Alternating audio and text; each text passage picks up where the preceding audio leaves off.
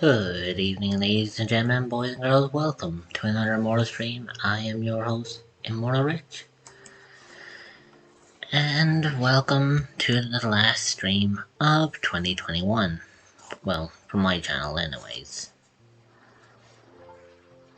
In case you're wondering, I'm going to be speaking in a very calm, soothing voice tonight because there's a lot I want to talk about.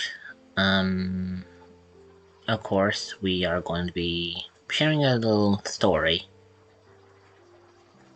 to bring in the end of the year. But before that, I want to kind of share about how 2021 has been for me.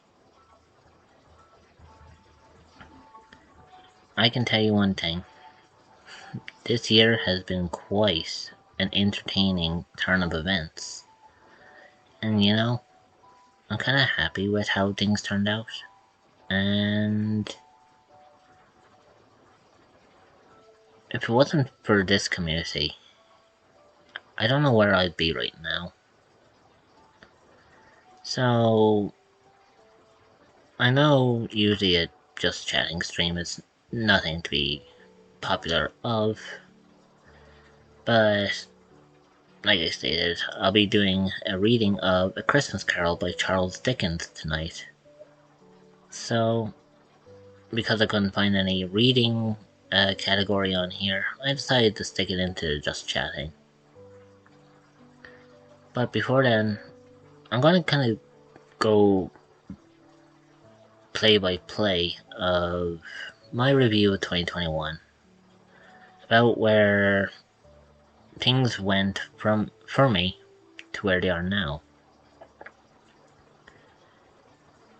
After the whole review is done, I'm going to maybe do a very short Christmas poem, which I'm sure all of you have heard, either growing up as a child or somewhere in your past.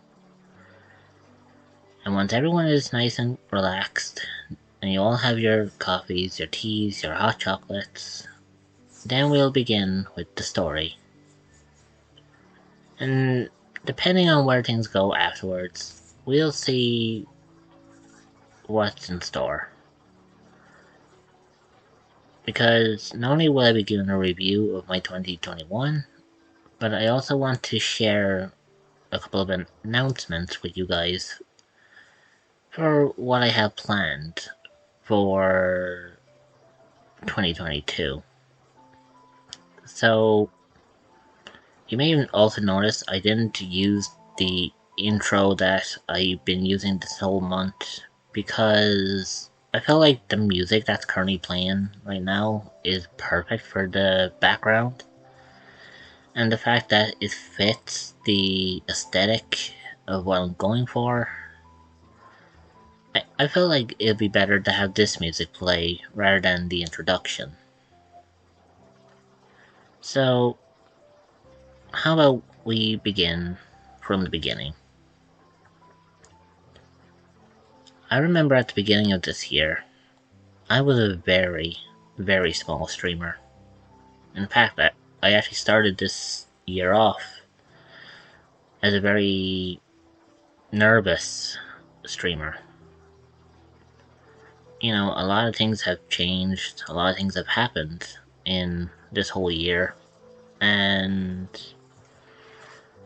I kind of wanted to start it off in a good way. But back then, I didn't really have the confidence, nor did I have the ability to be who I wanted to be. I was a very nervous streamer at the time, and of course, it kind of worried me because I didn't know where my channel was going to go. So I decided that I was going to try my best. It's either, you know, to give one's best is to give it its all, am I right? So I moved on into this year trying to begin where I wanted to be in regards to, what I wanted to do. Now, if you were to ask me at the beginning of this year that you would see this channel surpass 500 followers, I would have either laughed or I would have not believed you. Because at the time, I wasn't a confident person, and there's a lot of insecurities about me. I was really wary.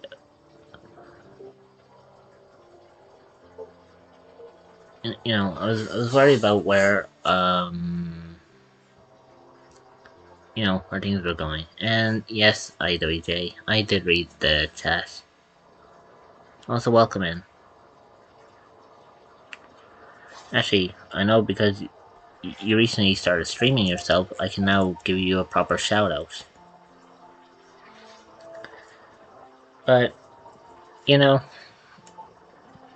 I'm doing good, IWJ. I'm just basically going over a review of my 2021. And, I was going over my 2021, talking about the highs and the lows. And, explaining what has changed for me as a content creator and as a person. They say you can learn a lot in a year, and I can tell you one thing, I have learned a lot. And I believe in my sense, it was all for the better, because there's a lot that I took in, and I was able to improve on who I was. As the times went by, I got better as a person. I became more open, and I became more comfortable about who I was. And this all started back, even not in January, but in February of this year. The whole thing started when it was on my birthday, my 27th birthday. I decided I was going to do a birthday stream because, everyone does a birthday stream. Everyone who does streaming does a birthday stream at least once or twice. So I decided I was going to do a birthday stream of my own. And at the time, I didn't think too much of it. But a lot has changed in just that one time compared to what has changed in the whole year. Back then, I wasn't even an affiliate on this platform. I struggled to even try to get an affiliate, and at one time, I was contemplating on whether I should just give up on it. But you know what? There's always someone out there watching you, and there's always someone out there who's always looking out for you. And there's one person out there who noticed my streams, noticed the low numbers I was getting at the time. They saw how many followers I had, and they decided that my channel was worthy of them to raid me. And to be honest, it was one of the biggest raids I had at the time. They completely caught me off guard. But you know what? It's what my channel needed. It helped me get to affiliate. And now I'm able to do what I wanted to do for so long. Since becoming an affiliate, my channel has changed for the better. And not only has my channel changed for the better, but I've changed for the better. As my channel grew, I improved on several different things about me. and there's a few things that I wanted to question about myself as a not as a content creator, but as a person. So the weeks and the months went by. Suddenly June came around, and I realized I was about to hit my 2-year anniversary on streaming.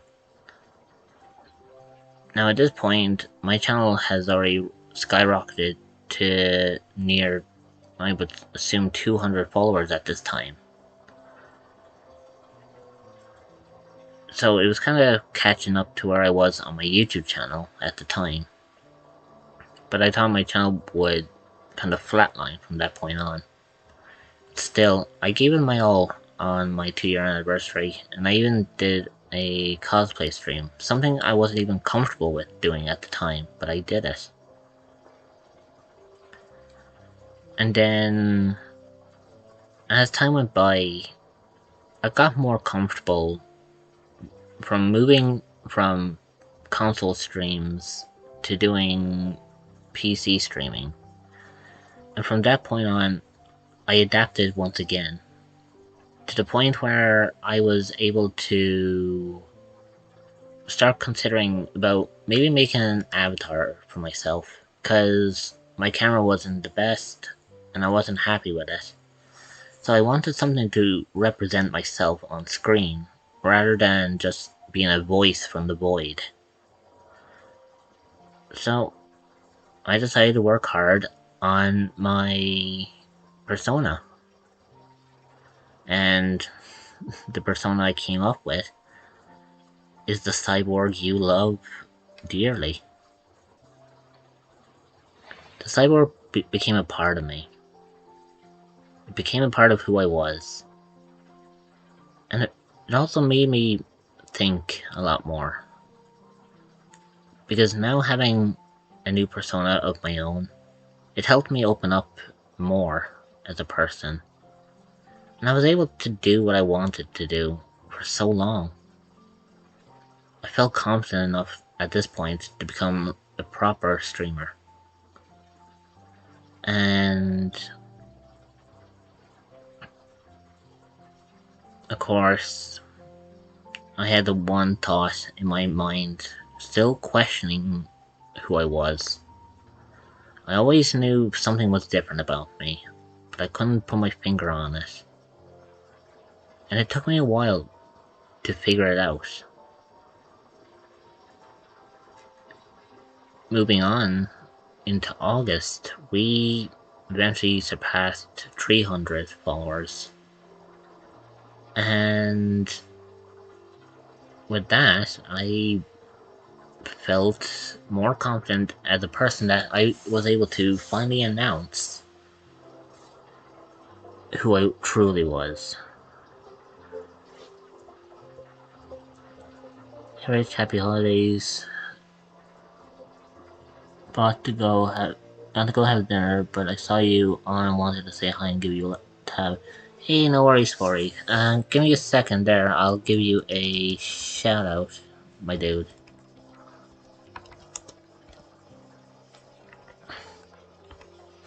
And Peachless, welcome in. Give me a second. Let me give you a shout out as well, and then I'll read what you stated. I haven't known you for long, but I'm really glad I met you. I'm sorry to dip really early, but I hope you know I have endless respect for you, and as a streamer and as a person. Know that you definitely are helping other people reach affiliate. Glad I met you, Rich. I'll try to catch the end of your stream. And I'm honestly proud of what you've been able to accomplish as someone who you've helped a lot and been increasingly supportive towards. Peace, you have no idea, like, how much that actually touched my heart. Because this is the whole reason why I started streaming in the first place. I didn't start streaming because I wanted to be big. I didn't start streaming to be popular. I wanted to stream so that people had a place to come when they needed a place to rest. And it's all of you who have given me the support that has given me the strength to return the favor and support every single one of you.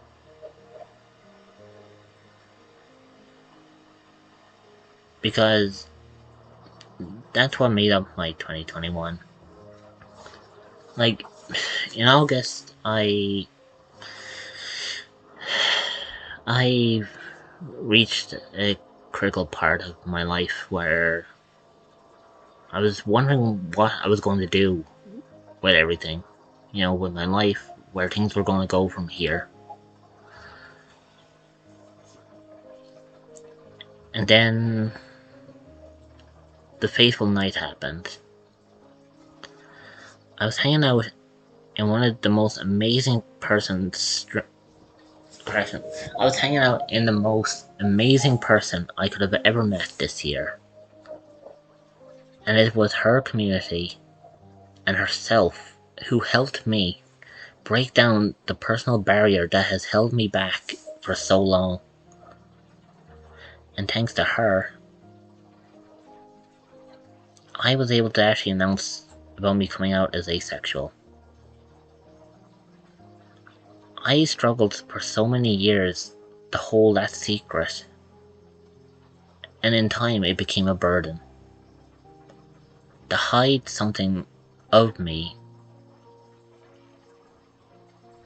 that I shouldn't have been hiding.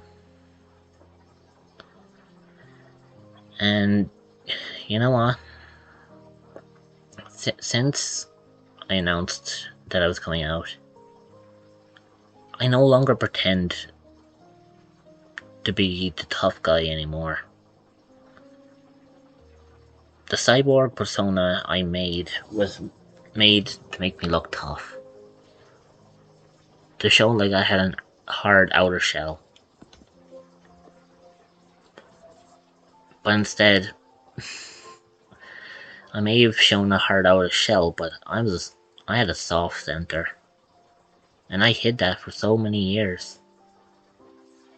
And it's thanks to one person and her fucking fantastic community that I was able to be who I wanted to be. And now, like right now, with your support and your help, you managed to get this channel not just past the 500 mark, you got past the 510. You realize we are like,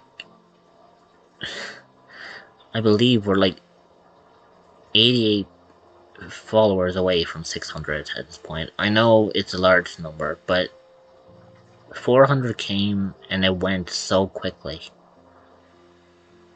Just as I did my 400 follower special, my 500 number creeped up on me, and then I was doing my 500 follower special. It won't be long until I hit the next milestone. Because these milestones for me are coming in faster and faster now because you guys are supporting me. And I know I'm gonna tearing up here because I don't know, I don't know where this channel would be. I don't know where I would be if it wasn't for all of you. I made so many new friends over this year alone.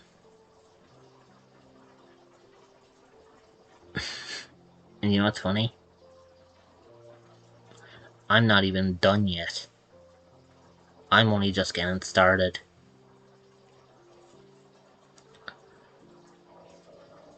Because if in 1 year I went from nothing to 500 followers in a year,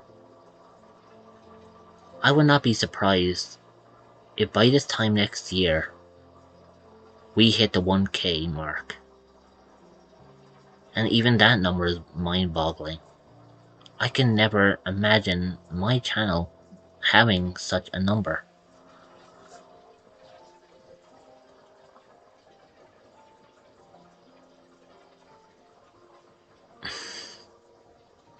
I'm sorry if I go quiet. There's a lot of there's a lot of emotions kicking in at the moment, and you know, there's there's a lot to take in because with reminiscing over my past, it made me more eventful for my future.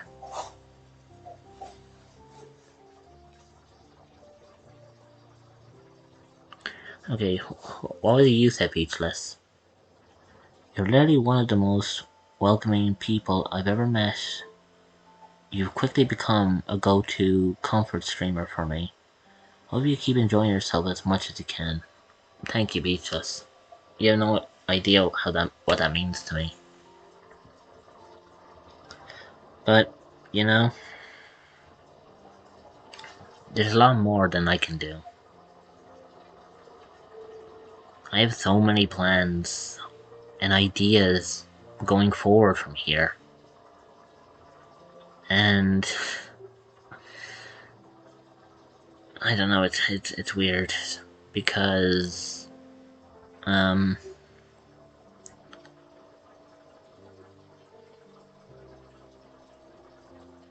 don't know. My words are just gone at this point. We haven't even gone into the main bulk of the stream and I'm already breaking down.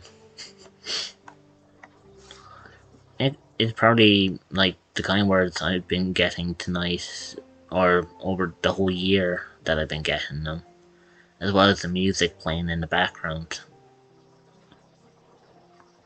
But you know what? That's what makes it. This channel isn't just me.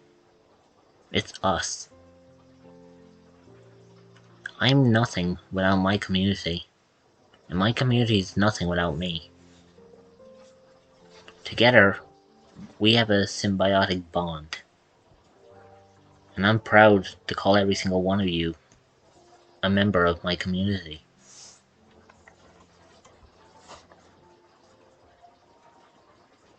And you know what? From everything I've learned this year to what I know now, 2021 has hit hard for a lot of us, some more than others. And of course, you know, the pandemic, it can cause disruptions with, you know, with said plans. But you know what? As long as we have each other, then nothing can stop us.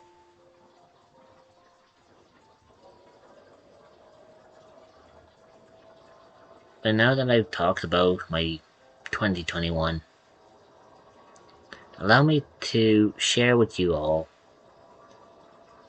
what I have plans for 2022.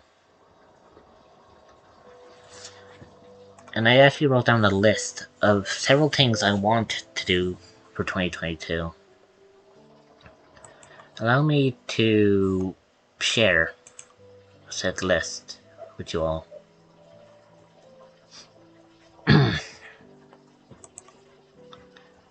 So, the one thing I want to do going forward with this channel and with everything in mind, these are just some of the ideas that I'm hoping to do for 2022, and if I can do them all, I'll be happy. The first thing on the list is I want to do longer streams, because I enjoy doing streaming as a hobby now.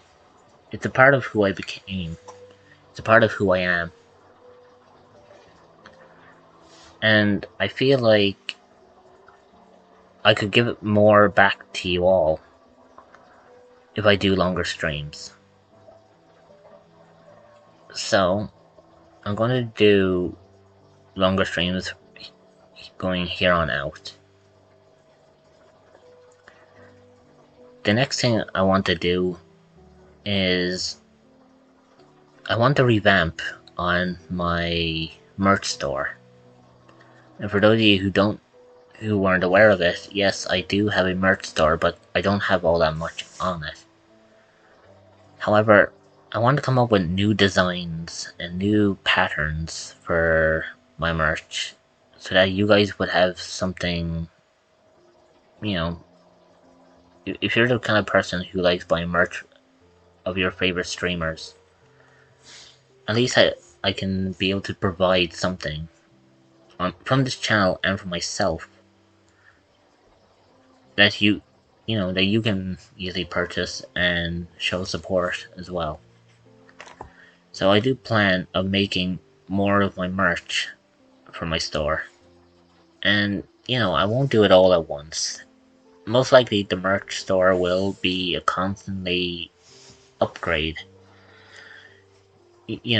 I'll probably be adding bits and pieces to it as the year goes by.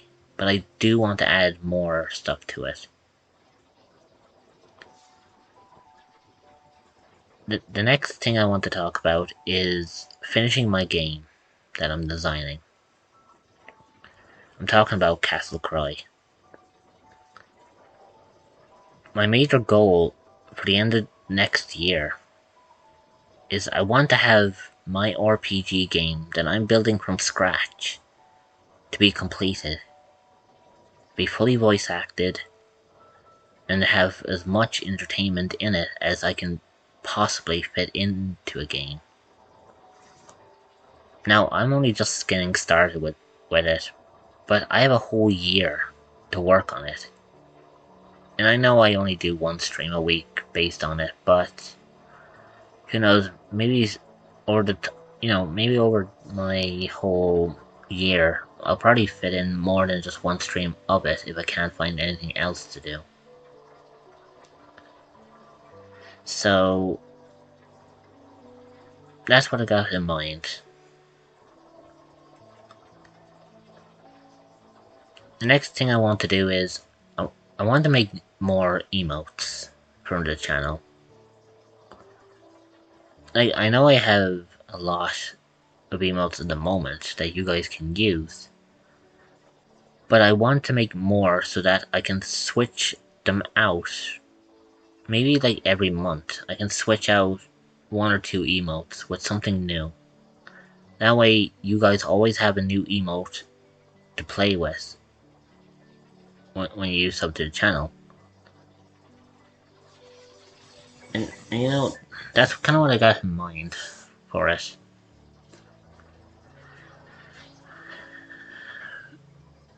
Another major thing I want to do for 2022 is I want to do more collaborations with streamers. Because doing collaborations doesn't just help my channel, but it can help their channel too. And like I stated, if I can support as many people out there as I can, then I'd be happy to give my support to them. And even if it means that they can do a collab with me, or I can do a collab with them, that's all the better. Because at the end of the day, it shows more support. And it shows more entertainment for you all.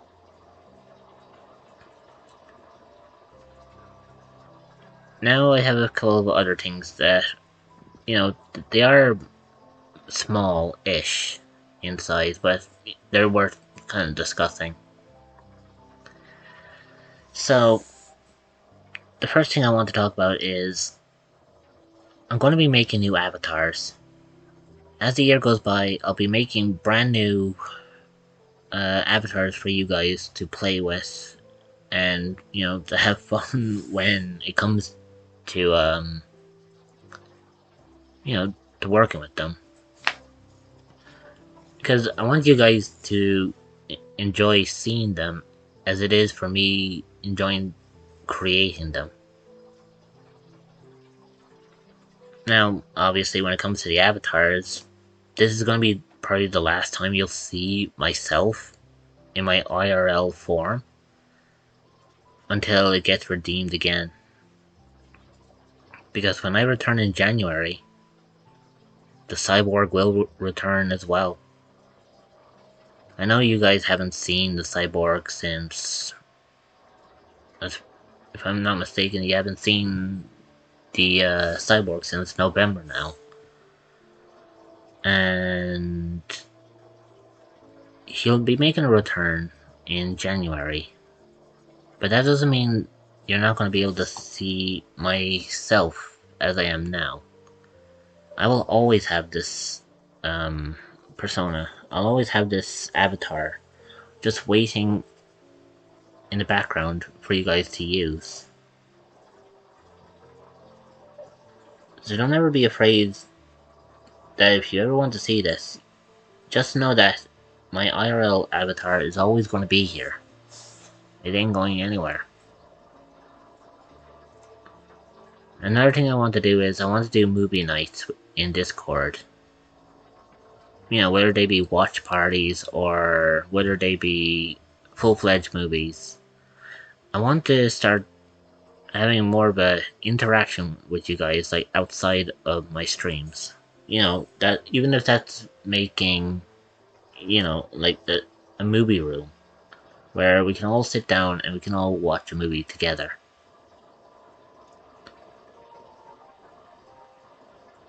And a major announcement I do want to make is I'm hoping to start doing a lot more commission work. Ever since it was announced pretty early, I wanted to kind of get back to people who, you know, who are looking for help. You know, whether they are looking for channel art or emotes or anything like that. I want to provide a service for them so that I can be an artist for them if they ever want, like, pieces done for them. And the funny thing about that is I currently don't have a set price for everything, but I'm hoping in the new year I'll be able to set off my commission a little easier, and I might be able to actually have a pricing to the emotes or to the commissions. Because it's kind of like my way of giving back to those who obviously have reached out to help me. So if I can make something for anyone, I'll be pretty much honored to do so.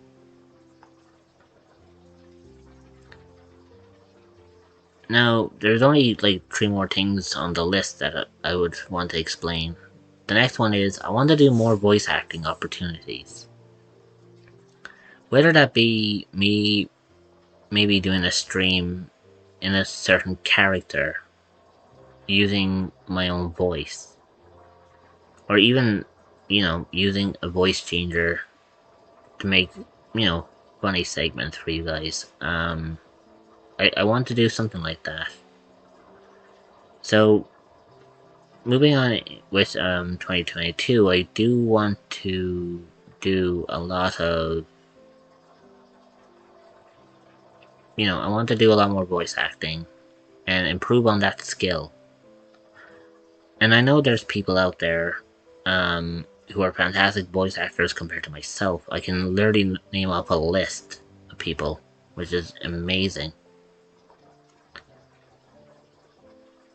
And the last 2 things I want to talk about are possibly doing more reading streams.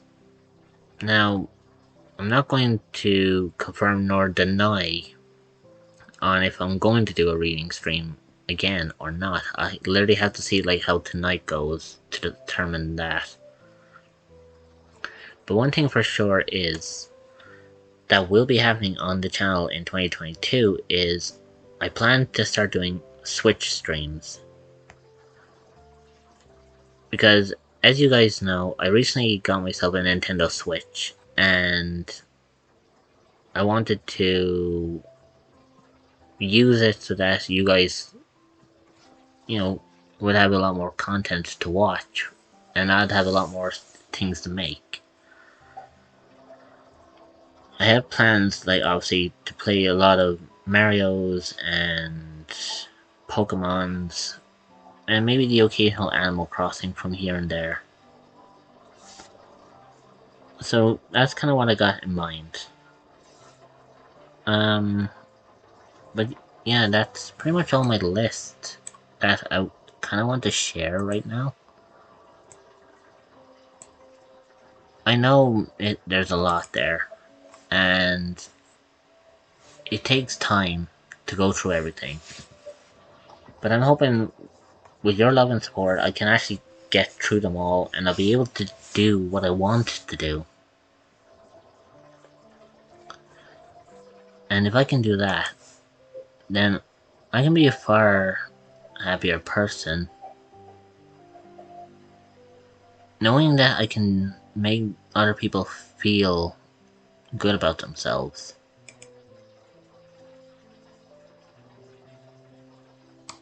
But let's face it, I'm sure you guys also came here because you wanted to hear a story, and not my story. So, how about we move over to a more cozier spot? You know, how about we go into a lobby and I can read a little poem for you guys, while we're there. Come, follow me.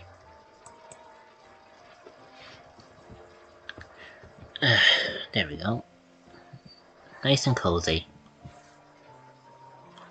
Now as for the music, I'm going to lower that a little bit so that you can still hear it, but it's not too loud.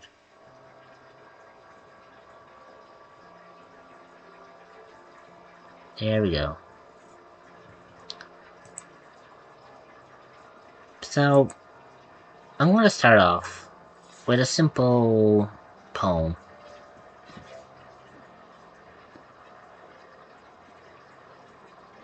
And all of you know this poem.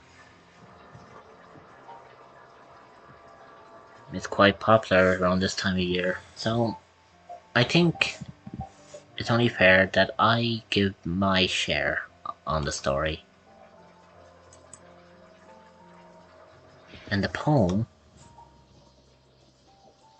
is called "'Twas the Night Before Christmas."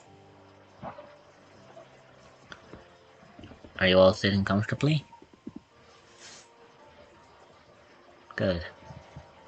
Then I'll begin. 'Twas the night before Christmas, when all through the house not a creature was stirring, not even a mouse. The stockings were hung by the chimney with care, in hopes that St. Nicholas soon would be there. The children were nestled all snug in their beds, while visions of sugar plums danced in their heads.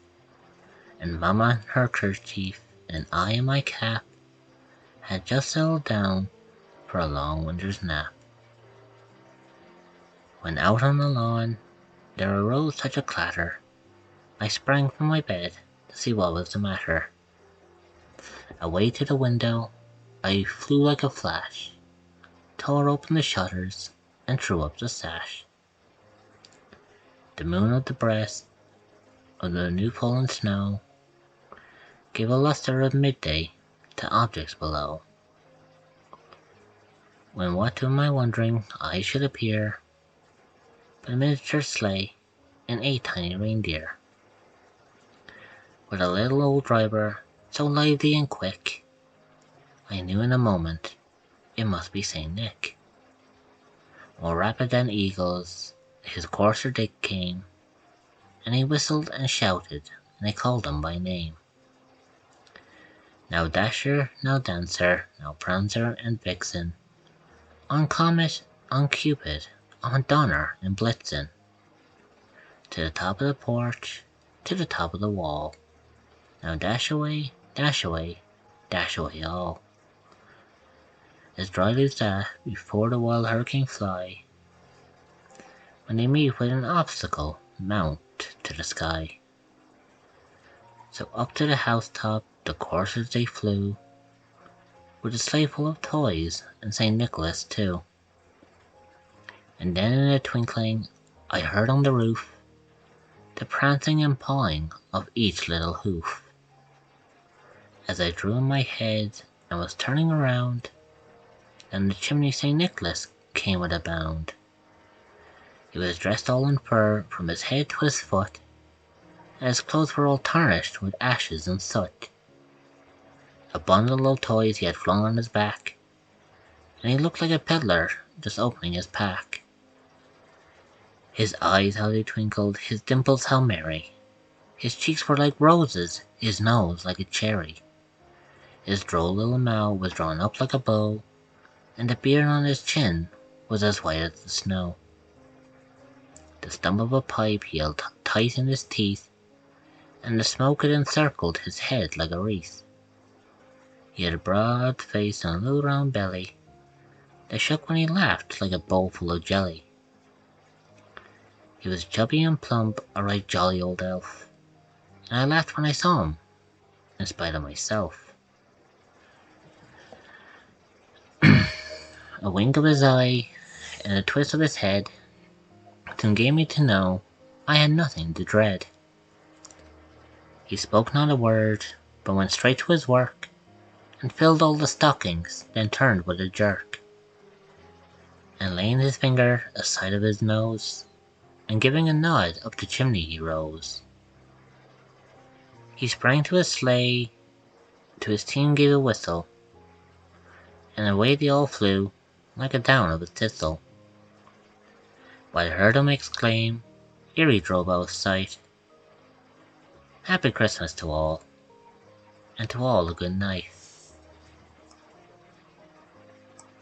Now, wasn't that relaxing?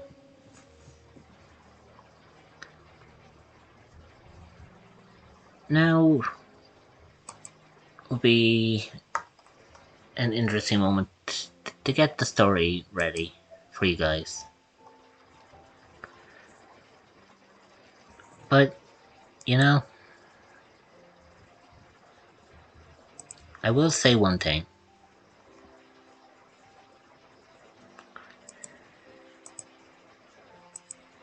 If you do have something hot to drink, or if you have something beside you, feel free to have it while I tell you this little story. And I'll be reading this from start to finish. I'll be starting from the beginning, working right through to the middle, and finishing it at the end.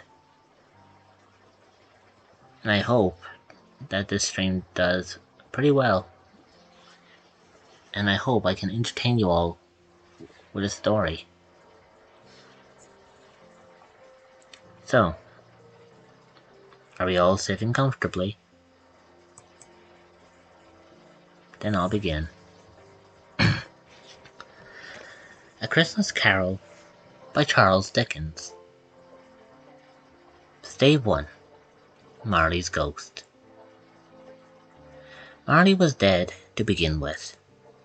There is no doubt whatever about that. The register of his burial was signed by the clergyman, the clerk, the undertaker, and the chief mourner. Scrooge signed it. Hey, welcome in, Mirage. Just in the nick of time.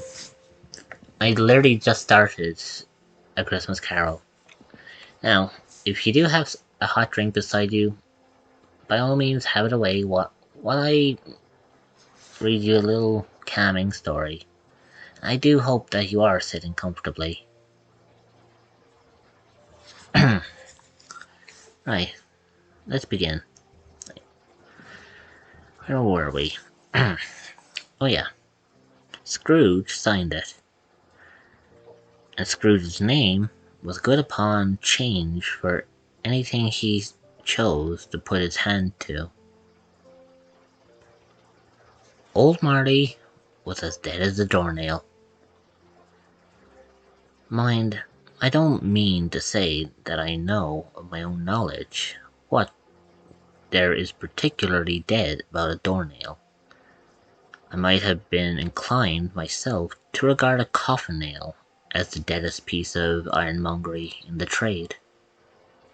But the wisdom of our ancestors is in the simile, and my unhallowed hands shall not disturb it, or the country's done for. You will therefore permit me to repeat emphatically that Marley was as dead as a doornail. Scrooge knew he was dead. Of course he did. How could it be otherwise? Scrooge and he were partners for I don't know how many years. Scrooge was his sole executor, his sole administrator, his sole assign, his sole residuary legatee, his sole friend and sole mourner. And even Scrooge was not so dreadfully cut up by the sad event, but that he was an excellent man of business on the very day of the funeral, and solemnized it with an undoubt bargain. The mention of Marley's funeral brings me back to the point I started from. There is no doubt that Marley was dead. This must be distinctly understood, and nothing wonderful can come of the story. I am going to relate. If we were not perfectly convinced that Hamlet's father died before the play began, there will be nothing more remarkable in his taking a stroll at night in the easterly wind upon his own ramparts than there would be in any other middle-aged gentleman rashly turning out after dark in a breezy spot, say St. Paul's churchyard, for instance, literally to astonish his son's weak mind. Scrooge never painted out old Marley's name.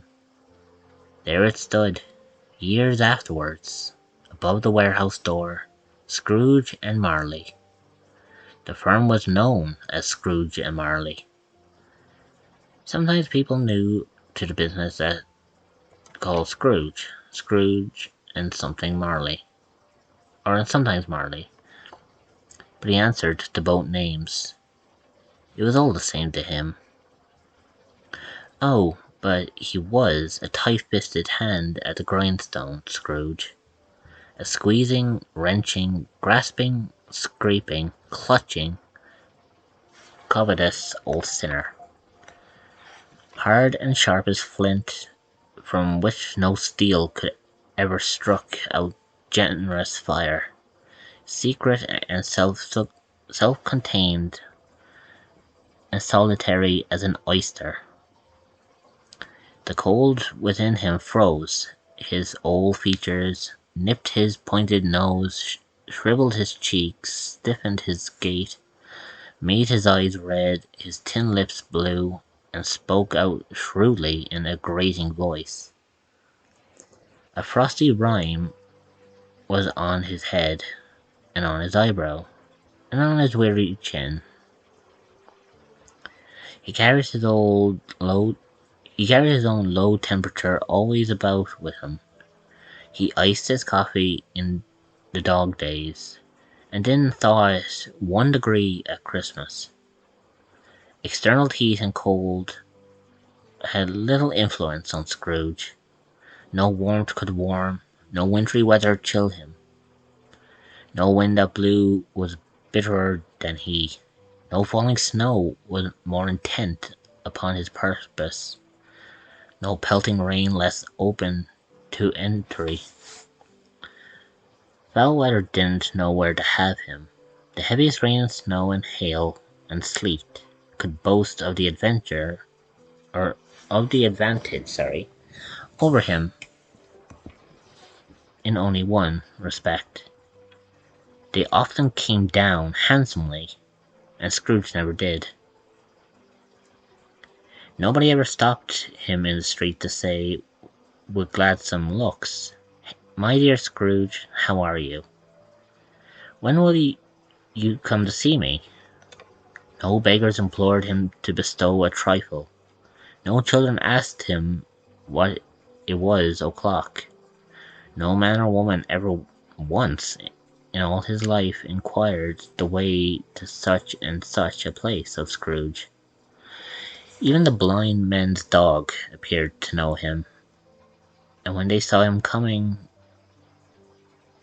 they would tug their owners into doorways and up courts, and then would wag their tails as though they said, "No eye at all is better than an evil eye, dark master."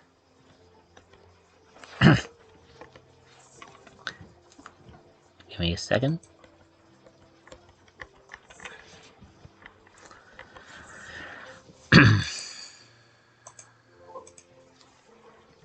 Here we go. Where were we? But what did Scrooge care? It was the very thing he liked, to edge his way along the crowded paths of life, warning all human sympathy to keep its distance, was what the knowing ones called nuts to Scrooge. Once upon a time, of all the good days in the year, on Christmas Eve, old Scrooge sat busy in his counting house. It was cold, bleak, biting weather, foggy withal, and he could hear the people in the court outside go wheezing up and down, beating their hands upon their breasts and stamping their feet upon the pavement stones to warm them. The city clocks had only just gone 3, but it was quite dark already. It had not been light all day, and candles were flaring in the windows of the neighbouring offices, like ruddy smears upon a palpable brown air. The fog came pouring in at every chink and keyhole, and was so dense without that, although the court was of the narrowest, the houses opposite were mere phantoms. To see the dingy clouds come drooping down, obscuring everything, one might have thought that nature lived hard by, and was brewing on a large scale. The door of Scrooge's counting house was open that he might keep his eye upon his clerk, who, in a dismal little cell beyond a sort of tank, was copying letters. Scrooge had a very small fire, but the clerk's fire was so very much smaller that it looked like one coal, but he could not replenish it, for Scrooge kept the coal box in his own room, and so surely as the clerk came in with the shovel, the master predicted that it would be necessary for them to part. Wherefore the clerk put on his white comforter and tried to warm himself at the candle, in which effort, not being a man of strong imagination, he failed. "A Merry Christmas, Uncle! God save you!" cried a cheerful voice. It was the voice of Scrooge's nephew, who came upon him so quickly that it was the first imitation he had of his approach. "Bah!" said Scrooge. "Humbug!" He had so heated himself with rapid walking in the fog and frost, this nephew of Scrooge's, that he was all in a glow. His face was ruddy and handsome, his eyes sparkled, and his breath smoked again. "Christmas? A humbug, Uncle," said Scrooge's nephew. "You don't mean that, I am sure." "I do," said Scrooge. "Merry Christmas! What right have you to be merry? What reason have you to be merry? You're poor enough."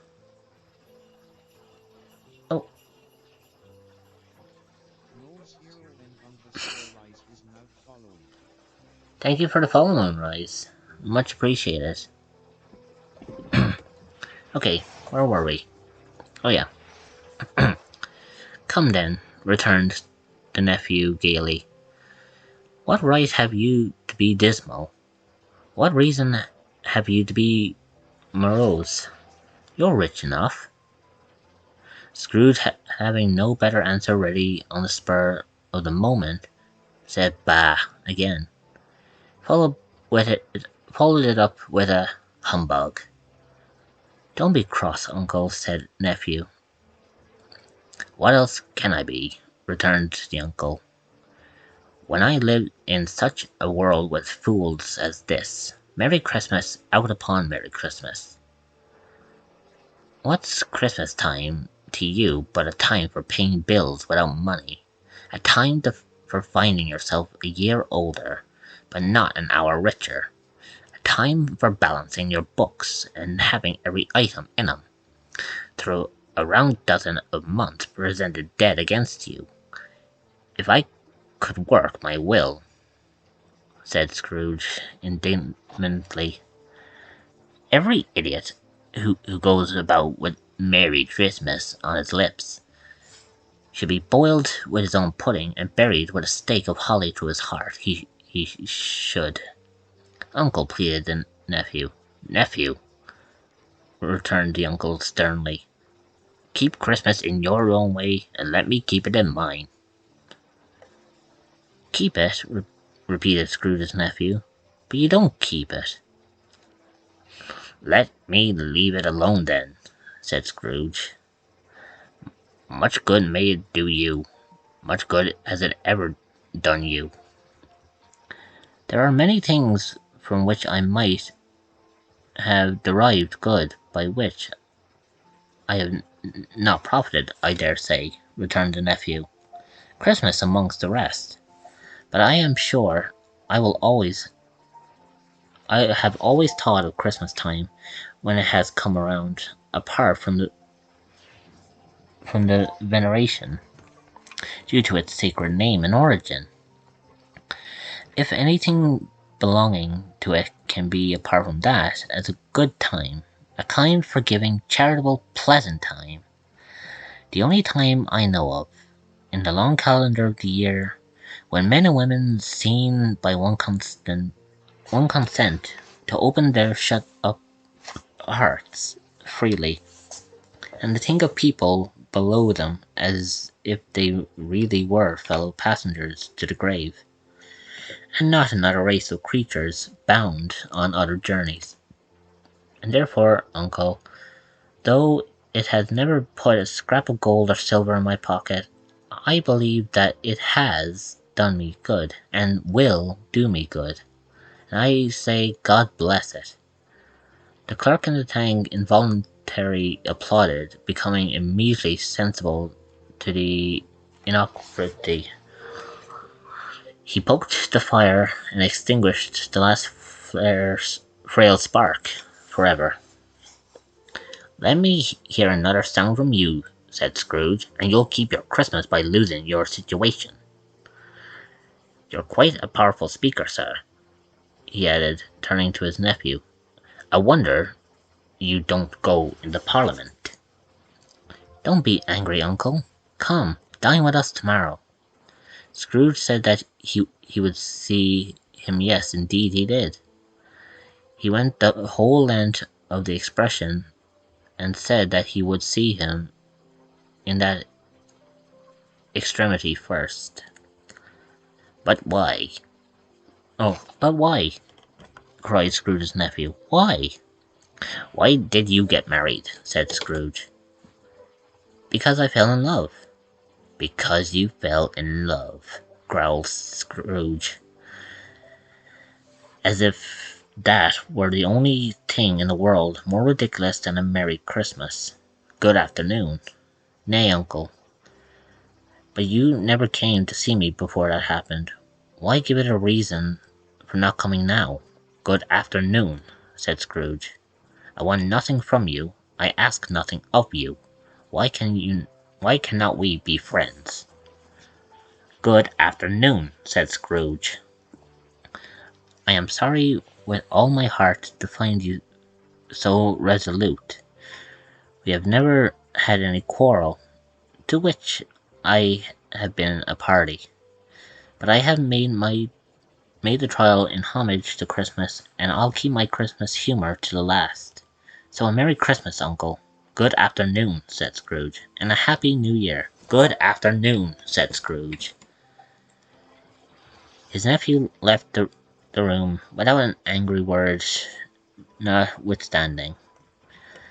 He stopped at the outer door to bestow the greetings of the season on the clerk, who, cold as he was warmer than Scrooge, for he returned them cordially. "There's another fellow," muttered Scrooge, who overheard him. "My clerk with 15 shillings a week and a wife and family, talking about a Merry Christmas. I'll retire to Bedlam." This lunatic, in letting Scrooge's nephew out, had let 2 other people in. They were portly gentlemen, pleasant to behold, and now stood, with their hats off, in Scrooge's office. They had books and papers in their hands, and bowed him. "Scrooge and Marley's, I believe?" said one of the gentlemen, referring to his list. "Have I the pleasure of addressing Mr. Scrooge or Mr. Marley?" "Mr. Marley has been dead these 7 years," Scrooge replied. "He died 7 years ago this very night." "We have no doubt his liability is well represented by his surviving partner," said the gentleman, presenting his credentials. It certainly was, for they had been 2 kindred spirits. At the ominous word liability, Scrooge frowned and shook his head at the hand and handed the credentials back. "At this festive season of the year, Mr. Scrooge," and the gentleman taking up a pen, "it is more than usually desirable that we should make some slight provisions for the poor and desolate, who suffer greatly at the present time. Many thousands are in want of common necessaries. Hundreds of thousands are in want of common comfort, sir." "Are there no prisons?" said Scrooge. "Plenty of prisons," said the gentleman, laying down the pen again. "And union workhouses?" demanded Scrooge. "Are they still in operation?" "They are still," returned the gentleman. "I wish I could say they were not. The treadmill and the poor law are in full vigour then?" said Scrooge. "Full very busy, sir." "Oh, I was afraid from what you said at first that something had occurred to stop them from their usual course," said Scrooge. "I'm very glad to hear it." "Under the impression that they scarcely furnish Christian cheer of the mood and body of the multitude," returned the gentleman, "a few of us are endeavouring to raise a fund to buy the poor some meat and drink, and means of warmth. We choose this time because it is a time of all others when want is keenly felt, and abundance rejoices. What shall I put you down for?" "Nothing," Scrooge replied. "You wish to remain anonymous?" "I wish to be left alone," said Scrooge. "Since you ask me what I wish, gentlemen, that is my answer. I don't make merry myself at Christmas, and I can't afford to make idle people merry. I help to support the establishments I have mentioned. They cost enough, and those who are badly off must go there." "Many can't go there, and many would rather die." "Then they would rather die," said Scrooge. "They had better do it, and decrease the surplus population. Because, excuse me, I do not know, or I don't know that." "But you might know it," observed the gentleman. It's not my business," Scrooge returned. "It's enough for a man to understand his own business, and not to interfere with other people's. Mine occupies me constantly. Good afternoon, gentlemen." Seeing clearly that it would be useless to pursue their point, the gentlemen withdrew. Scrooge resumed his labours with an improved opinion of himself, and in a more vivacious temper than was usually with him. Meanwhile the fog thickened, so that people ran with the flaring links, preferring their services to go before horses and carriages, and conduct them on their way. The ancient tower of the church, whose gruff old bell was always peeping slyly down at Scrooge out of a Gothic window in the wall, became invisible, and struck the hours and quarters in the clouds, with tremulous vibrations afterwards, as if its teeth were chattering in its frozen head up there. The cold became intense. The main street at the corner of the court, more labourers were repairing the gas pipes, and had lighted a great fire in the brazier, round which a party of ragged men and boys were gathered, warming their hands and winking their eyes before the blaze in rapture. The water plug being left in solitude, its overflowings sullenly congealed, and turned to menastrophic ice.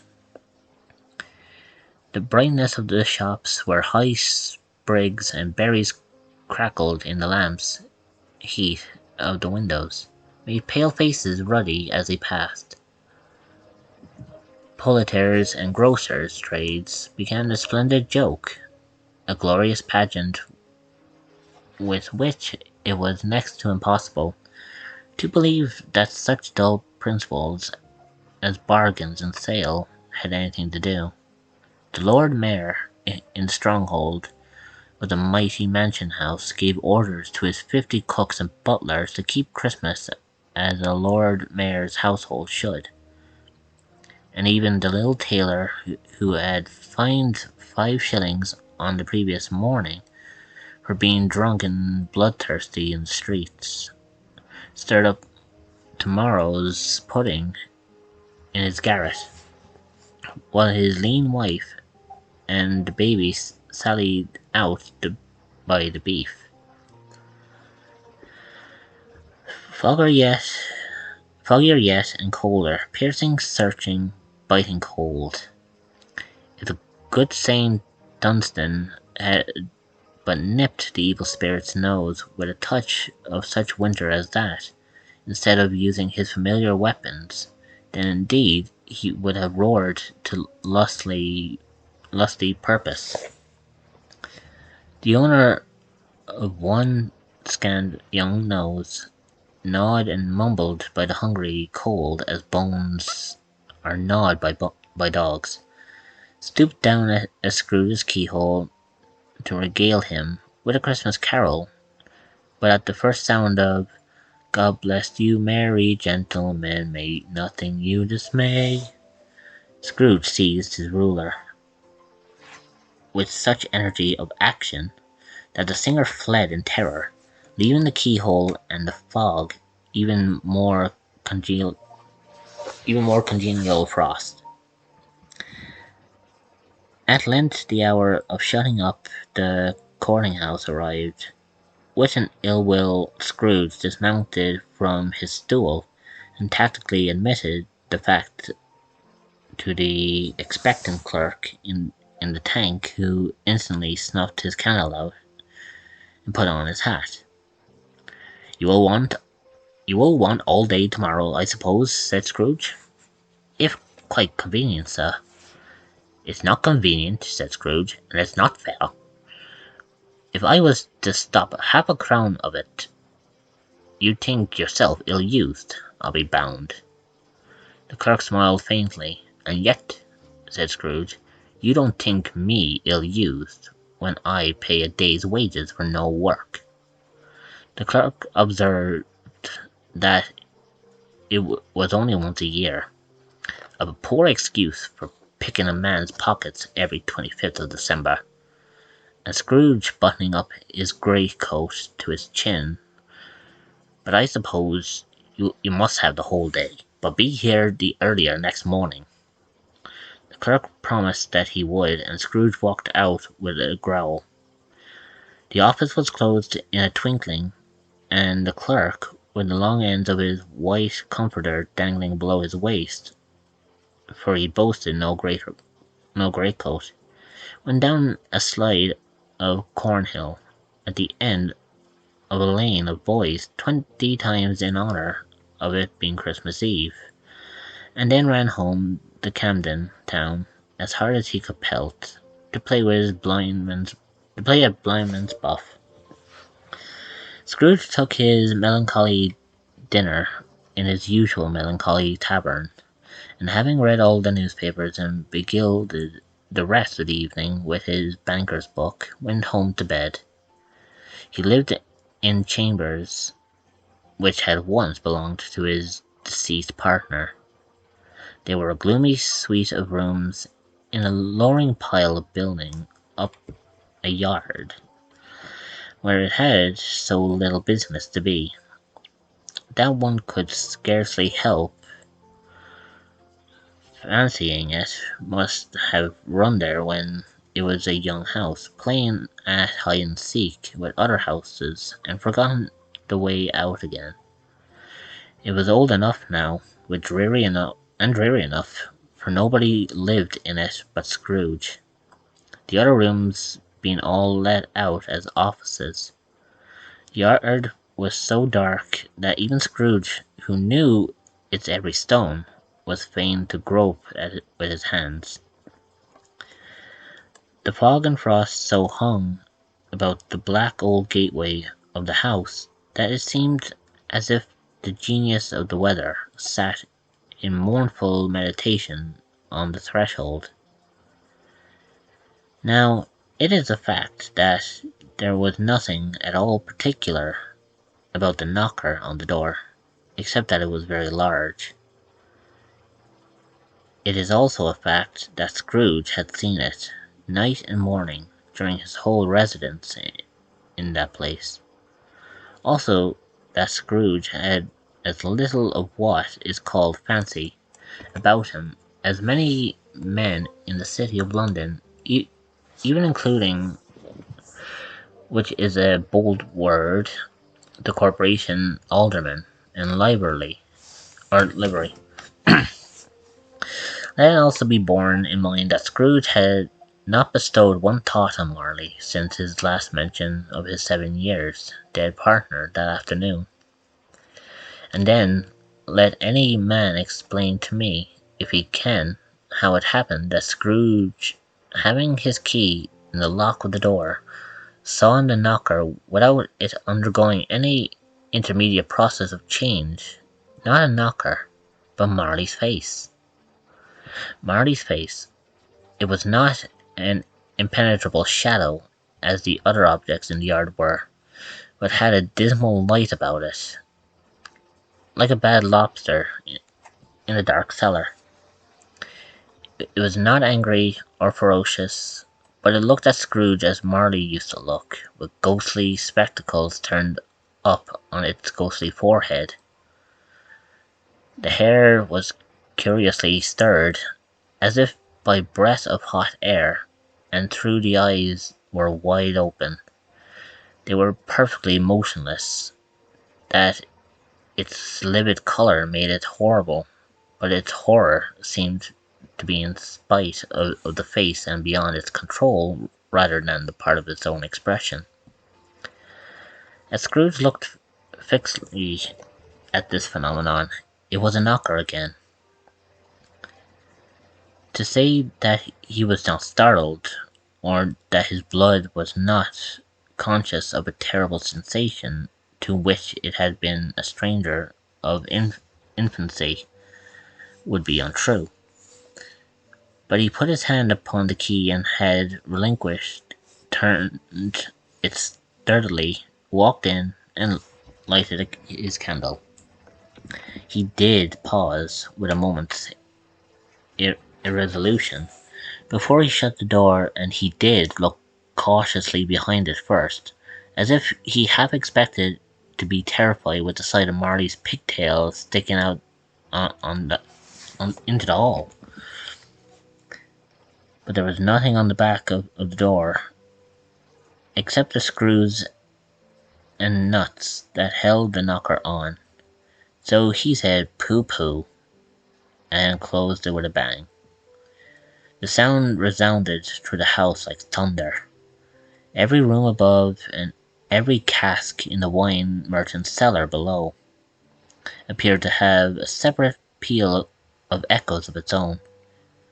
Scrooge was not a man to be frightened by echoes. He fastened the door and walked across the hall and up the stairs, slowly too, trimming his candle as he went. You may talk vaguely about driving a coach and six up a good old flight of stairs. Oh.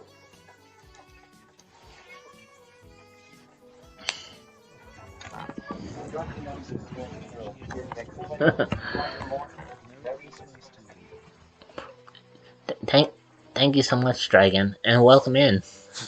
And Merry Christmas to you, my dear friend. Merry Christmas to you. Please, come in and grab a hot drink, and sit down by the fireplace while I read you all a classic Christmas story. I do hope that you are doing well, Dragon. Actually, give me a moment. I do have to give a couple of shoutouts for you guys.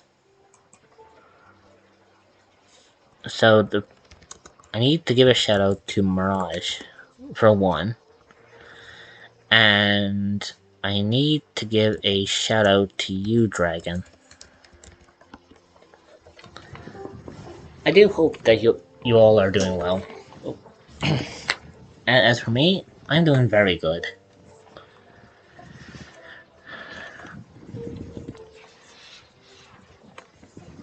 Now, I know you may have missed the beginning of the story, but let's face it, for anyone who knows A Christmas Carol, you'd be very quick to kind of catch up to where I am. And hopefully we can continue on with the story. And hopefully we can, hopefully we'll be able to continue from where we started off.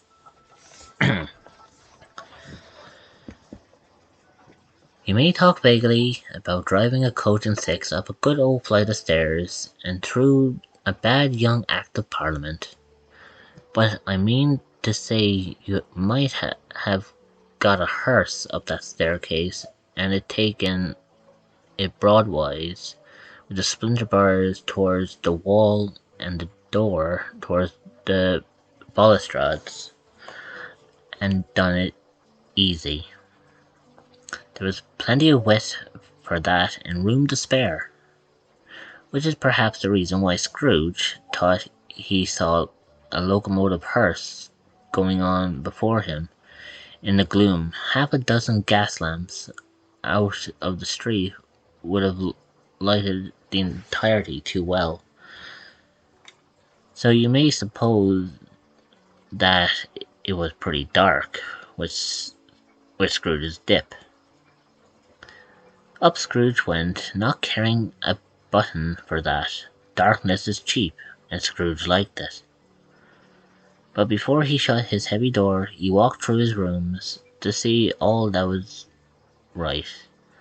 He had just enough recollection of the face to desire to do that. Sitting room, bedroom, lumber room. All as they should be. Nobody under the table, nobody under the sofa, a small fire in the grate, spoon and basin ready, and a little saucepan of gruel. Scrooge had a cold in his head upon the hob.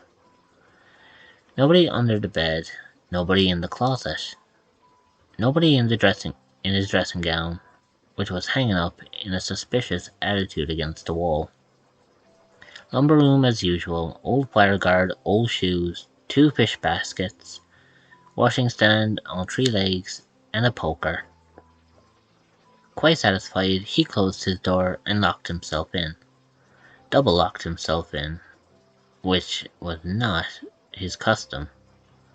Thus secured against surprise, he took off his cabaret, or his cravat, sorry. But on his dressing gown and slippers and his nightcap, and sat down before the fire to take his gruel. It was a very low fire indeed, nothing on such a bitter night. He was obliged to sit close to it and brood over it before he could extract the least sensation of warmth from such a handful of fuel. The fireplace was an old one, built by the Dutch merchant long ago and paved all around with quaint Dutch tiles designed to illustrate the scriptures, which were Cain's and Abel's, Pharaoh's daughters, queens of Sheba, angelic messages descending from the air on clouds like feather beds. Abraham's, Belshazzar's apostles putting off to tea in butterboats, hundreds of figures to attract his thoughts, and yet that face of Marley, 7 years dead, came like an ancient prophet's rod and swallowed up the whole. If each smooth tile had been a blank at first, with power to shape some picture on its surface from the disjointed fragments of his thoughts, there would have been a copy of old Marley's head on every one. "Humbug," said Scrooge, and walked around the room. After several turns, he sat down again. As he threw his head back in the chair, his glance appeared to rest upon a bell, a disused bell that hung in the room, and communicated, for some purpose now forgotten, with a chamber in the highest story of the building. It was with great astonishment, and with strange, inflexible dread, that as he looked he saw the bell begin to ring. It swung so softly in the outset that it scarcely made a sound, but soon it rang out loudly, and so did every bell in the house. This might have lasted a minute, or half a minute, but it seemed an hour. The bells ceased as they had begun, together. They were succeeded by a clanking sound deep down below, as if some person was dragging a heavy chain over the casks in the wine merchant's cellar. Scrooge then remembered to have heard that ghosts in haunted houses were described as dragging chains. The cellar door flew open with a booming sound, and then he heard the noise much louder, on the floors below, then coming up the stairs, then coming straight through his door. "It's humbug still," said Scrooge. "I won't believe it." His colour changed, though, when without a pause it came on through the heavy door and passed into the room before his eyes. Upon its coming in, the dying flame leaped up as though it cried, "I know him, Marley's ghost," and fell again. The same face, the very same, Marley in his pigtail, usual waistcoat, tights, and boots, the tassels on the latter blistering like his pigtail, and his coat skirts, and the hair upon his head. The chain he drew was clasped about his middle.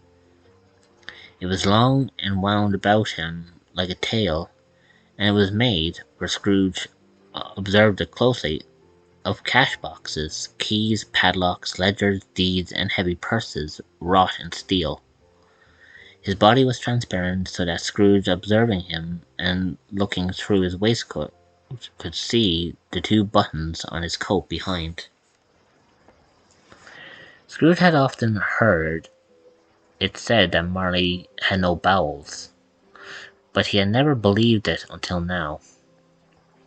No, nor did he believe it even now, though he looked the phantom through and through and saw it standing before him, though he felt the chilling influence of its death-cold eyes and marked the very texture of the folded kerchief bound about its head and chin, which wrapper he had not observed before. He was still incredulous and fought against his senses. "How now?" said Scrooge, caustic and cold as ever. "What do you want with me?" "Much, Marley's voice, no doubt about it. Who are you?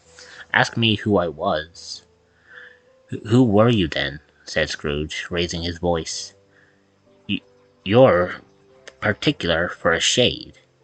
We was going to say to a shade, but substituted this as more appropriate. "In life I was your partner, Jacob Marley." Can can you sit down?" said Scrooge, looking doubtfully at him. "I can." "Do it then."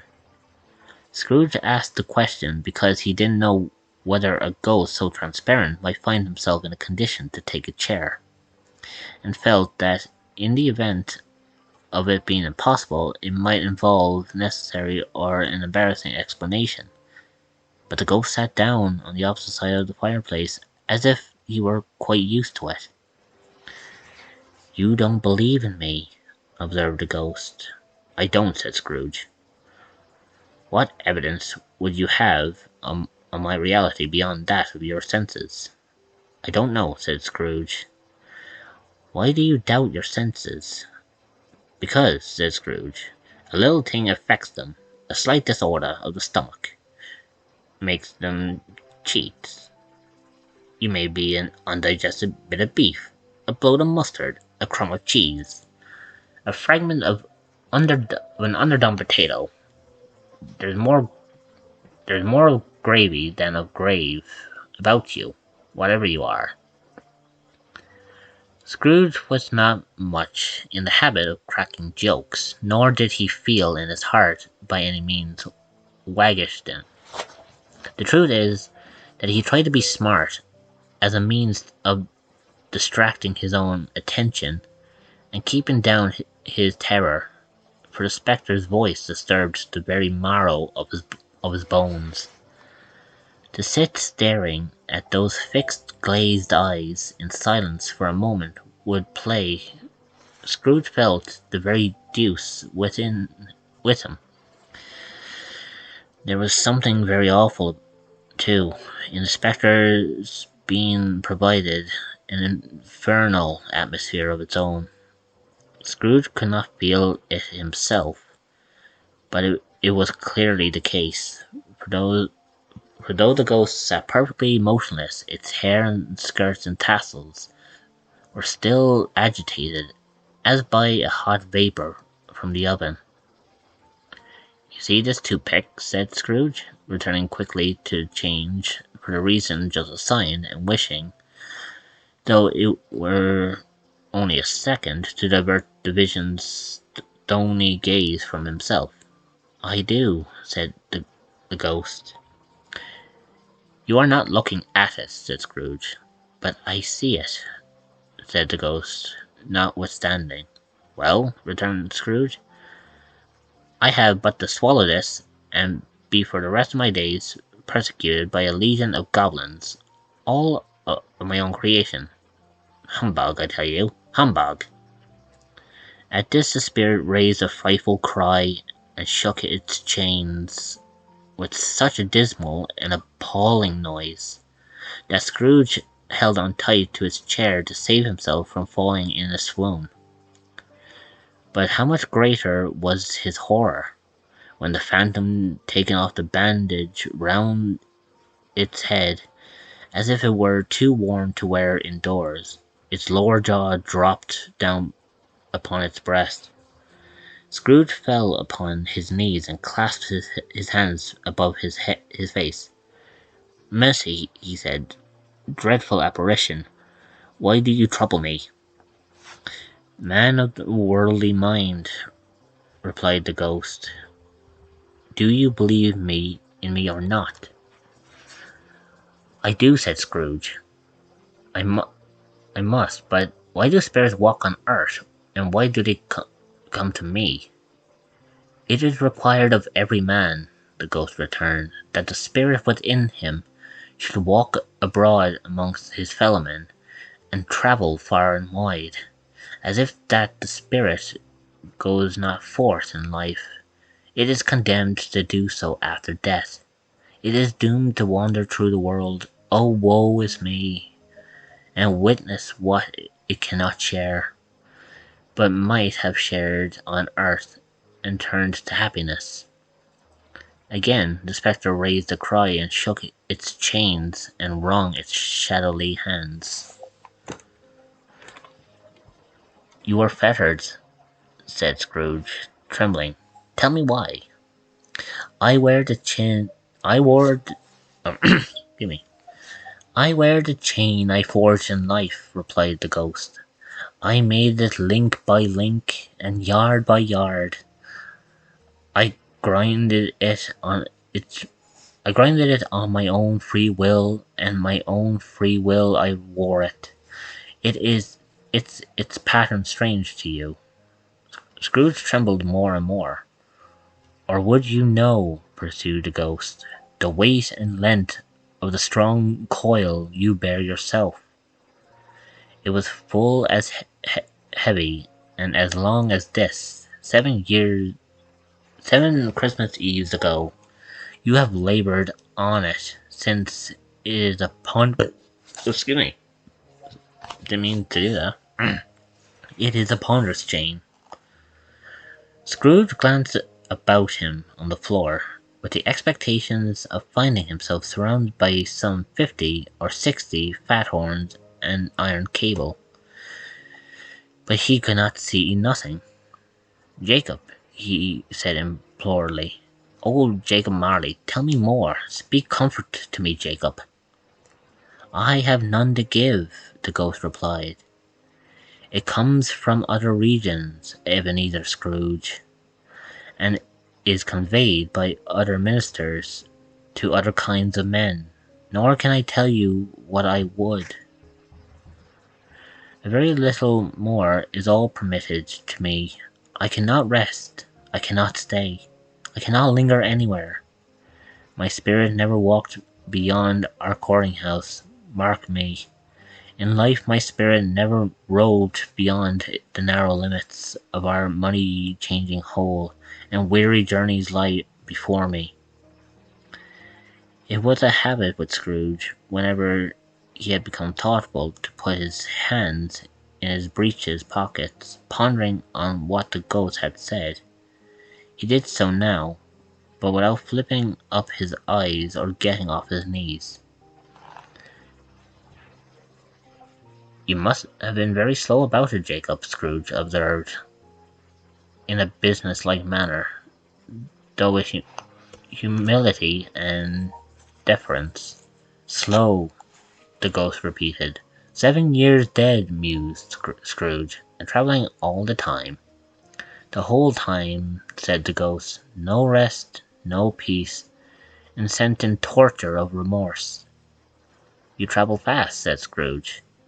On the wings of the wind, replied the ghost. You might have got over a great quantity of ground in 7 years, said Scrooge. The ghost, on hearing this, set up another cry and clanked its chain so hideously in the dead silence of the night that the ward would have been justified in inducing it for a nuisance. "O captive bound and double ironed," cried the phantom, "not to know that ages of incessant labour and immortal creatures for this earth must pass into eternity before the good of which it is susceptible is all developed. None to know that any Christian spirit working kindly in its little sphere, whatever it may be, will find its mortal life too short for its vast means of usefulness. Not to know that no space of regret can make amends for the life's opportunities misused. Yet such was I. Oh, such was I. But you were always a good man of business, Jacob, faltered Scrooge, who now began to apply this to himself. Business, said the ghost, wringing his hands again. Mankind was my business. The common welfare was my business. Charity, mercy, forbearance, and benevolence were all my business.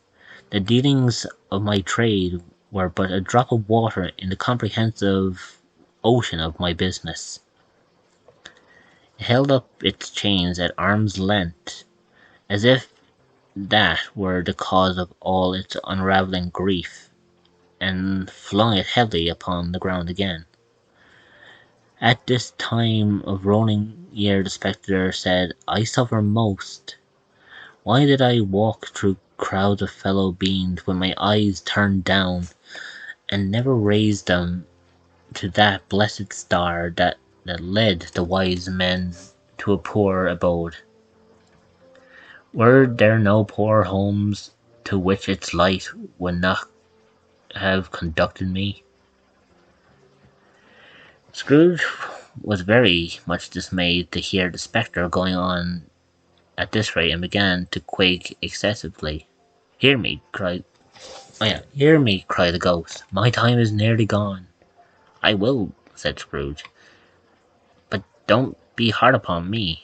Don't be flowery, Jacob, pray. How is it that I appear before you in the shape that you can see? I may not tell. I have sat invisible beside you many and many a day. It was not an agreeable idea, Scrooge shivered, and wiped the precipitation from his brow. That is no light part of my present penance, pursued the ghost. I am here tonight to warn you that you have yet to change and hope to escaping my fate. A chance of hope of my procuring, Ebenezer. You were always a good friend to me, said Scrooge. Thank ye. You will be haunted, resumed the ghost, by 3 spirits. Scrooge's countenance fell almost as low as the ghost's had done. Is that the chance and hope you mentioned, Jacob? He demanded in a faltering voice. It is. I think I'd rather not, said Scrooge. Without their visits, said the ghost, you cannot hope to shun the path I tread. Expect the first tomorrow when the bell tolls 1. Couldn't I take them all at once and have it over, Jacob? Hinted Scrooge. Expect the second on the next night of the same hour, the third upon the next night when the last stroke of 12 has ceased to vibrate.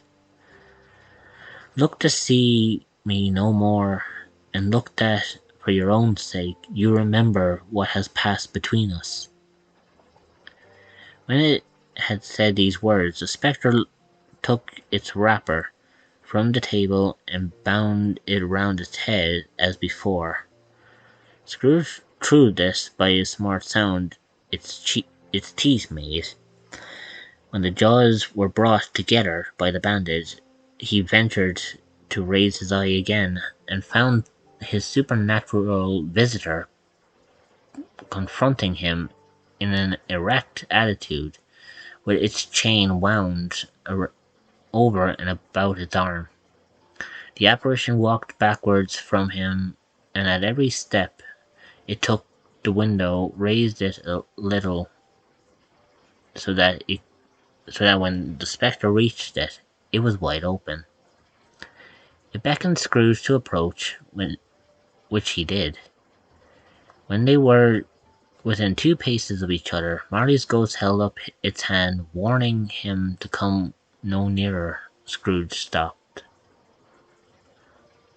Not so much in obedience as in surprise and fear. For the raising of the hand, he became sensible of confused noises in the air, incoherent sounds of lamentation and regret, wailings inexpressibly sorrowful and self-accusatory. Sorry. I know my spelling is atrocious. I do apologize that. The spectre, after listening for a moment, joined in the mournful dirge and floated out upon the bleak, dark night. Scrooge followed to the window, desperate in his curiosity. He looked out. The air was filled with phantoms wandering hither and thither in restless haste and mourning as they went. Every one of them wore chains like Marley's ghost. Some few, they might be guilty governments, were linked together, none were free. Many had been personally known to Scrooge in their lives. He had been quite familiar with one old ghost, in a white waistcoat and with a monstrous iron safe attached to its ankle, who cried piteously at being unable to assist a wretched woman with an infant whom it saw below. Upon a doorstep, the misery with them all was clearly that they sought to interfere for good in human matters and had lost the power forever. Whether these creatures faded into mist, or mist enshrouded them, it could not tell. But they had their spirit voices faded together, and the night became as it had been when he walked home. Scrooge closed the window and examined the door by which the ghost had entered. It was double locked, as he had locked it with his own hands, and the bolts were undisturbed. He tried to say "humbug," but stopped at the first syllable, at being from the emotion he had undergone, or the fatigue of the day, or his glimpse of the invisible world, or the dull conversation of the ghost, or the lateness of the hour. Much in need of repose, went straight to bed without undressing and fell asleep upon an instant. And with that, I am going to take a quick break because reading this, I'm reading it off of a screen and I kind of need a moment to rest my eyes from the screen. So I'll be back in about 5-10 minutes if that's okay with everyone. And then we'll move on to the next chapter. But please take this time to refill your drinks, maybe get a hot beverage for yourself, and join me as we sit beside the fire. And when I return, we will continue on with the next chapter. I won't be too long, and I'll keep the music playing in the background for you all to enjoy. Also, thank you for the hydrate, Retty. I'll do that as I go on my break. And welcome in. So, I will be right back with you all momentarily.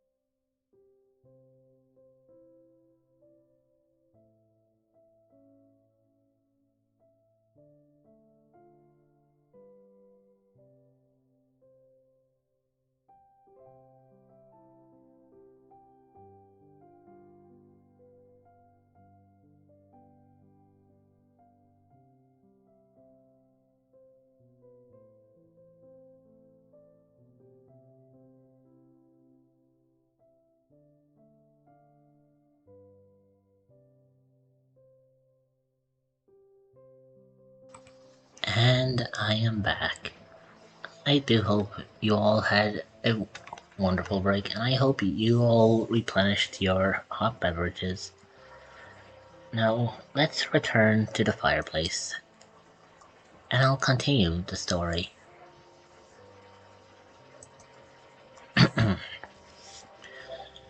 Chapter 2: The First of the Three Spirits.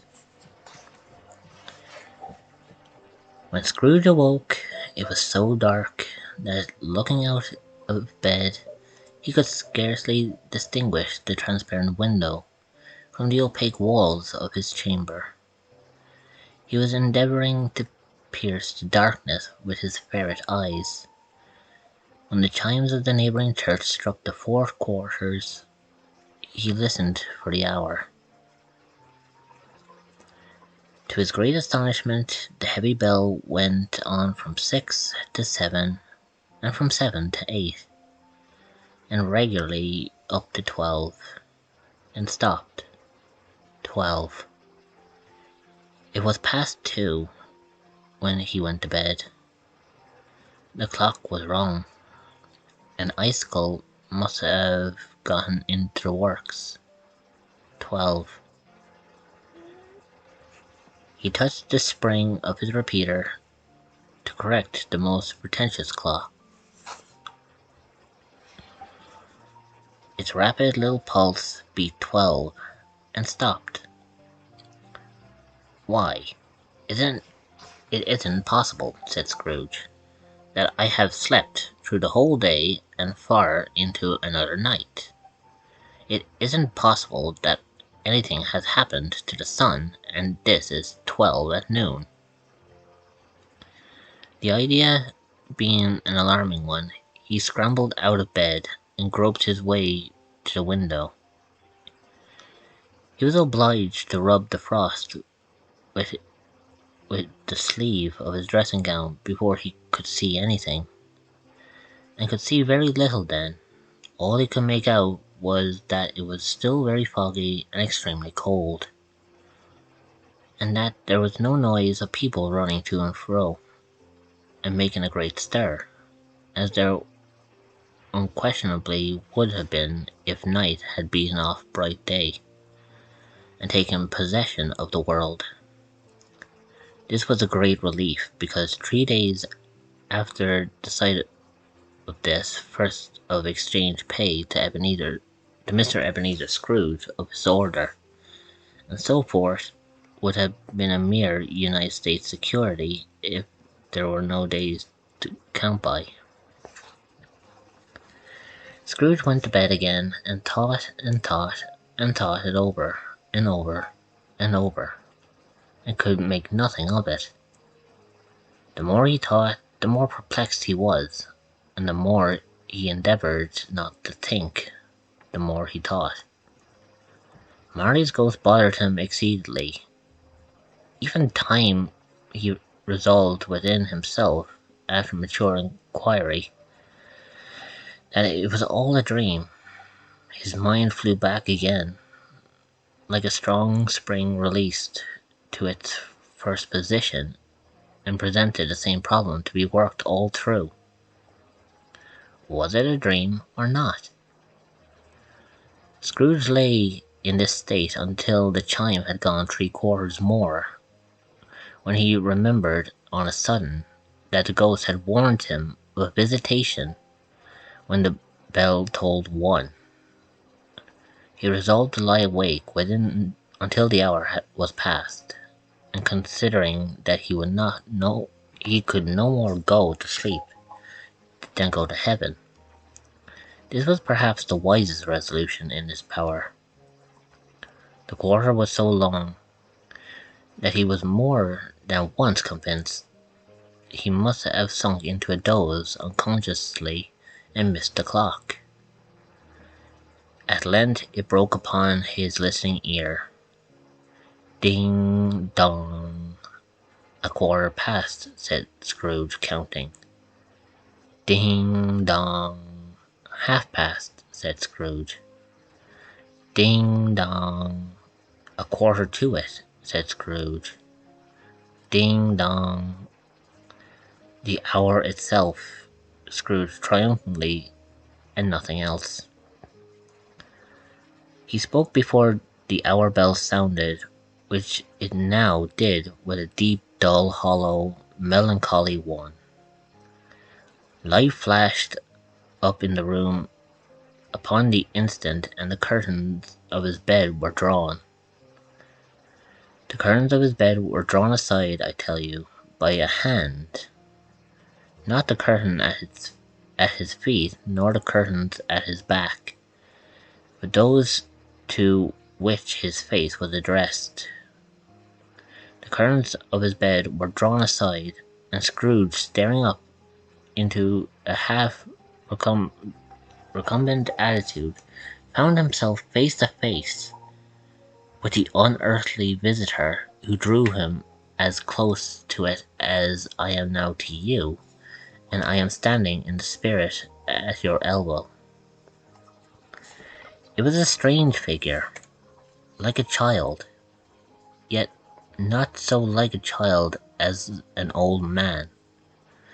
Viewed through some supernatural medium, which gave him the appearance of having receded from the view, and being diminished to a child's proportions. Its hair, which hung about its neck and down its back, was white as if with age, and yet the face had not a wrinkle in it, and the tenderest bloom was on the skin. The arms were very long and muscular, the hands the same, as if its hold were an uncommon strength. Its legs and feet were delicately formed, were, like those upper members, bare. It wore a tunic of the purest white, and rounded its waist with bound a luscious belt, the sheen of which was beautiful. It had held a branch of fresh green holly in its hand, and in singular contradiction of that wintry emblem, had its dress trimmed with summer flowers. But the strangest thing about it was, that from the crown of its head there sprung a bright clear jet of light, by which all this was visible, and which was doubtful the occasion of its using. In its duller moments, a great extinguisher for a cap, which it now held under its arm. Even this, though, when Scrooge looked at it with increasing steadiness, was not its strangest quality, for as its belt sparkled and glittered now in one part and now in another, and what was light one instant at another time was dark, so the figure itself fluctuated in its distinctness, being now a thing with one arm, now with one leg, now with 12 legs, now a pair of legs without a head, now a head without a body, of which dissolving parts no outline would be visible, in the dense glow wherein they melted away. And in the very wonder of this, it would be itself again, distinct and clear as ever. "Are you the spirit, sir, whose coming was foretold to me?" said Scrooge. "I am." The voice was soft and gentle, singularly low, as if, instead of being so close beside him, it were at a distance. "Who or what are you?" Scrooge demanded. "I am the ghost of Christmas past." "Long past?" inquired Scrooge, observant of the dwarfish stature. "No, your past." "Hey, Miko, welcome in. Please, grab a hot drink off the table and join us by the fire, and I shall continue the story of A Christmas Carol." Perhaps Scrooge could not have told anybody why, if anybody could have asked him, but he had a special desire to see the spirit in his cap, and begged him to be covered. "What?" exclaimed the ghost. "Would you so soon put out with worldly hands the light I give? Is it not enough that you are one of those who passions made this cap and forced me through whole trains of years to wear it low upon my brow?" Scrooge reverently disclaimed all intentions to offend, or any knowledge of it wilfully bonneted the spirit at any period of his life. He then made bold to inquire what business brought him there. "Your welfare," said the ghost. Scrooge expressed himself much obliged, but could not help thinking that a night of unbroken rest would have been more conducive to that end. The spirit must have heard him thinking, for it said immediately, "Your reclamation, then. Take heed." It put out its strong hand as it spoke and clasped him gently by the arm. "Rise and walk with me."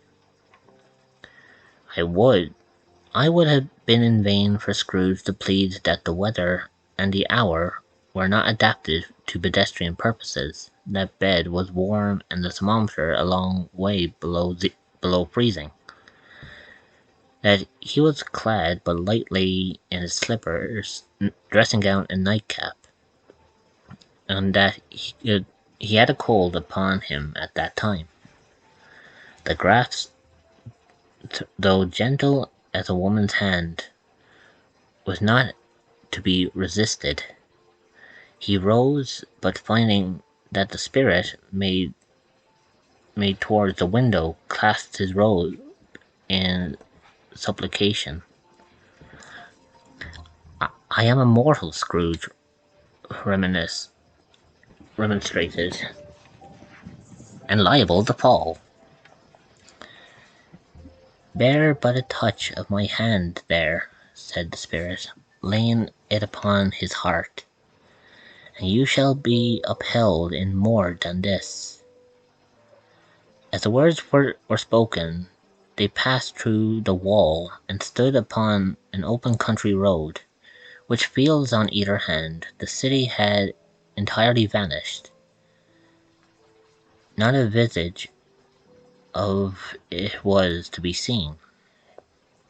Darkness and the mist had vanished with it, for it was a clear, cold winter day, with snow upon the ground. "Good heaven," said Scrooge, clasping his hands together as he looked around him. I was bred in this place. I was a boy here." The spirit gazed upon him mildly. Its gentle touch, though it had been light and instantaneous, appeared still present to the old man's sense of feeling. He was conscious of 1,000 odors floating in the air, each one connected with 1,000 thoughts and hopes and joys and cares long, long forgotten. "Your lip is trembling," said the ghost. "And what is that upon your cheek?" Scrooge muttered, with an unusual catching in his voice, that it was a pimple, and begged the ghost to lead him where it would. "You recollect the way?" inquired the spirit. "Remember it?" cried Scrooge, in fervour. "I could walk it blindfold." "Strange to have forgotten it for so many years," observed the ghost. Let us go on." They walked along the road, Scrooge recognizing every gate and post and tree, until a little market town appeared in the distance, with its bridge, its church, and winding river. More shaggy ponies now were seen trotting towards them with boys upon their backs, who called to other boys in the country's gigs and carts driven by farmers. Let's see. All these boys were in great spirits, and shouted to each other, until the broad fields were so full of merry music that the crisp air laughed to hear it. "These are but shadows of the things that have been," said the Ghost. "They have no consciousness of us." The jocund travellers came on, and as they came, Scrooge knew and named every one. Why, he was rejoiced beyond all bounds to see them. Why did his cold eye glisten and his heart leap as if they as they went past?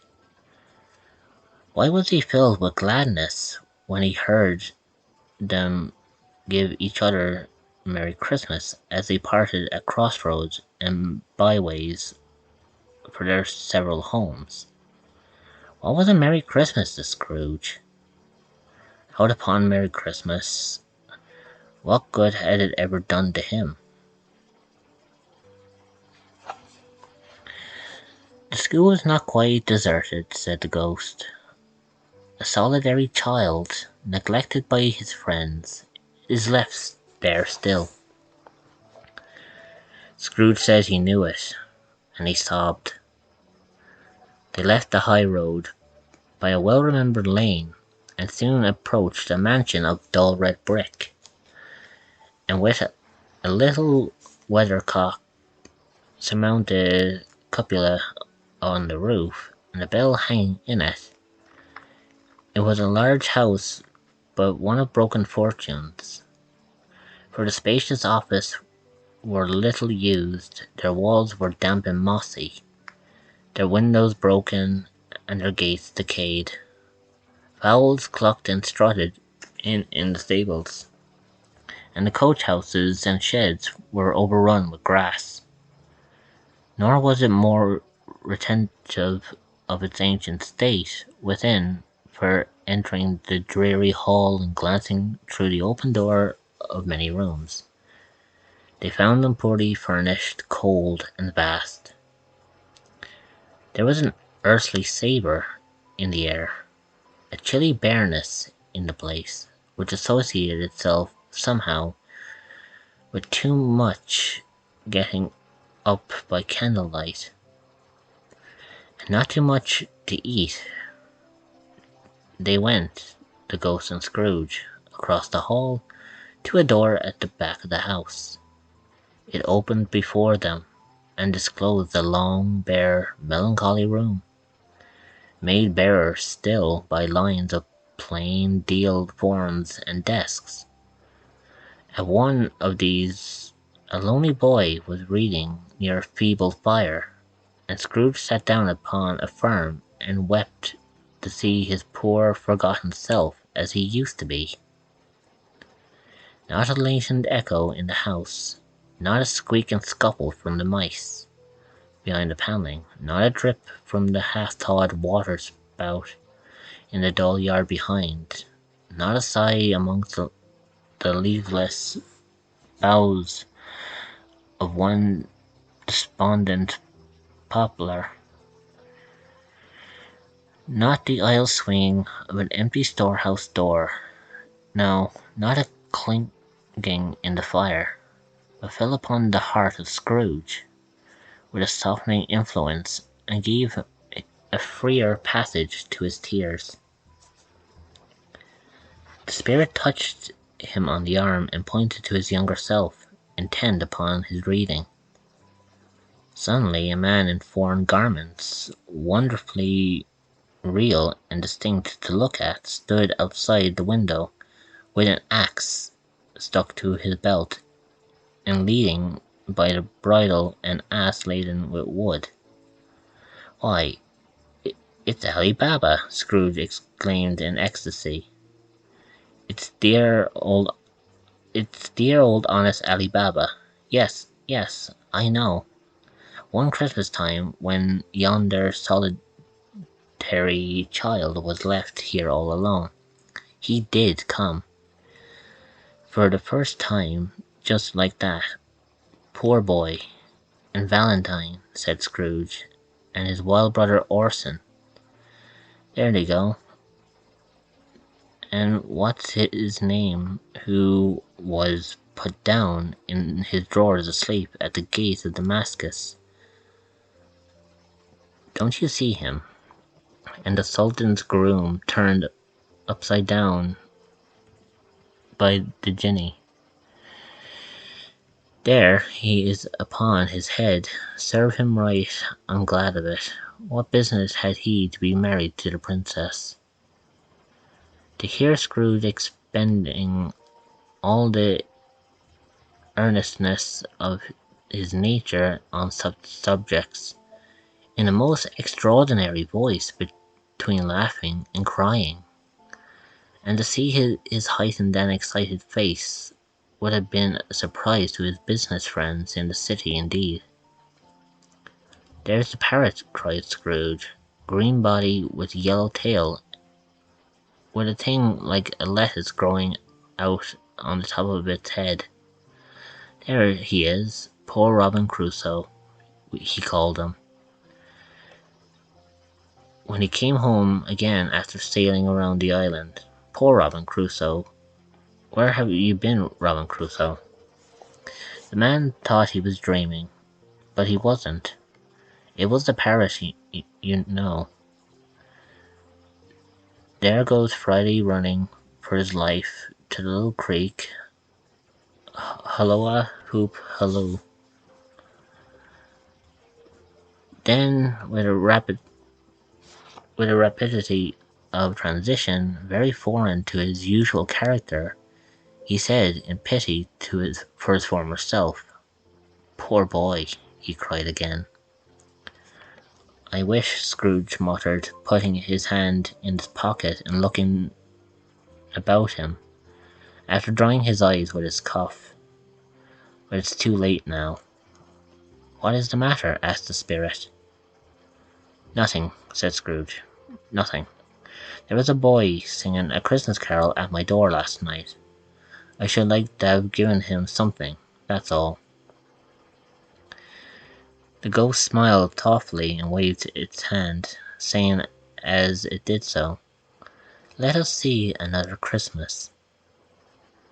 Scrooge's former self grew larger at the words, and the home became a little darker and more dirty. The panels shrunk and the windows cracked, fragments of plaster fell off the ceiling, and the naked laths were shown instead. But how all this was brought about, Scrooge knew no more than you do. He only knew that it was quite correct, that everything had happened so that there he was, alone again, but all the other boys had gone home for the jolly holidays. He was not reading now, but walking up and down despairingly. Scrooge looked at the ghost, and with a mournful shaking of his head, glanced anxiously towards the door.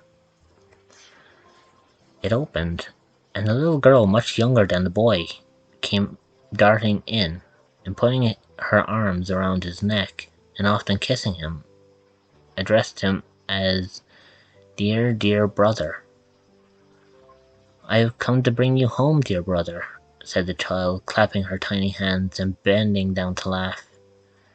"To bring you home, home, home." "Home, little Fan?" returned the boy. "Yes," said the child, brimful of glee. "Home for good and all. Home for ever and ever. Father is so much kinder than he used to be, and home's like heaven. He spoke so gently to me one dear night when I was going to bed, and I was not afraid to ask him once more if you might come home, and he said yes, you should, and sent me in a coach to bring you, and you're to be a man," said the child, opening her eyes, "and never to come back here. But first, we're to be together all Christmas long, and have the merriest time in all the world." "You're quite a woman, little Fan," exclaimed the boy. She clapped her hands and laughed, and tried to touch his head, but being too little, laughed again, and stood on tiptoe to embrace him. Then she began to drag him in her childish eagerness towards the door, and he, nothing loath to go, accompanied her. A terrible voice in the hall cried, "Bring down Master Scrooge's box there," and in the hall appeared the schoolmaster himself, who glared on Master Scrooge with a ferocious condescension, and threw him into a dreadful state of mind by shaking his hands with him.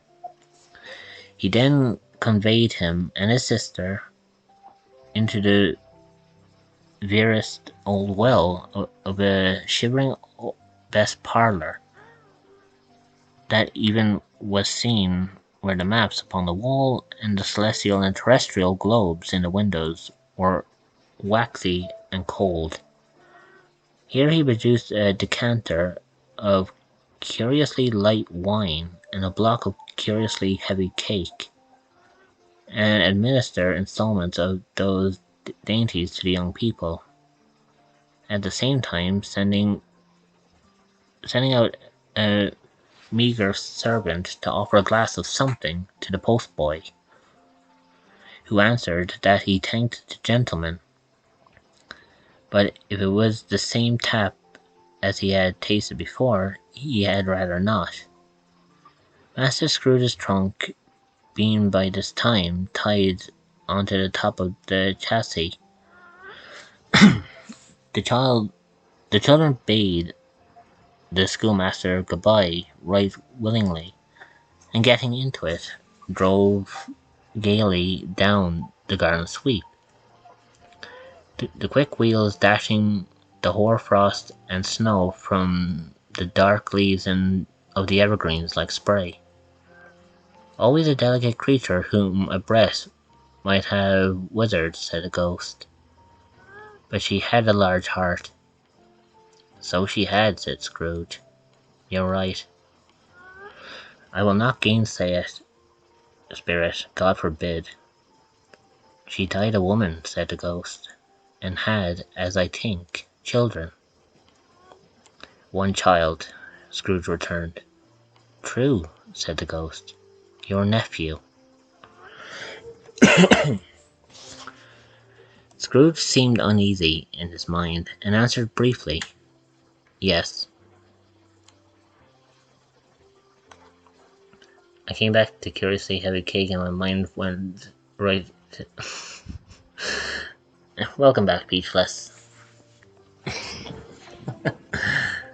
It happens, but you know what? Because it's so close to Christmas Eve, there's nothing to fear. We're all simple folk. Please, why don't you sit down and grab a hot drink and see where this tale leads.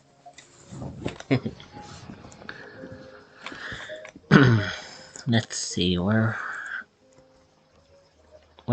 was it? Oh yeah, there we go. Although they had but a moment left the school behind them, they were now in the busy thoroughfares of a city, where shadowy passengers passed and repassed, where shadowy carts and coaches battled for the way, and all the strife and tumults of a real city were. It was made plain enough by the dressing of the shops that here too it was Christmas time again. But it was evening, and the streets were lighted up. The ghost stopped at a certain warehouse door and asked Scrooge if he knew it. Know it? Said Scrooge. Was I apprenticed here? Hey, Rhonda, welcome in. Please, grab a hot beverage from the table and join us by the fire. I'm just reading a Christmas carol to everyone. Please, make yourself comfortable, and I do hope that you're having a good day. They went in. At sight of an old gentleman in a Welsh wig sitting behind such a high desk, that if he had been 2 inches taller, he must have knocked his head against the ceiling, Scrooge cried in great excitement. Why, it's old Fezziwig! Bless his heart, it's Fezziwig! Alive again! Old Fezziwig laid down his pen and looked up at the clock, which pointed at the hour of 7. He rubbed his hands, adjusted his capacious waistcoat, laughed all over himself, from his shoes to his organ of benevolence, and called out in a comfortable, oily, rich, fat, jovial voice, Yo ho there, Ebenezer Dick! Scrooge's former self, now grown a young man, came briskly in, accompanied by his fellow apprentice. Dick Wilkins, to be sure, said Scrooge to the ghost. Bless me, yes, there he is.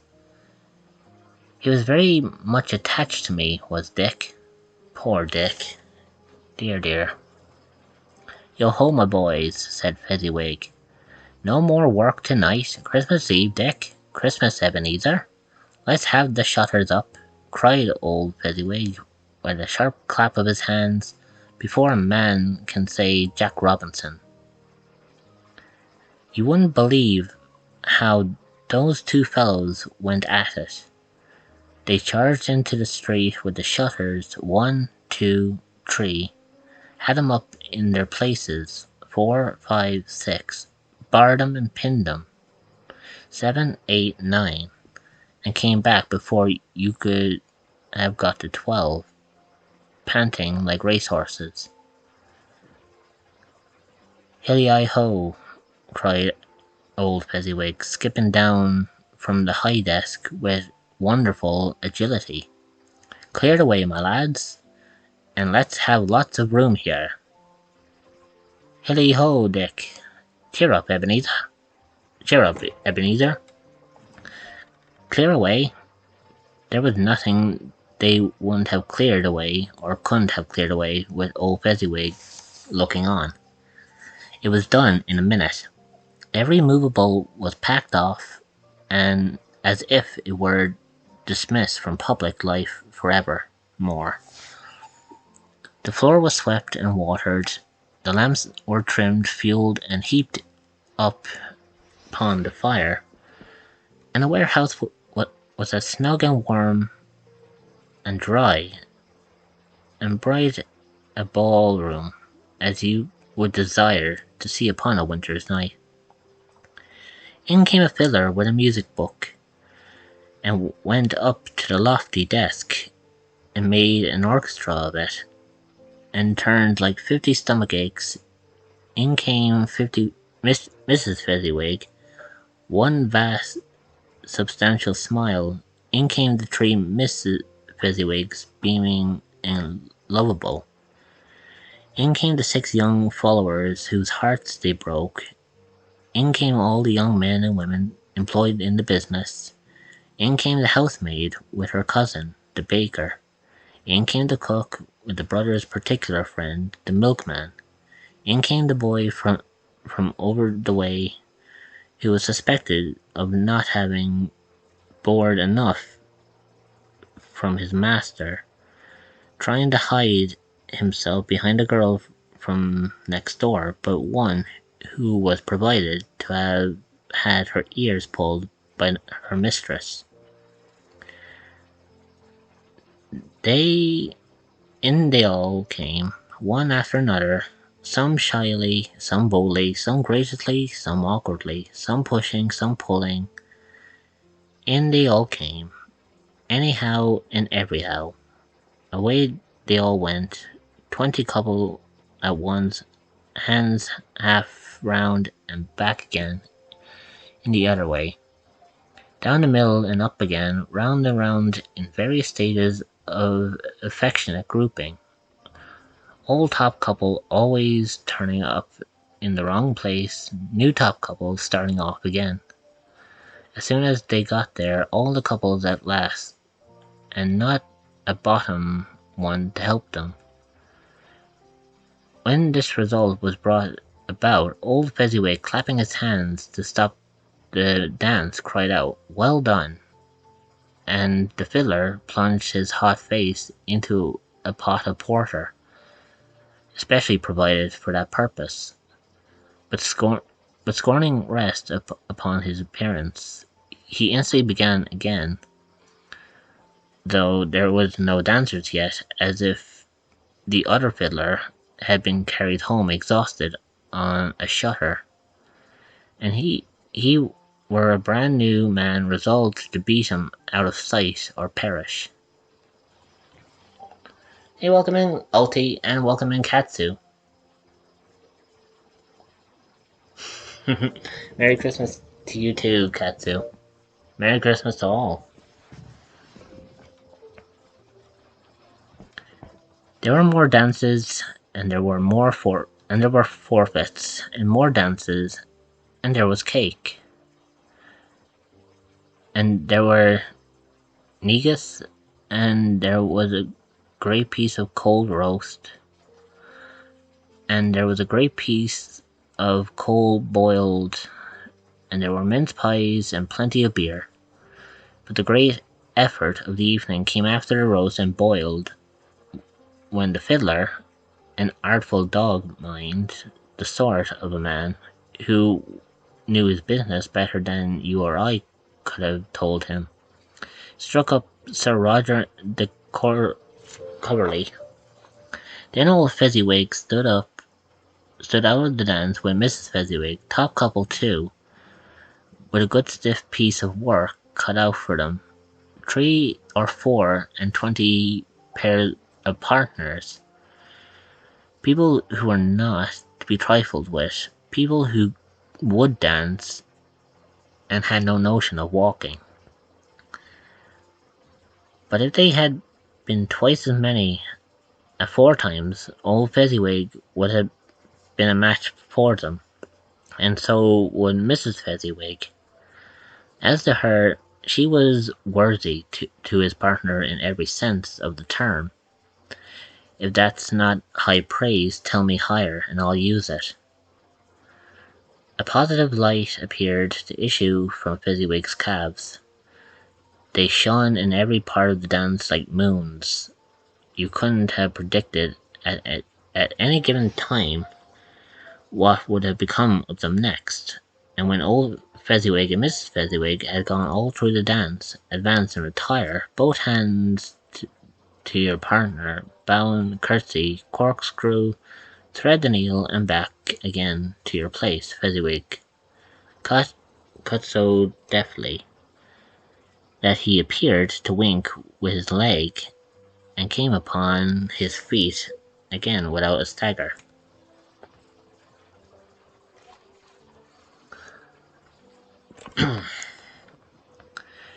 When the clock struck 11, this domestic ball broke up. Mr. and Mrs. Fezziwig took their stations, one on either side of the door, and shaking hands with every person individually, as he or she went out, wished him or her a Merry Christmas. When everybody had retired but the 2 prentices, they did the same to them, and thus cheerful voices died away, and the lads were left to their beds, which were under a counter in the back shop. During the whole of this time, Scrooge had acted like a man out of his wits. His heart and soul were in the scene, and with his former self he corroborated everything.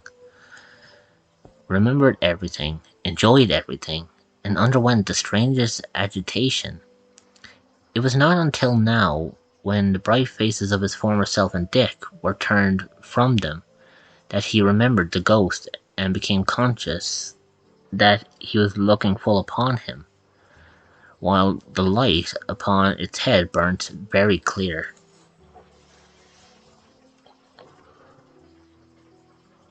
Let's see. What am I missing in chat?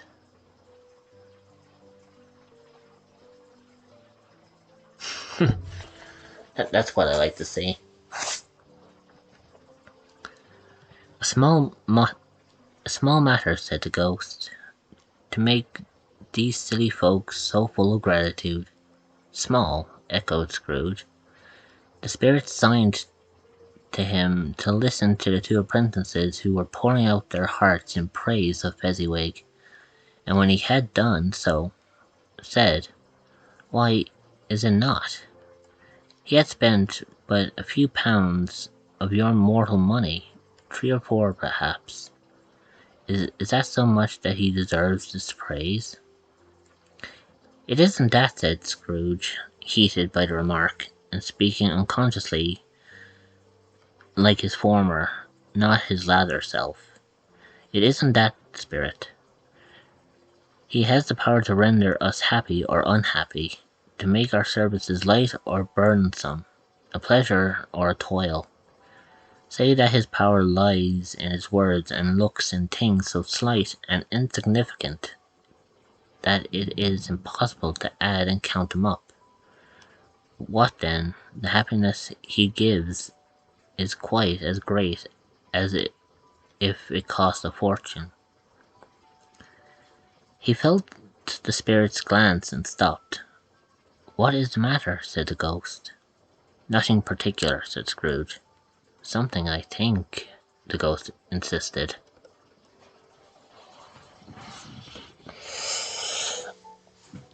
Just give me a second, just need to stretch. There we go. Now we'll continue. "No," said Scrooge. "No. I should like to be able to say a word or two to my clerk just now, that's all."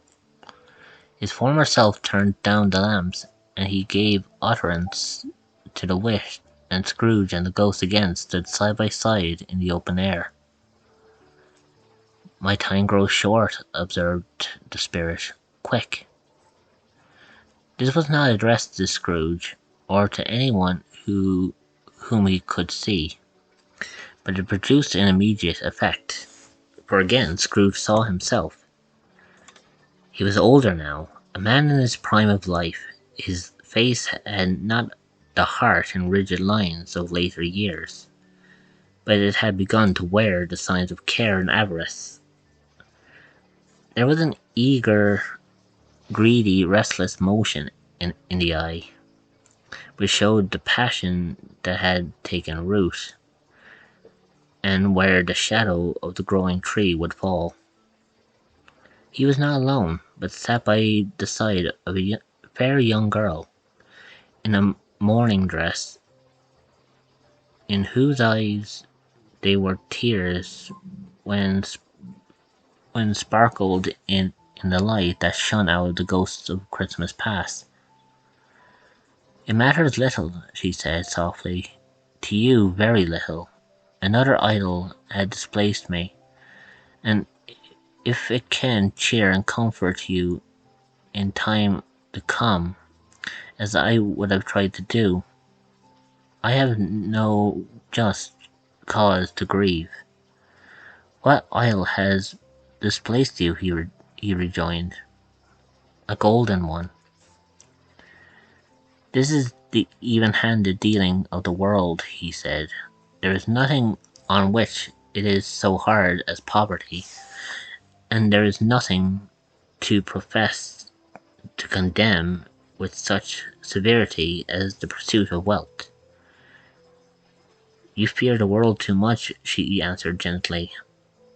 "All your other hopes have merged into the hopes of being beyond the chance of its sordid reproach. I have seen you nobler aspirations fall off one by one until the master passion gain engrosses you, have I not? What then? He retorted. Even if I had grown so much wiser, what then? I have not changed towards you. She shook her head. Am I? Our contract is an old one. It was made when we were both poor and content to be so until, in good season, we could improve our worldly fortune by our patient industry. You are changed. When it was made, you were another man. I was a boy, he said impatiently. Your own feelings tells you that you were not what you are, she returned. I am that which promised happiness when we were one in heart is fraught with misery now, and that we are too. How often and how keenly have I thought of this, I will not say. It is enough that I have thought of it and can release you. Have I ever sought release? In words? No, never. In what then? In a changed nature, in the altered spirit, in another atmosphere of life, another hope as its great end. In everything that made my love of any worth or value in your sight. If this had never been between us, said the girl, looking mildly but with steadily upon him, tell me, would you seek me out and try to win me now? I know. He seemed to yield to the justice of this supposition in spite of himself, but he said with a struggle, You think not. I would gladly think otherwise if I could, she answered. Heaven knows when I have learnt a truth like this. I know how strong and irresistible it must be, but if you were free today, tomorrow, yesterday, can even I believe that you would choose a dowerless girl, you who, in your own confidence with her, weigh everything by gain, or choosing her, if for a modest, or for a moment, you are false enough to your own guiding principle to do so, I do not know that your repentance and regret would surely follow. I do, and I release you with a full heart for the love of him you once were. He was about to speak, but with her hand turned from him, she resumed. You may. The memory of what is past half makes me hope you will have pain in this. A very, very brief time, and you will dismiss the recollection of it gladly, as an unprofitable dream from which it happened. Well, then you are awoke. May you be happy in the life you have chosen. She left him and they parted. Spirit, said Scrooge, show me no more. Conduct me home. Why do you delight to torture me? One shadow more, exclaimed the ghost.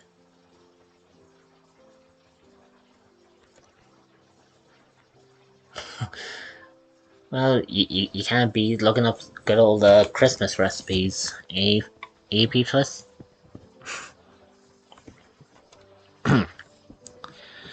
No more, said Scrooge. No more. I do not wish to see it. Show me no more. But the relentless ghost pinioned him in both his arms and forced him to observe what happened next. They were in another scene, a place, a room, not very large or handsome, but full of comfort. Near to the winter fire sat a beautiful young girl, so like that last that Scrooge believed it was the same, until he saw her. Now a comely matron sitting opposite her daughter. The noise in this room was perfectly tumultuous, for for there were more children there than Scrooge in his agitated state of mind could count, and unlike the celebrated herd in the poem, they were not 40 children conducting themselves like one, but every child was conducting itself like 40. The consequences were uproarious beyond belief, but no one seemed to care. On the contrary, the mother and daughter laughed heartily and enjoyed it very much, and the latter, soon becoming to mingle in the sports, got pillaged by the young brigands most ruthlessly. Why would I not have given to be one of them, though I never could have been so rude? No, no. I wouldn't for the wealth of all the world have crushed the braided hair and torn it down, and for the precious little shoe, I wouldn't have plucked it off. God bless my soul to save my life. As to measuring her waist in sport, as they did, bold young blood, I couldn't have done it. I should have expected my arm to have grown round it for a punishment, and never come straight again.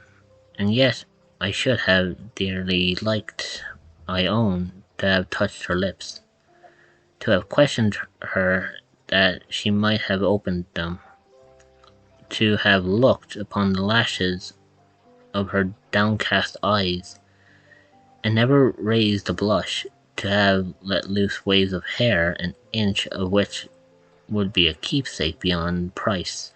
In short, I should have liked, I do confess, to have had the lightest license of a child, and yet to have been a man enough to know its value.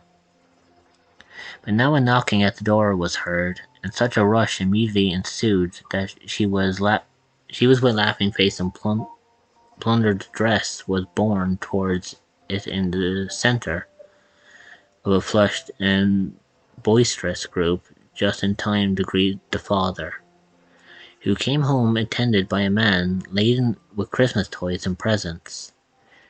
Then the shouting of the struggling and the onslaught was made to the defenceless porter, the scaling him with chairs for ladders, to dive into his pockets to spoil him of brown paper parcels, hold on tight by his cravat, hug him round his neck, pommel his back, and kick his legs in irrepressible affection.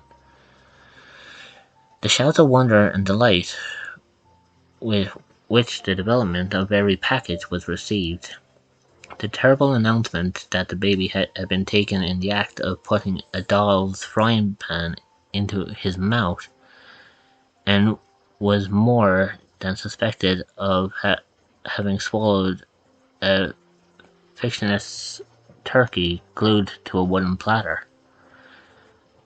The immense relief of finding this a false alarm, the joy and gratitude and ecstasy, they are all indescribable alike.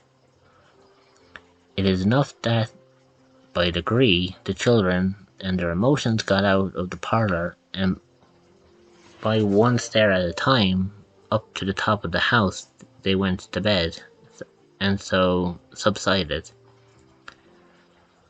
And now Scrooge looked on more attentively than ever, when the master of the house, having his daughter leaning fondly on him, sat down with her and her mother at his own fireside. And when he thought that such another creature, quite as graceful and as full of promise, might have called him father, had been a springtime in the haggard winter of his life, His sight grew very dim indeed. "Belle," said the husband, turning to his wife with a smile, "I saw an old friend of yours this afternoon." "Who was it?" "Guess." "How can I? Tut, don't I know?" she added in the same breath, laughing as he laughed. "Mr. Scrooge." Mr. Scrooge it was. I passed his office window, and as it was not shut up, he had a candle inside. I could scarcely help seeing him. His partner lies upon the point of death.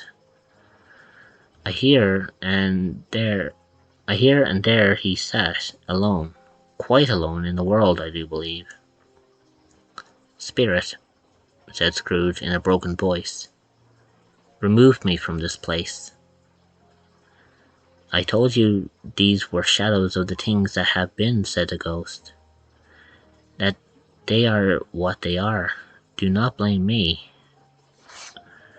"Remove me," Scrooge exclaimed. "I cannot bear it." He turned upon the ghost, and seeing that it looked upon him with a face in which, in some strange way, there were fragments of all the faces it had shown him, wrestled with it. "Leave me, take me back, haunt me no longer." In the struggle, if that can be called a struggle, in which the ghost, with no visible resistance on its own part, was undisturbed by any effort of its adversary, Scrooge observed that its light was burning high and bright, and dimly connecting that with the influence over him.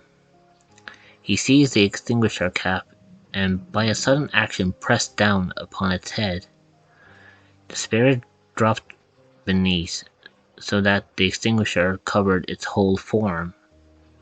But though Scrooge pressed it down with all his force, he could not hide the light which streamed from under it, in an unbroken flood upon the ground.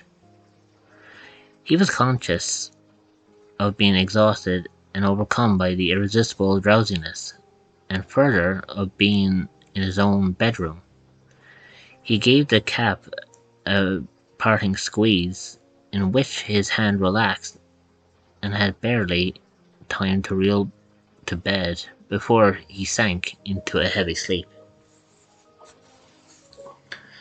And that is the end of chapter 2. Now, let's see, did I miss anything in the chat? Because I know I can't see redeems. So, let's see, did I miss anything? No, I don't think I missed anything. I said hi to Ulti, Katsu, and I'm just going through chat first, and we'll see, and we'll continue on then with chapter 3.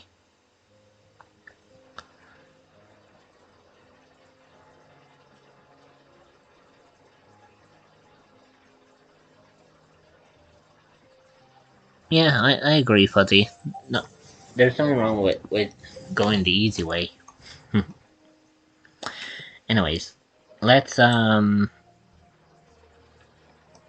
continue on, shall we? Because I do believe I'm actually about halfway through the book now. There's about 93 pages of this, and I'm up to page 44 now. So, I think the sooner we get through this, the sooner we can all relax. And like I said, I do plan to read this from start to finish. So the stream's not going to end until the story is over. It doesn't matter how long it'll take. Chapter 3, the second of the three spirits. Awakening in the middle of a prodigiously tough snore, and sitting up in bed to get his thoughts together, Scrooge had no occasion to be told that the bell was again upon the stroke of 1. He felt that he was restored to consciousness, at the right nick of time from the especial purpose of holding a conference with the second messenger, dispatched to him through Jacob Marley's intervention. But finding that he turned uncomfortably cold when he began to wonder which of his curtains this new spectre would draw back, he put them every one aside with his own hands, and laying down again, established a sharp lookout all around the bed, for he wished to challenge the spirit on the moment of its appearance, and did not wish to be taken by surprise and made nervous.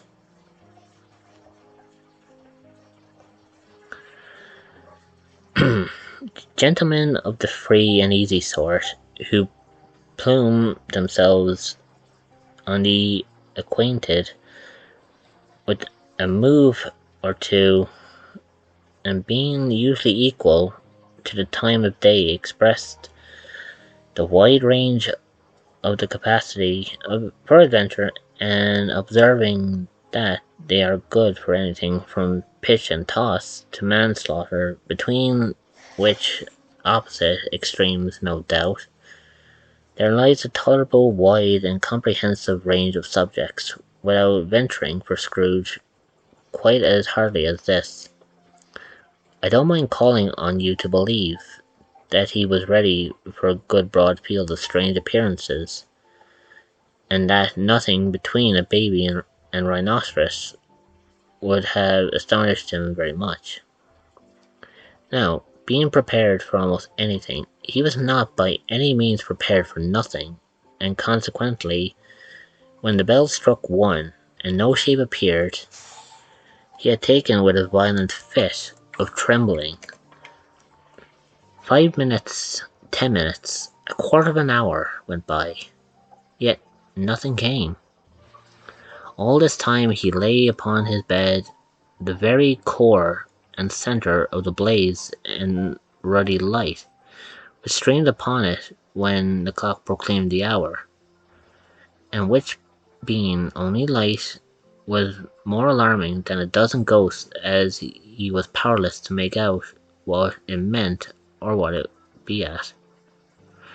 Was sometimes apprehensive that he might be at the very moment an interesting case of spontaneous combustion, without having the consolation of knowing it.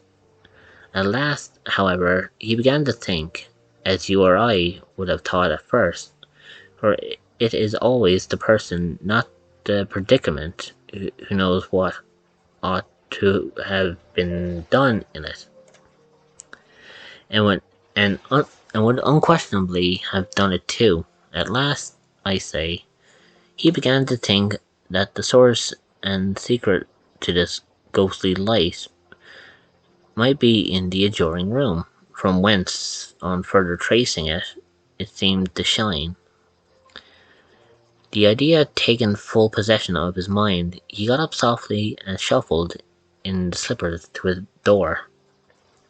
The moment Scrooge's hand was on the lock, a strange voice called him by his name, and bade him enter. He obeyed.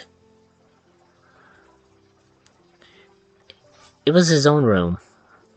There was no doubt about that.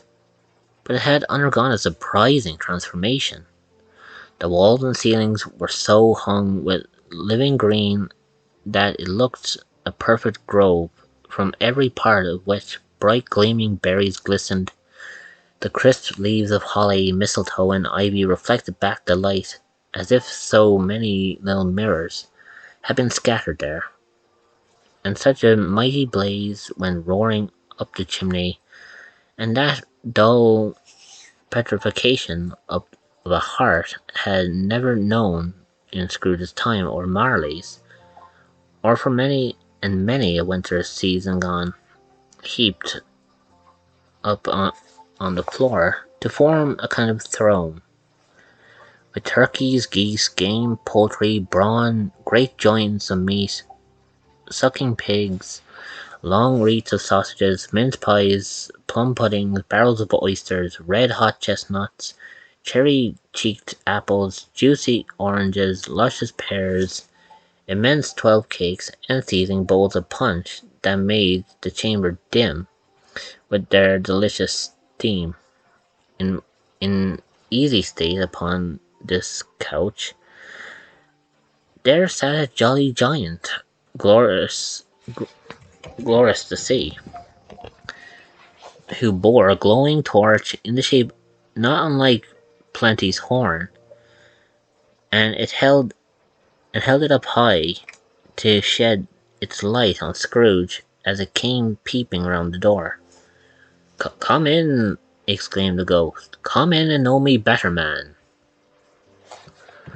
Scrooge entered timidly and hung his head before the spirit. He was not the dogged Scrooge he had been, and though the spirit's eyes were clear and kind, he did not like to meet them. "I am the ghost of Christmas present," said the spirit. "Look upon me." Scrooge reverently did so. It was cloth in one simple green robe or mantle bordered with white fur. The garments hung so loosely on the figure that its capacious breast was bare, as if disdaining to be warded or concealed by any artifice.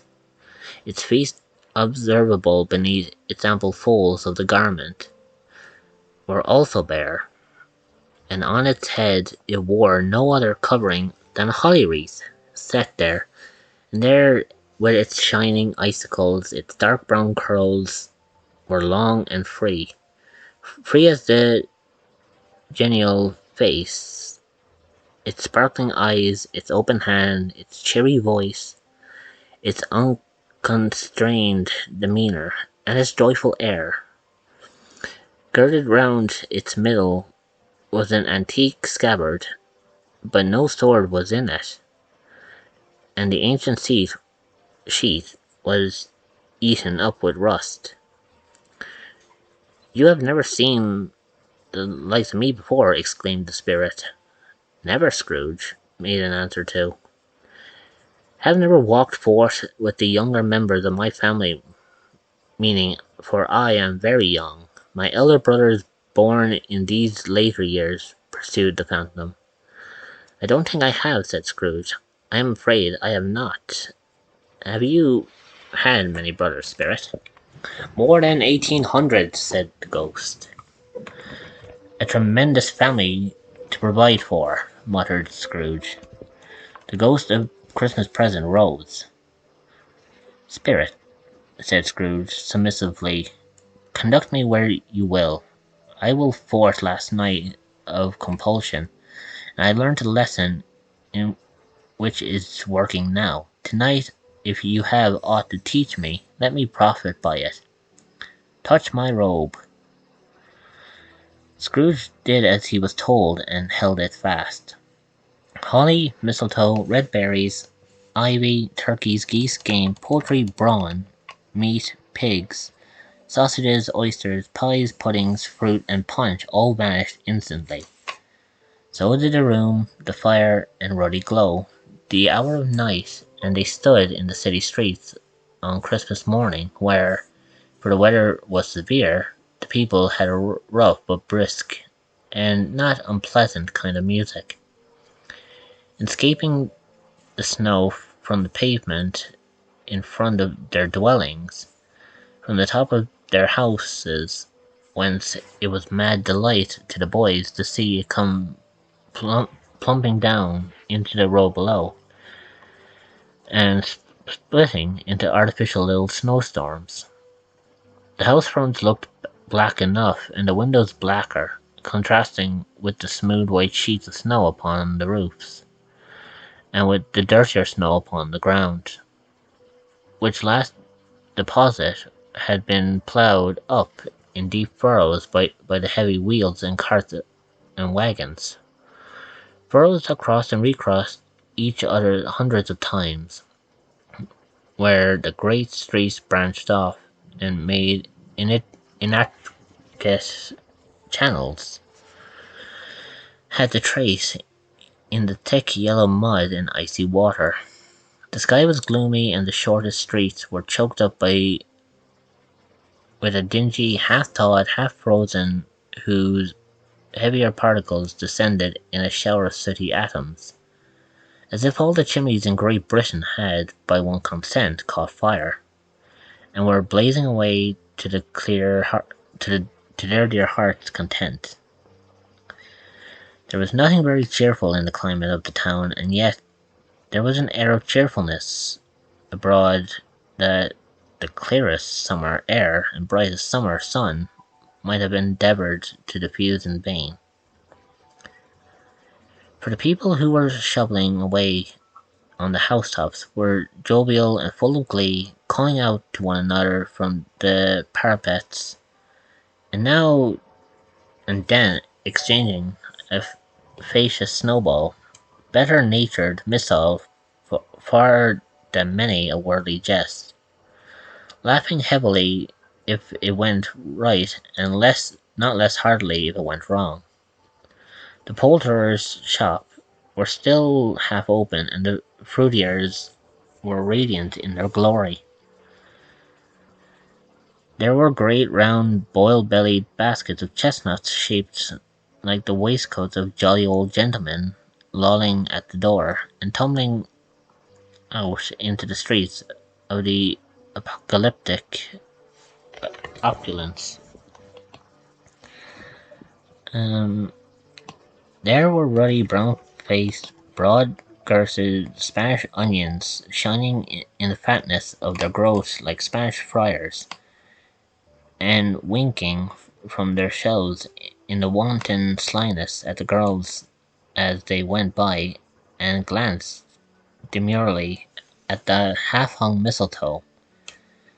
There were pears and apples clustered in high-blooming pyramids. There were bunches of grapes made in shopkeepers' benevolence to dangle from conspicuous hooks that people's mouths might water gracious as they passed. They were piles of filberts, mossy and brown, recalling in the fragrant ancient walks among the wood and pleasant, shuffling ankle-deep through withered leaves. There were Norfolk biffins, squat and swathing, setting off the yellow of the oranges and lemons, and in the grey compactness of their juicy persons, urgently entreating and beseeching to be carried home in paper bags and eaten after dinner. The very gold and silver fish set forth amongst these choice fruits in a bowl through members of a dull and stagnant blood race appeared to know that there was nothing going on, and to a fish, when gasping around and around, with a little whirled in a slow and passionless excitement.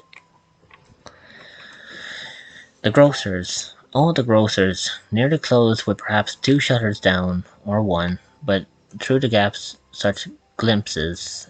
It was not alone that the scales descended on the counters made a merry sound, or that the twine and roller parted company so briskly, so that the casters were rattled up and down like juggling tricks, or even that the blended scents of tea and coffee were so grateful to the nose, or even that the raisins were so plentiful and rare, the almonds so extremely white, the sticks of cinnamon so long and straight, the other spices so delicious, the candied fruit so caked and spotted with molten sugar, as to make the coldest lookers-on feel faint and subsequently bilious. Nor was it that the figs were moist and pulpy, and the French plums blushed in modest tartness from their highly decorated boxes, or that everything was good to eat and in this its Christmas dress, but the customers were all so hurried and so eager in the hopeful promise of the day, that they tumbled up against each other at the door, crashing their wicker baskets wildly, and left their purchases upon the counter, and came running back to fetch them, and committed hundreds of the like mistakes in the best humour possible. While where did I go here? Oh yeah, there we go. While the grocer and his people were so frank and fresh that the polished hearts with which they fastened their aprons behind them had been their own, worn outside for general inspection, and for Christmas daws to peck as as if they chose. But soon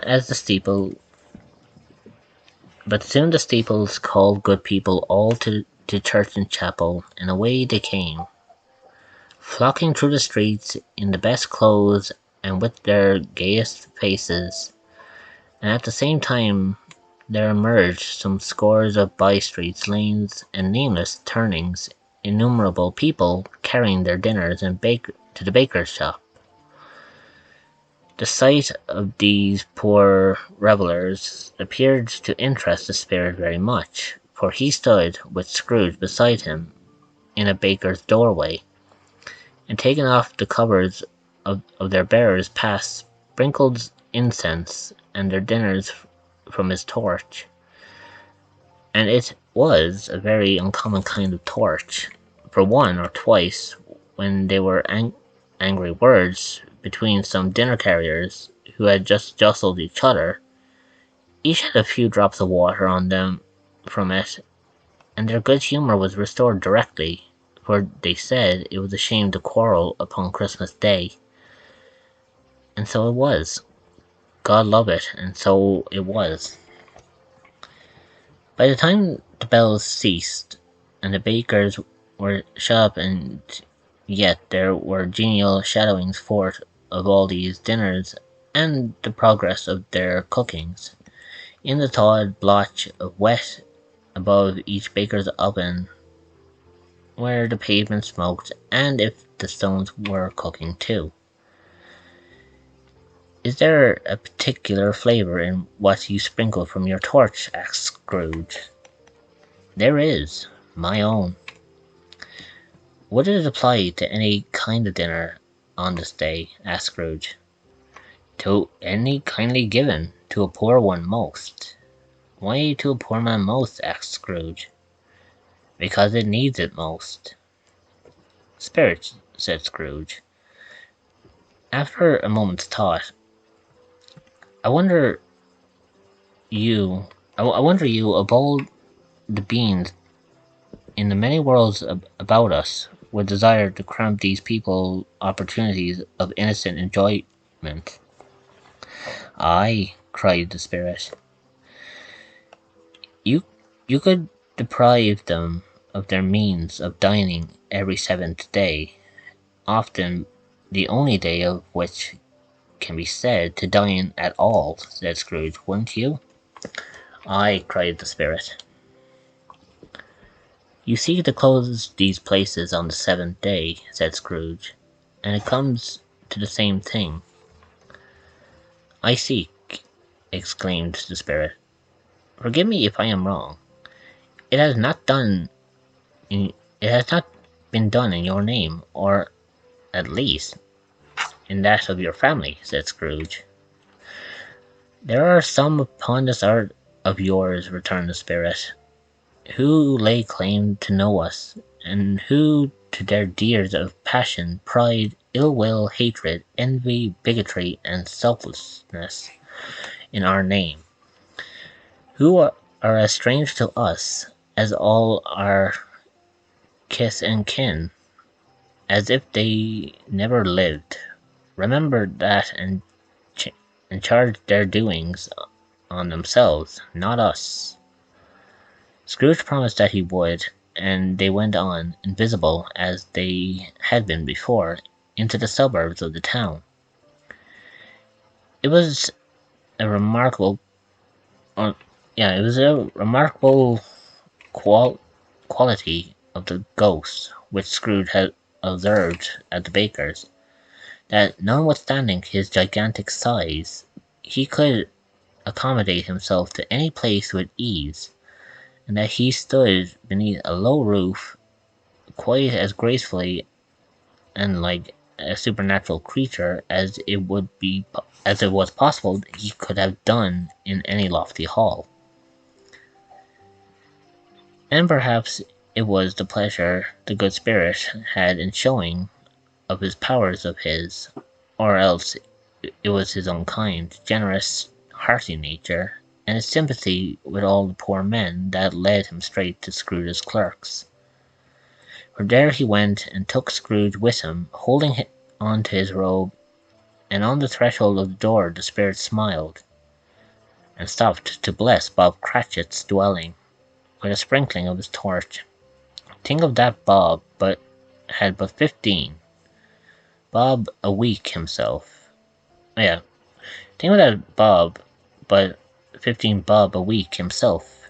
He pocketed on Saturdays, but 15 copies of his Christian name, and yet the ghost of Christian spirit, or Christian, the ghost of Christmas present, blessed his 4-roomed house. Then up rose Mrs. Cratchit's wife, dressed out but poorly in a twice-turned gown, but brave in ribbons, which they are cheap and make a goodly show of for sixpence. She laid a cloth assisted by Belinda Cratchit, second of the daughters, also brave in ribbons, while Master Peter Cratchit plunged a fork into a saucepan of potatoes, and getting the corner of his monstrous shirt collar. Bob's private property conferred upon his son an heir in honour to the day. Into his house rejoiced to find himself so gleantly attired, and yearned to show his linen in the fashionable parks. And now 2 smaller Cratchitses, boy and girl, came tearing in, screaming that outside the baker's they had smelt the goose, and had known it for their own, and basking in luxurious thoughts of sage and onion, their young Cratchitses danced around the table and exalted Master Peter Cratchit to the skies, while he, not proud, although his collar nearly choked him, blew the fire until the slow potatoes bubbling up knocked loudly on the saucepan lid, to be let out and peeled. What has ever gone your precious father, then, Mrs. Cratchit, and your brother Tiny Tim, and Martha wasn't as late last Christmas by half an hour? Here's Martha, mother, said the girl, appearing as she spoke. Here's Martha, mother, cried the young 2 Cratchitses. Hurrah! There's such a goose, Martha. Why, bless her heart alive, my dear, how late you are, said Mrs. Cratchit, kissing her a dozen times and taking her off her shawl and bonnet for her with officious zeal. We'd a deal of work to finish up last night, replied the girl, and had to clear away this morning, mother. Well, never mind, as long as you have come, Mrs. Cratchit, said Mrs. Cratchit. Sit ye down before the fire, my dear, and have a warm, Lord bless ye. Sorry. No, there's father coming, cried the 2 young Cratchitses, who were everywhere at once. Hide, Martha, hide! So Martha hid herself, and in came little Bob, the father, with at least 3 feet of comforter exclusive of his fringe hanging down before him, and his threadbare clothes darned up and brushed to look seasonable, and Tiny Tim upon his shoulder. Alas for Tiny Tim, he bore a little crutch, and had his limbs supported by an iron frame. Why, "Where's our Martha?" cried Bob Cratchit, looking round. "Not coming," said Mrs. Cratchit. "Not coming," said Bob, with a sudden desolation in his high spirits, for he had been Tim's blood horse all the way from church and had come home rampant. "Not coming upon Christmas Day?" Martha didn't like to see him disappointed, if it were only in joke, so she came out prematurely from behind the closet door and ran into his arms, while the two young Cratchits hustled Tiny Tim and bore him off into the wash-house, that he might hear a pudding sing in the copper. "And how did little Tim behave?" asked Mrs. Cratchit, when she had rallied Bob on his credulity. Or is it credulity, sorry. And Bob had hugged his daughter to his heart's content. "As good as gold," said Bob, "and better.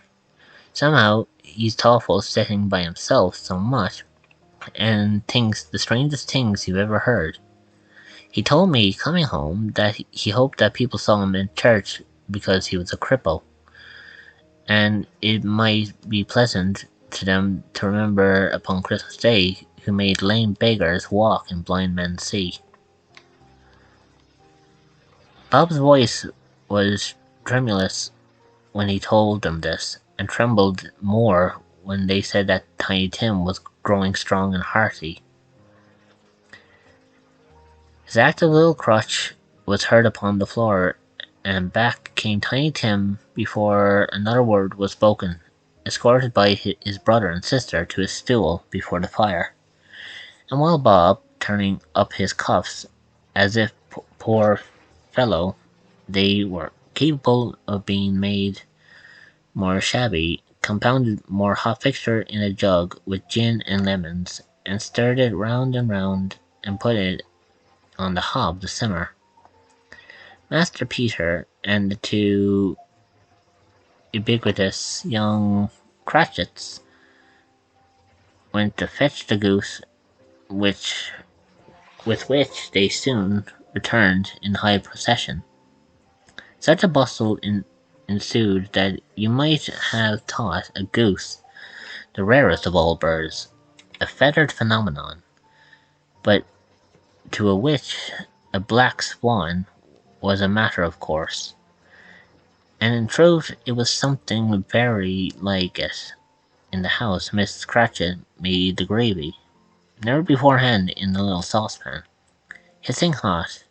Master Peter mashed the potatoes with incredible vigour.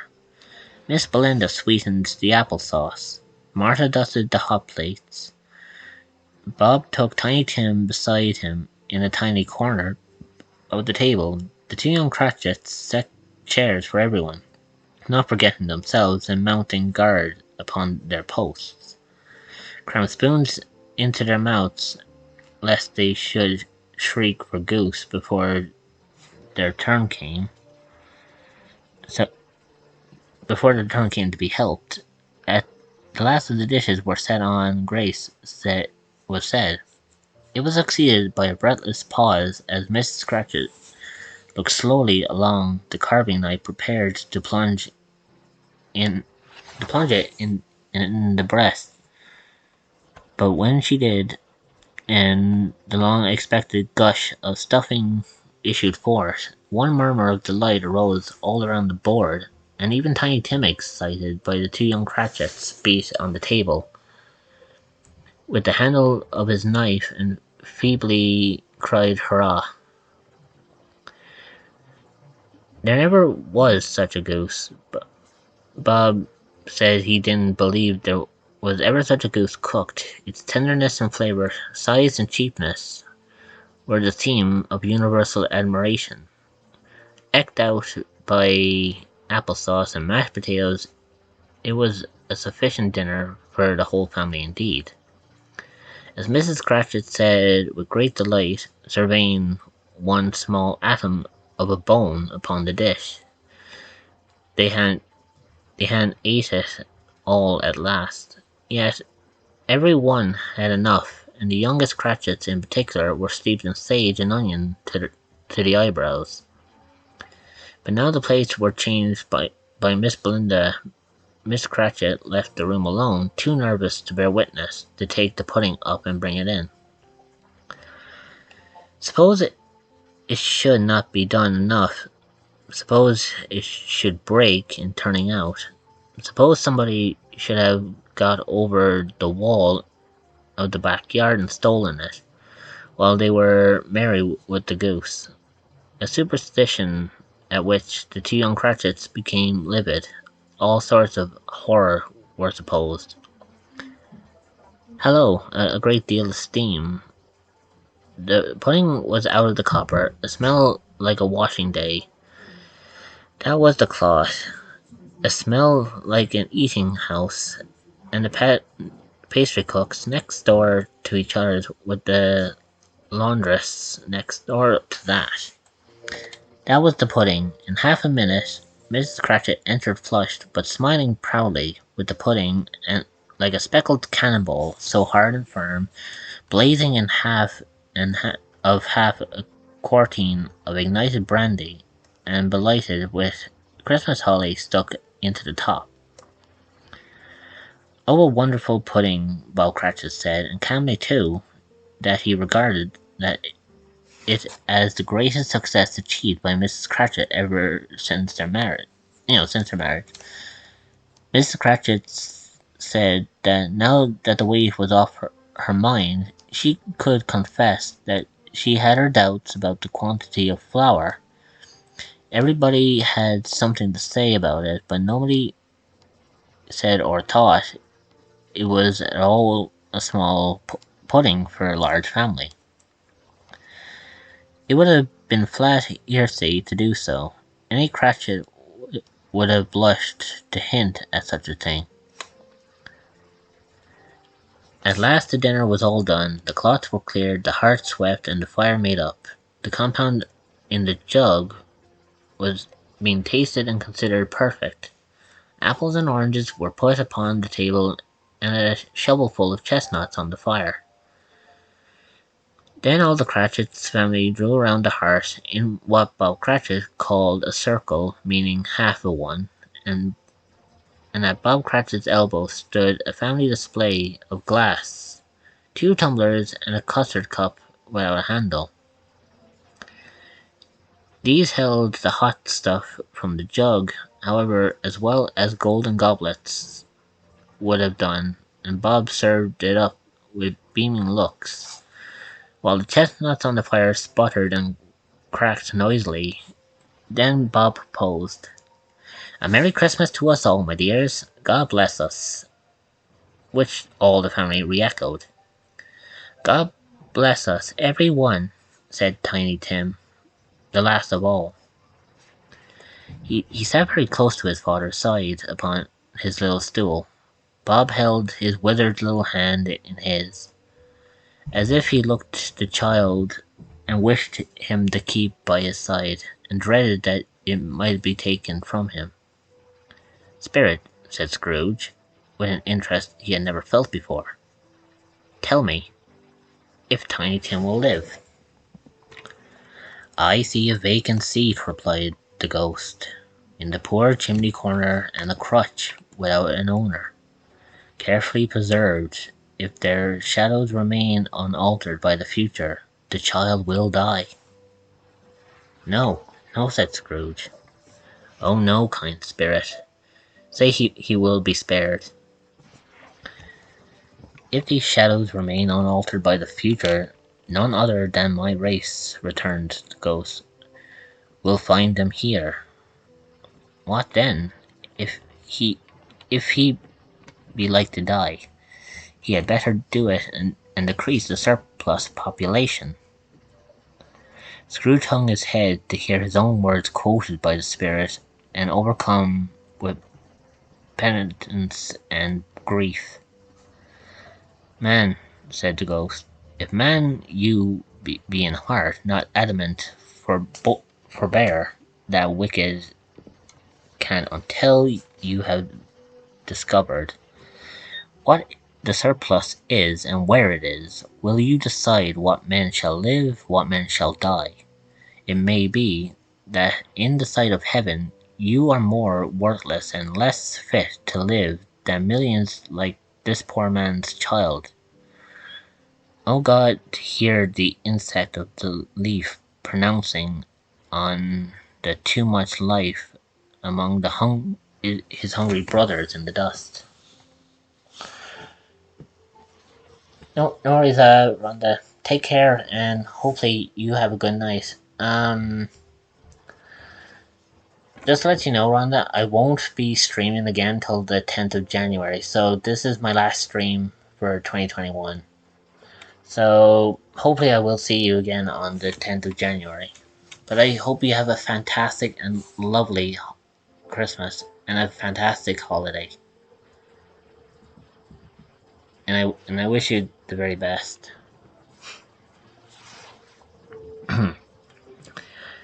Scrooge bent before the ghost's rebuke, and trembling cast his eyes upon the ground, but he raised them speedily on hearing his own name.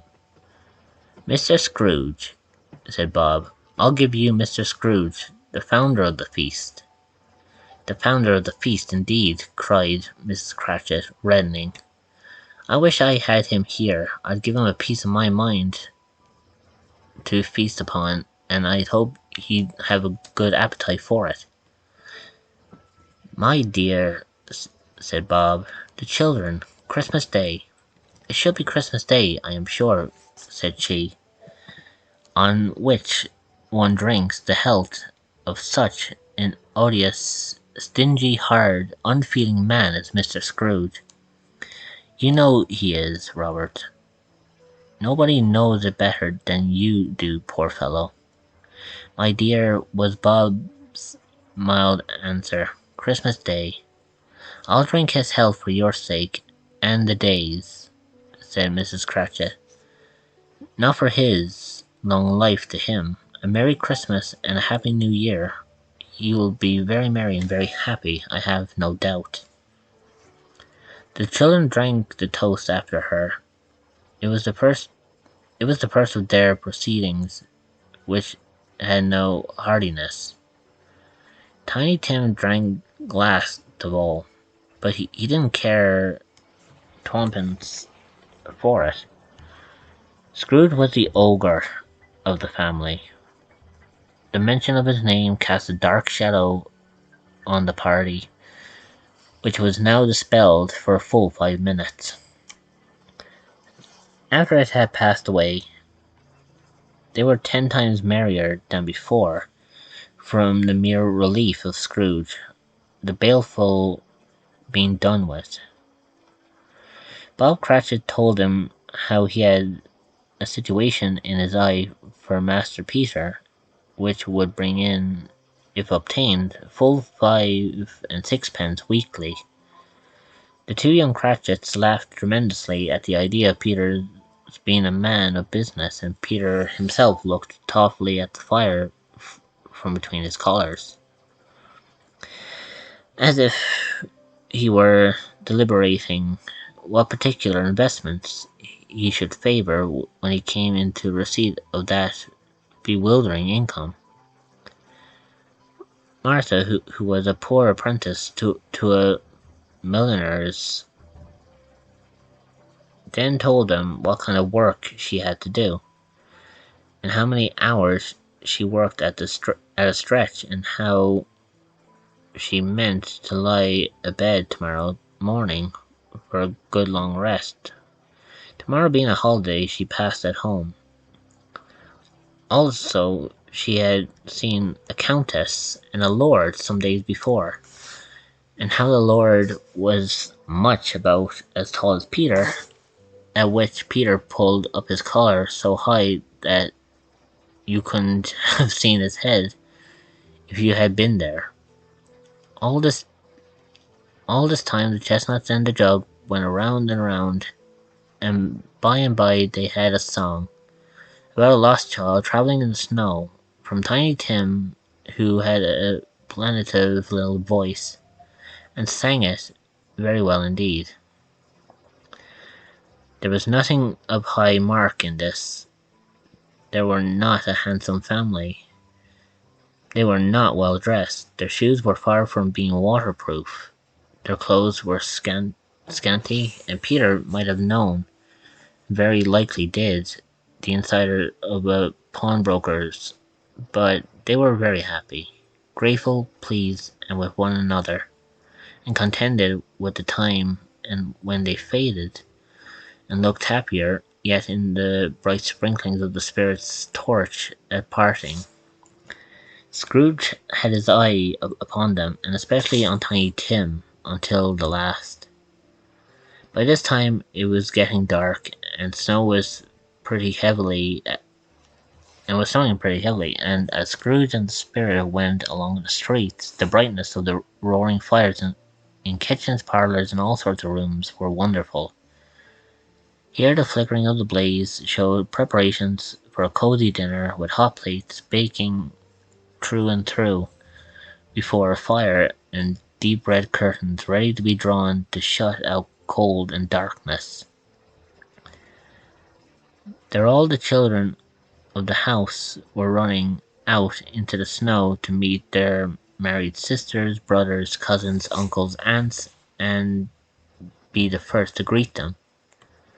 Here again were shadows on the window blinds of guests assembling, and there a group of handsome girls, all hooded and fur-booted, and all chattering at once, tripped lightly off to some near neighbour's house, where, woe upon a single man who saw them enter, artful witches, well, they knew it in a glow. But if you had judged from the numbers of people on their way to friendly gatherings, you might have thought that no one was at home to give them welcome when they got there. Instead of every house expecting company and piling up its fires half chimney high, blessing on it, how the ghost exulted, how it bared its breast and opened its captious palm and floated on, outpouring with a generous hand its bright and harmful mirth on everything within its reach. The very lamplighter who ran on before, dotting the dusky streets with specks of light, and who was dressed to spend the evening somewhere, laughed out loudly as the spirit passed, though little kenned the lamplighter that he had any company but Christmas. But now, without a word of warning from the ghost, they stood upon a bleak and desert moor, where monstrous masses of rude stone were cast about, as though it was a burial place of giants, and water spread itself wherever it listed, and would have done so but for the frost that held it prisoner, and nothing grew but moss and furze and coarse rank grass. Down in the west, with the setting sun, had left a streak of fiery red, which glared upon the desolation for an instant, like a sullen eye frowning lower, lower yet, was lost in the thick gloom of darkest night. "What place is this?" asked Scrooge. "A place where miners live, who labour in the bowels of the earth," returned the spirit. "But they know me, see?" A light shone from the shadow of a hut, and swiftly they advanced towards it. Passing through the wall of mud and stone, they found a cheerful company assembled around a glowing fire. An old man and woman, with their children and their children's children, and another gentleman beyond that, all decked out gaily in their holiday attire. The old man, in the voice that seldom rose above the howling of the wind upon the barren waste, was singing them a Christmas song. It had been very it had been a very old song when he was a boy, and from time to time they all joined in the chorus. So surely they all raised their voices, the old man quite bleat and loud, and so surely as they stopped his vigour sank again. The spirit did not tarry here, but bade Scrooge to hold his robe, and passing on above the moors, sped whither? Not to see to Scrooge's horror looking back. He saw the last of land, a frightful range of rocks behind him, and his ears were deafened by the thundering of water as it rolled and roared, and raged among the dreadful caverns it had worn, and fiercely tried to undermine the earth. Built upon the dismal reef of sunken rocks some league or so from shore, on which the waters chafed and dashed the wild years towards, they there stood a solitary lighthouse. Great heaps of seaweed clung to its base, and storm birds, born of the wind, one might suppose, as the seaweed of the water rose and fell about it, like the waves they skimmed. But even here 2 men who watched the light had made a fire, and through the loophole in the thick stone wall shed out a ray of brightness on the awful sea. Joining their horny hands, joining their horny hands over the rough table, as which they sat, they wished each other Merry Christmas in their can of grog, and one of them, the elder too, with a face all damaged and scarred with hard weather, and as the figurehead of an old ship might be struck upon a sturdy song that was like a gale in itself. Again the ghost sped on, above the black and heaving sea, on, until, being far away as he told Scrooge from any shore, they lighted on a ship. They stood beside the helmsman at the wheel, and looked out in the bow.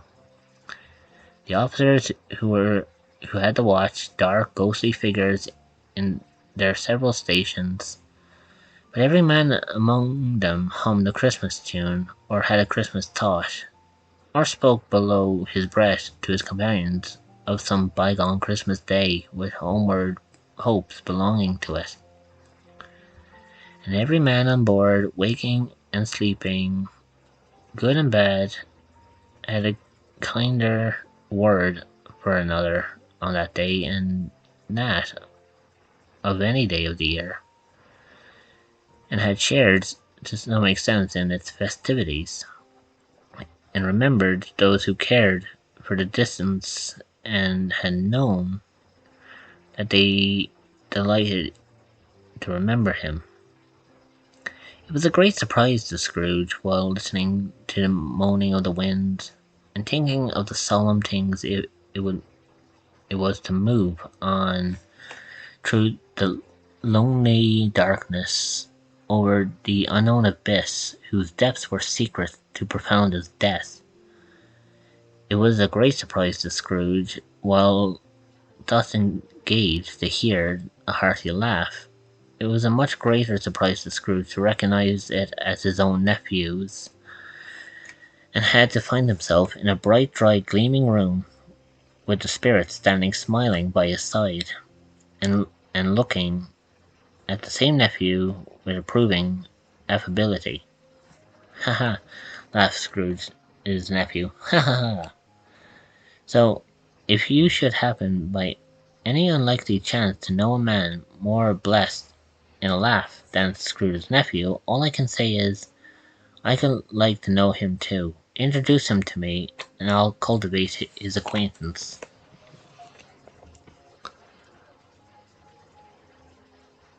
"Hey, Brawling Badger, welcome in." Merry Christmas to you, my dude.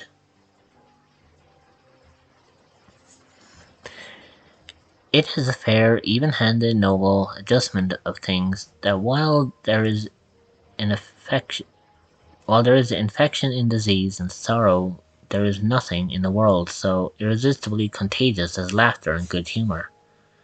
When Scrooge's nephew laughed in this way, holding his sides, rolling his head, and twisting his face into the most exaggerative contortions, Scrooge's niece by marriage laughed as heartily as he, and their assembled friends, being not a bit be behind it, roared out lustily, "Ha ha ha ha!" "He said that Christmas was a humbug, as I live," cried Scrooge's nephew. "He believed it too." "More shame to him, Fred," said Scrooge's niece indignantly.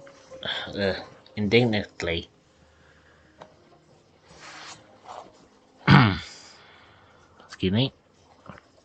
I'm actually going to take a hydrate here for a second because my throat's actually drying up. Welcome to the most chill Christmas Carol stream ever. Well, it's as chill as it's going to get because I don't want to be putting people to sleep. But I do hope everyone enjoys their coziness around the fire as I tell this tale.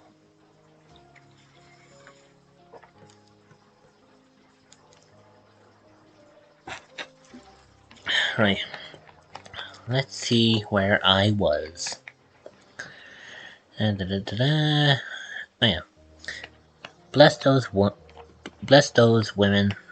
They never do anything by halves. They are always in earnest.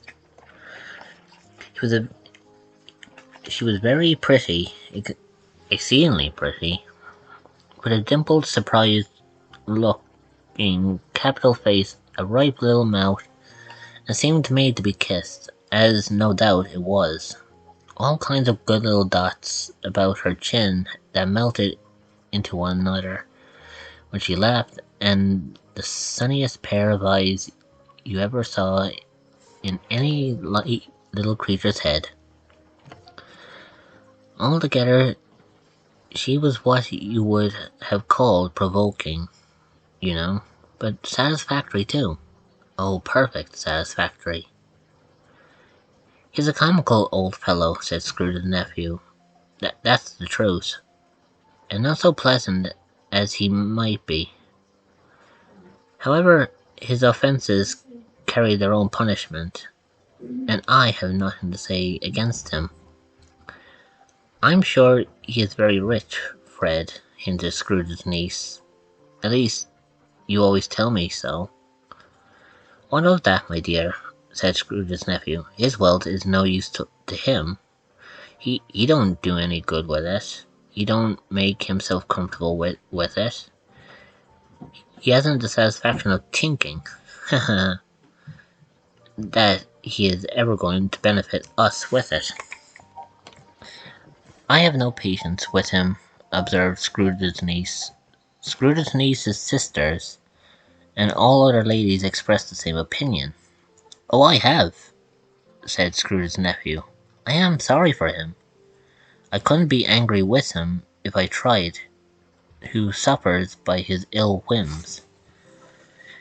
Himself always here, he takes it to his head to dislike us, and he won't come to dine with us. What's the coincidence? He don't lose much of a dinner." "Indeed, I think he loses a very good dinner," interrupted Scrooge's niece. "Everybody else said the same. They must be allowed to have been competent judges, because they had just had dinner, and with the dessert upon the table, were clustered around the fireplace by lamplight." "Well, I'm very glad to hear it," said Scrooge's nephew, "because I haven't great faith in these young housekeepers. What do you say, Topper?" Topper had clearly got his eye upon one of Scrooge's niece's sisters, for he answered that a bachelor was a wretched outcast, who had no right to express an opinion on the subject, whereat Scrooge's niece's sisters, the plump one with a lace tucker, not the one with the roses, blushed. "Do go on, Fred," said Scrooge's niece, clapping her hands. "He never finished what he begins to say. He is such a ridiculous fellow." Scrooge's nephew revelled in another laugh, and as it was impossible to keep the infection off, true, the plump sister tried hard to do it with an aromatic vinegar. His example was unanimously followed.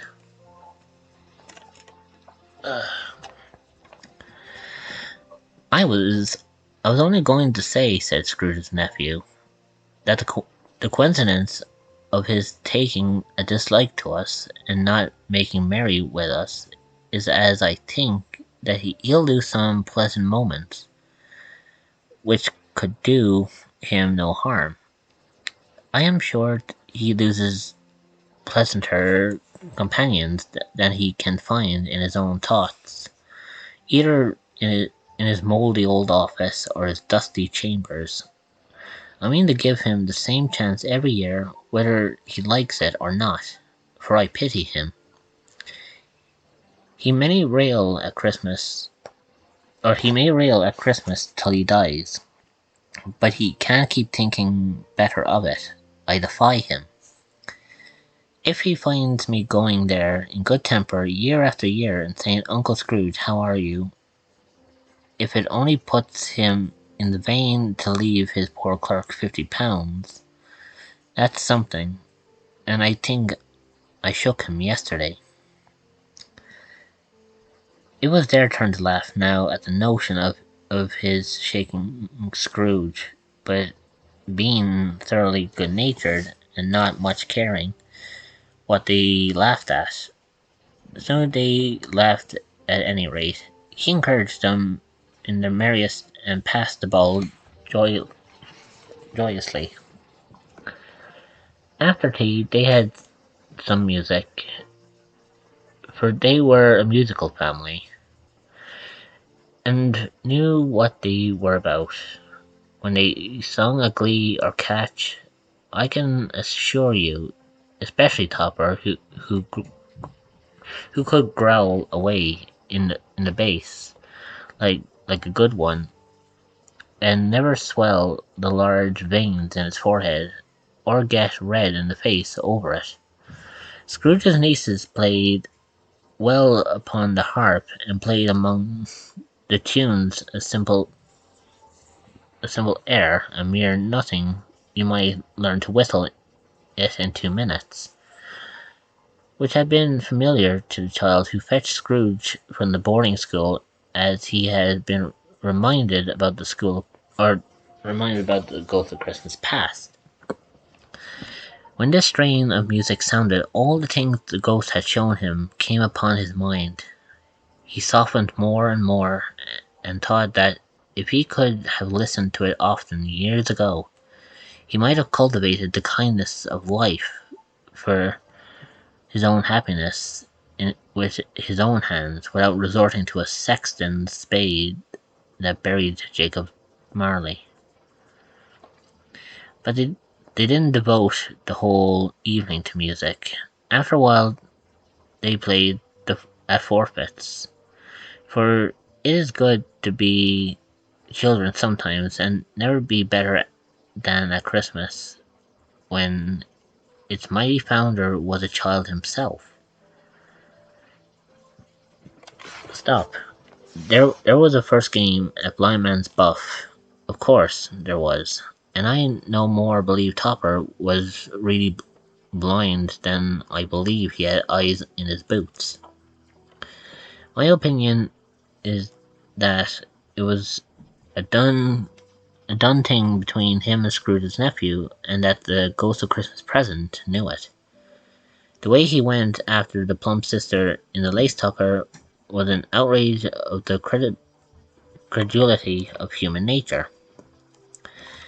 Knocking down the fire irons, tumbling over the chains, bumping up against the piano, smothering himself among the curtains. Wherever she went, there he. Sorry, excuse me. Wherever she went, there he went.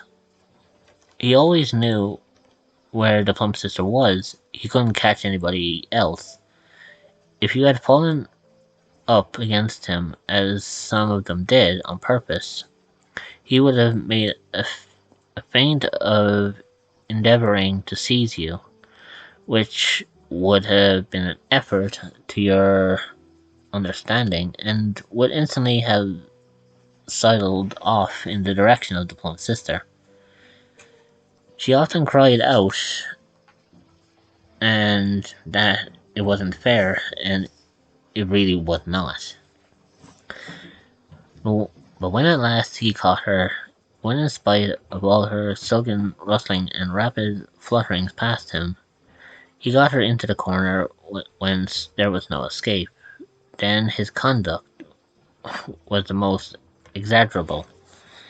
For his pretending to not know her, his pretending that it was necessary to touch her headdress, and further to assure himself of her identity by pressing a certain ring upon her finger and a certain chain around her neck, was vile monstrous. No doubt she told him her opinion of it, while another blind man being in office, they were so very confidential together behind the curtains.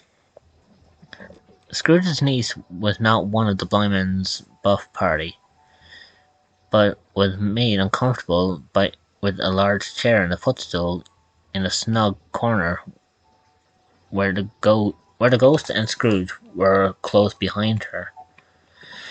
But she joined in the forfeits, and loved her love to admiration with all the letters of the alphabet.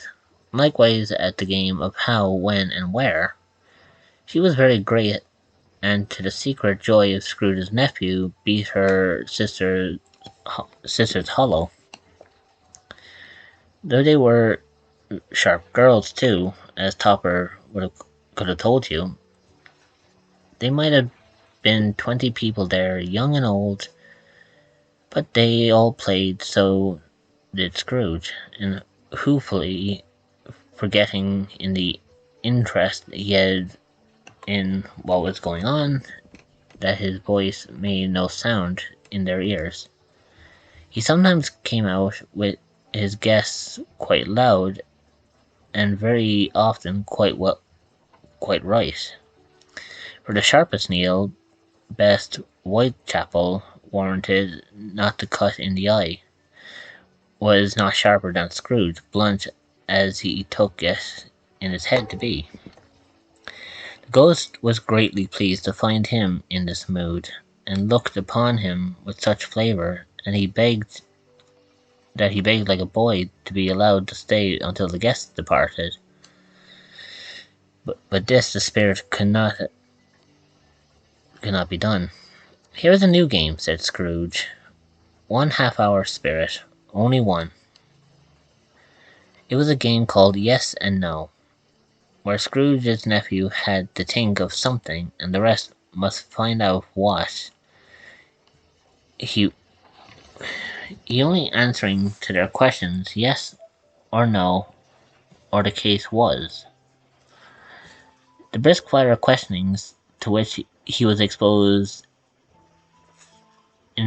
elicited from him that he was thinking of an animal, a live animal, rather a disagreeable animal, a savage animal, an animal that growled and grunted sometimes, and talked sometimes, and lived in London, and walked about the streets, and wasn't made a show of, and wasn't led by anybody, and didn't live in a menagerie, and was never killed in a market, or was not a horse, or an ass, or a cow, or a bull, or a tiger, or a dog, or a pig, or a cat, or a bear.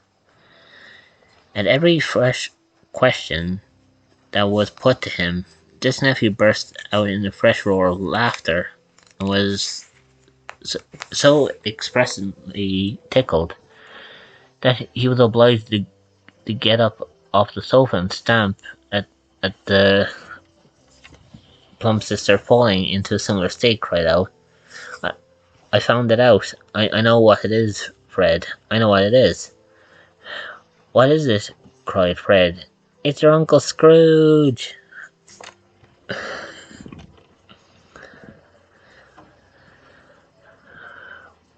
Which it certainly was. Admiration was the universal sentiment. Though some objected that the reply to "Is it a bear?" ought to have been yes, inasmuch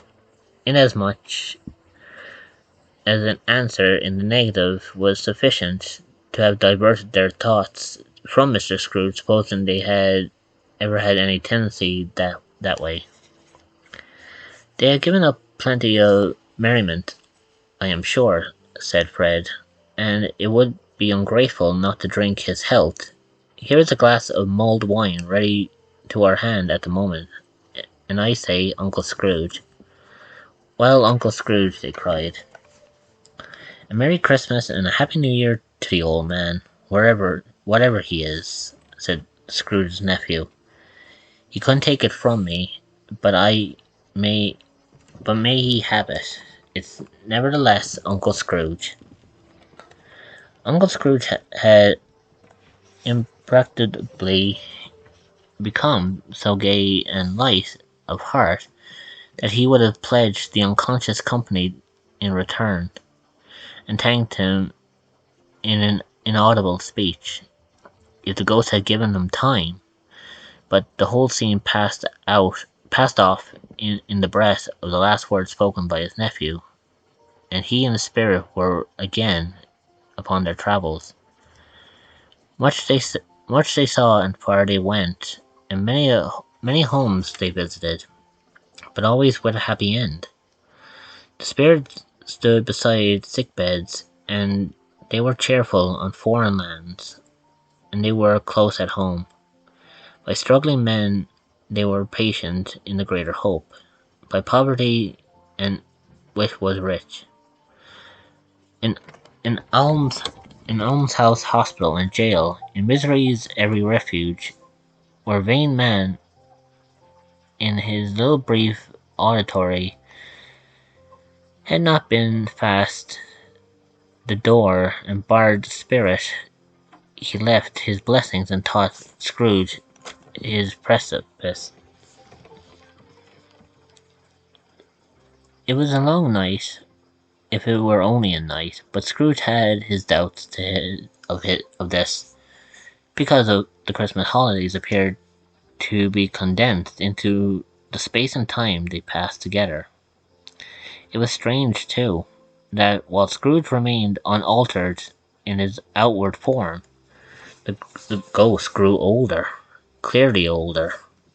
Scrooge had observed this change, but never spoke of it, until they left a children's 12th night party. When looking at the spirit as they stood together in an open place and noticed that his hair was grey. Are spirits' lives so short? Asked Scrooge. My life upon the globe is very brief, replied the ghost. It ends tonight. Tonight? Cried Scrooge. Tonight at midnight. Hark, the time is drawing near.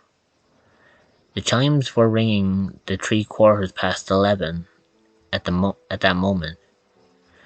Forgive me if I am not justified in what I ask, said Scrooge, looking intently at the spirit's robes. But I see something strange and not belonging to yourself protruding from your skirts. Is it a foot, or is it a claw? It might be a claw, for the flesh there upon it, was the spirit's sorrowful reply. Look here. From the foldings of his robe it brought two children, wretched, abject, frightful, hideous.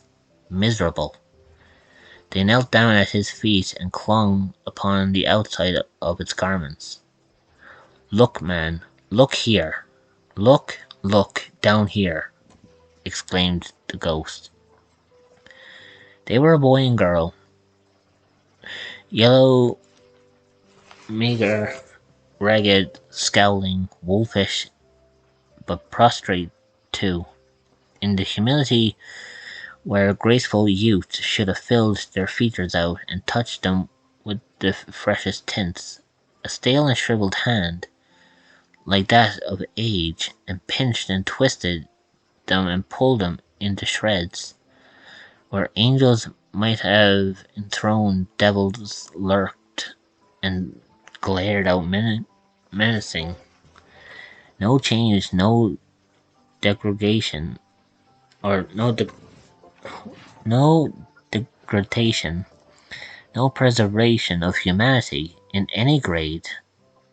Through all the mysteries of wonderful creations had monsters half so horrible and dread. Scrooge started back, appalled, having them shown him in this way. They tried to say they were fine children, but the words choked themselves rather than be the parties to a lie of such enormous magnitude. "Spirit, are these yours?" Scrooge could say no more. "They are man's," said the spirit, looking down upon them, "and they cling to me, appalling from their fathers. This boy is ignorance, this girl is want. Beware them both and all of their degree, but most of all beware this boy, for on his brow I see that written which is doom. Unless the writing be erased, deny it," cried the spirit, stretching out his hand towards the city. "Slander those who tell it ye. Admit it for your factious purposes, and make it worse and abide the end." "Have they no refuge or resource?" cried Scrooge. "Are they no prisoners?" said the spirit, turning on him for the last time with his own words. "Are there no workhouses?" The bell struck 12. Scrooge looked about him for the ghost and saw it not. As the last stroke ceased to vibrate, he remembered the prediction of an old Jacob Marley, and lifting up his eyes, beheld a solemn phantom, draped and hooded, coming like a mist along the ground towards him. And with that, I'm actually going to take another minute so that I'm going to take a small little break for myself, but rather than me going into a BRB, I am going to pop into the just chatting segment, and I'm going to try to catch up with chat while I was conversing on that chapter. For you see,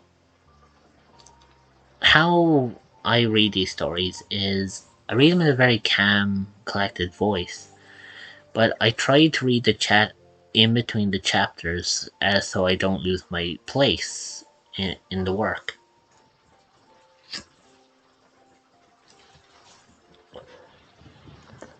But I do hope you are all enjoying such, I hope you're enjoying the the story so far. And I really do hope that I can provide you with what I assume is the last of the last chapter. Because for those of you who are aware of A Christmas Carol, we have now thus far seen two of the Christmas spirits, which means there's only the ghost of Christmas yet to come. And we all know what that story entails. But I can tell you one thing: we are coming to the stretch of the story now.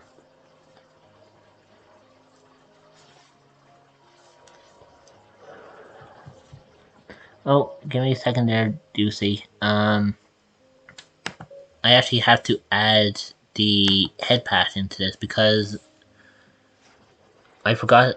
Um, I actually forgot that I had head pass enabled. Just give me 2 seconds.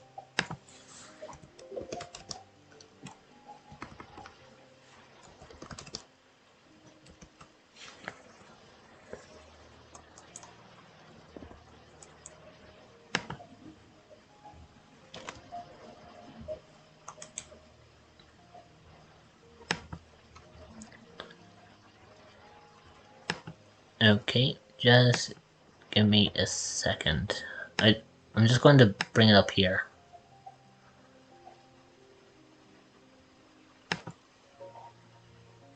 Nope, that's not the one I was looking for. Where did I put that? No, that's not it. But welcome in, Deucey.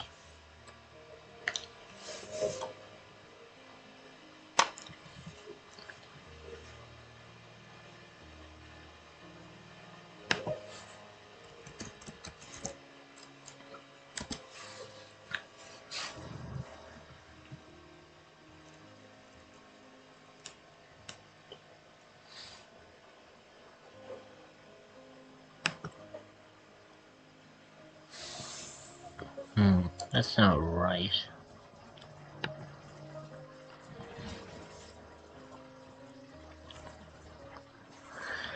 Yeah, I'm just trying to set up the ad patch here because I don't actually have it on the scene, but I need to enable it. I just need to actually find the right one, otherwise I can't, it'll bring up the wrong one.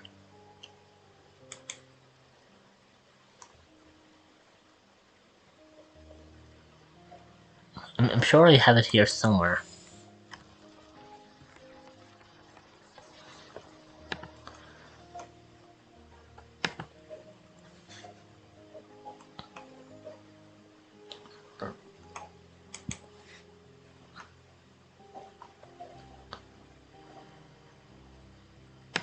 Don't worry, I will find it.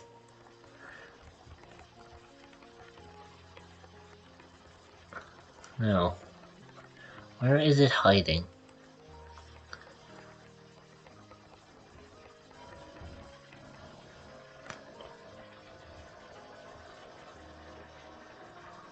I know it's around here somewhere.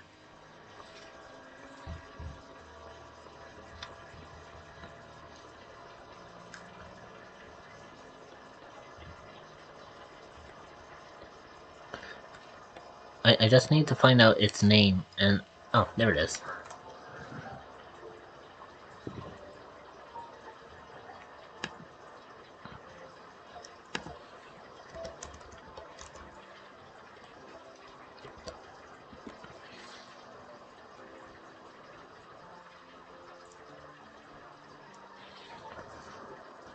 There we go.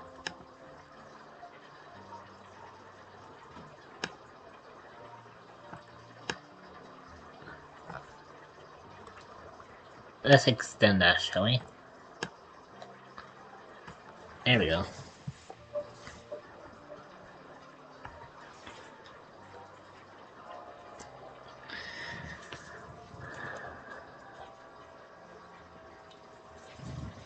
Oh, I know. I know you. I'm sure all of you have amazing points, but I always try to make out. I always try to make good on everyone's redeems.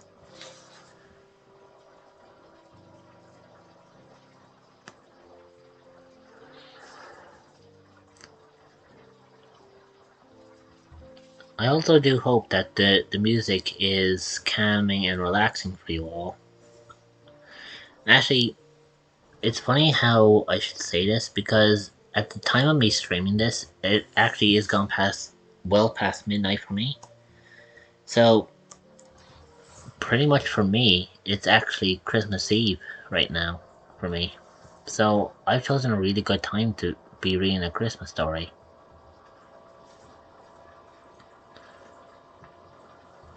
But we are definitely on to the home stretch now of, you know, we are definitely on to the home stretch of the story now. There's no, I believe there's only like maybe one or two chapters left of this. I know there's like about 30 odd pages left, but so far we went through 60 pages in the stream already, so I'm sure I can finish this off in one stream.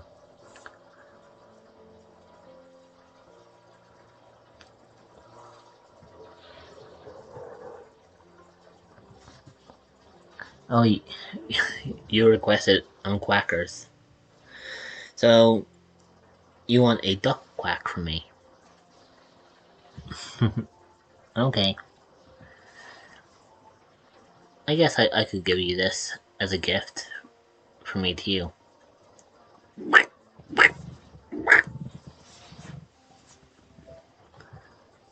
It's not the best duck quack, but it's as good as I can imagine it.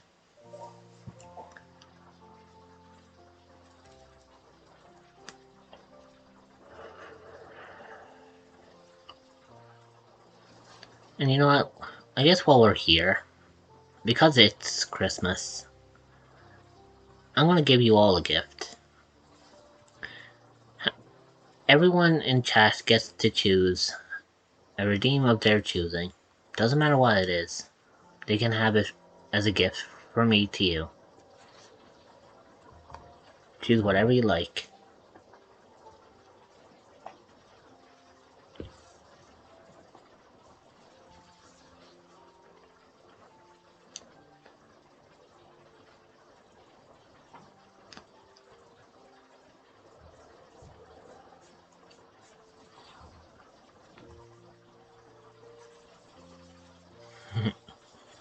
You know, tonight's been a very chilled night. And to be fair, I'm kinda happy with how things are going. Because, you know why? This is how I planned my last stream for 2021. I wanted it to be fun. I wanted it to be enjoyable for everyone. And as long as you're all enjoying it, that's all that matters.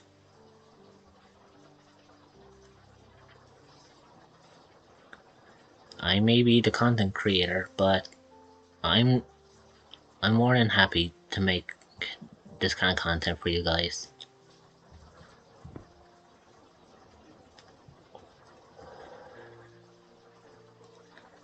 Oh, you know, before we go back to the story, I do have one little announcement I do want to make. I know some of you may have seen me as I am through a camera that have shown up in my clips. But I have made, I've been thinking a lot over the last few days, and because you guys like my whole avatar persona and how I look, I decided that this is going to become a permanent look for me. So,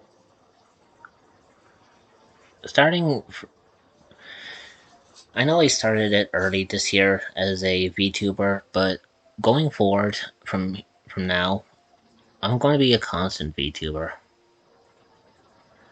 And for me to be a VTuber, it works out a lot better for me because it's not the fact that I hide how I am in real life, but it's the fact that I can do a lot more in a VTuber style than what I can do in real life. Like, I know for those of you who went through my channel points, you know that I have redeems there that allows you to change my avatar by any means of gender, by any looks as well.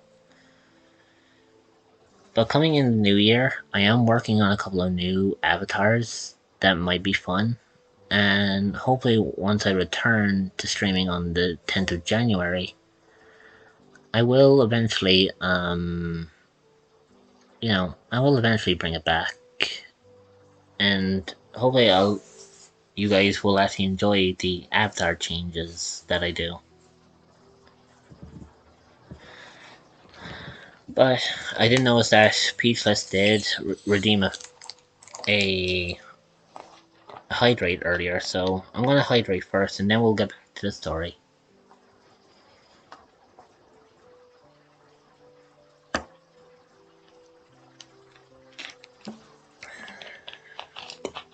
There we go.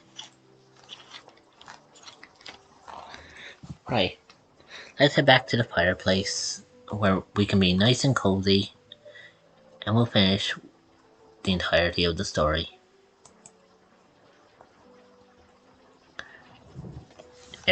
Everyone's settled in nice and cozy? Everyone got their hot drinks? Good. Then I'll continue. Chapter 4: The Last of the Spirits.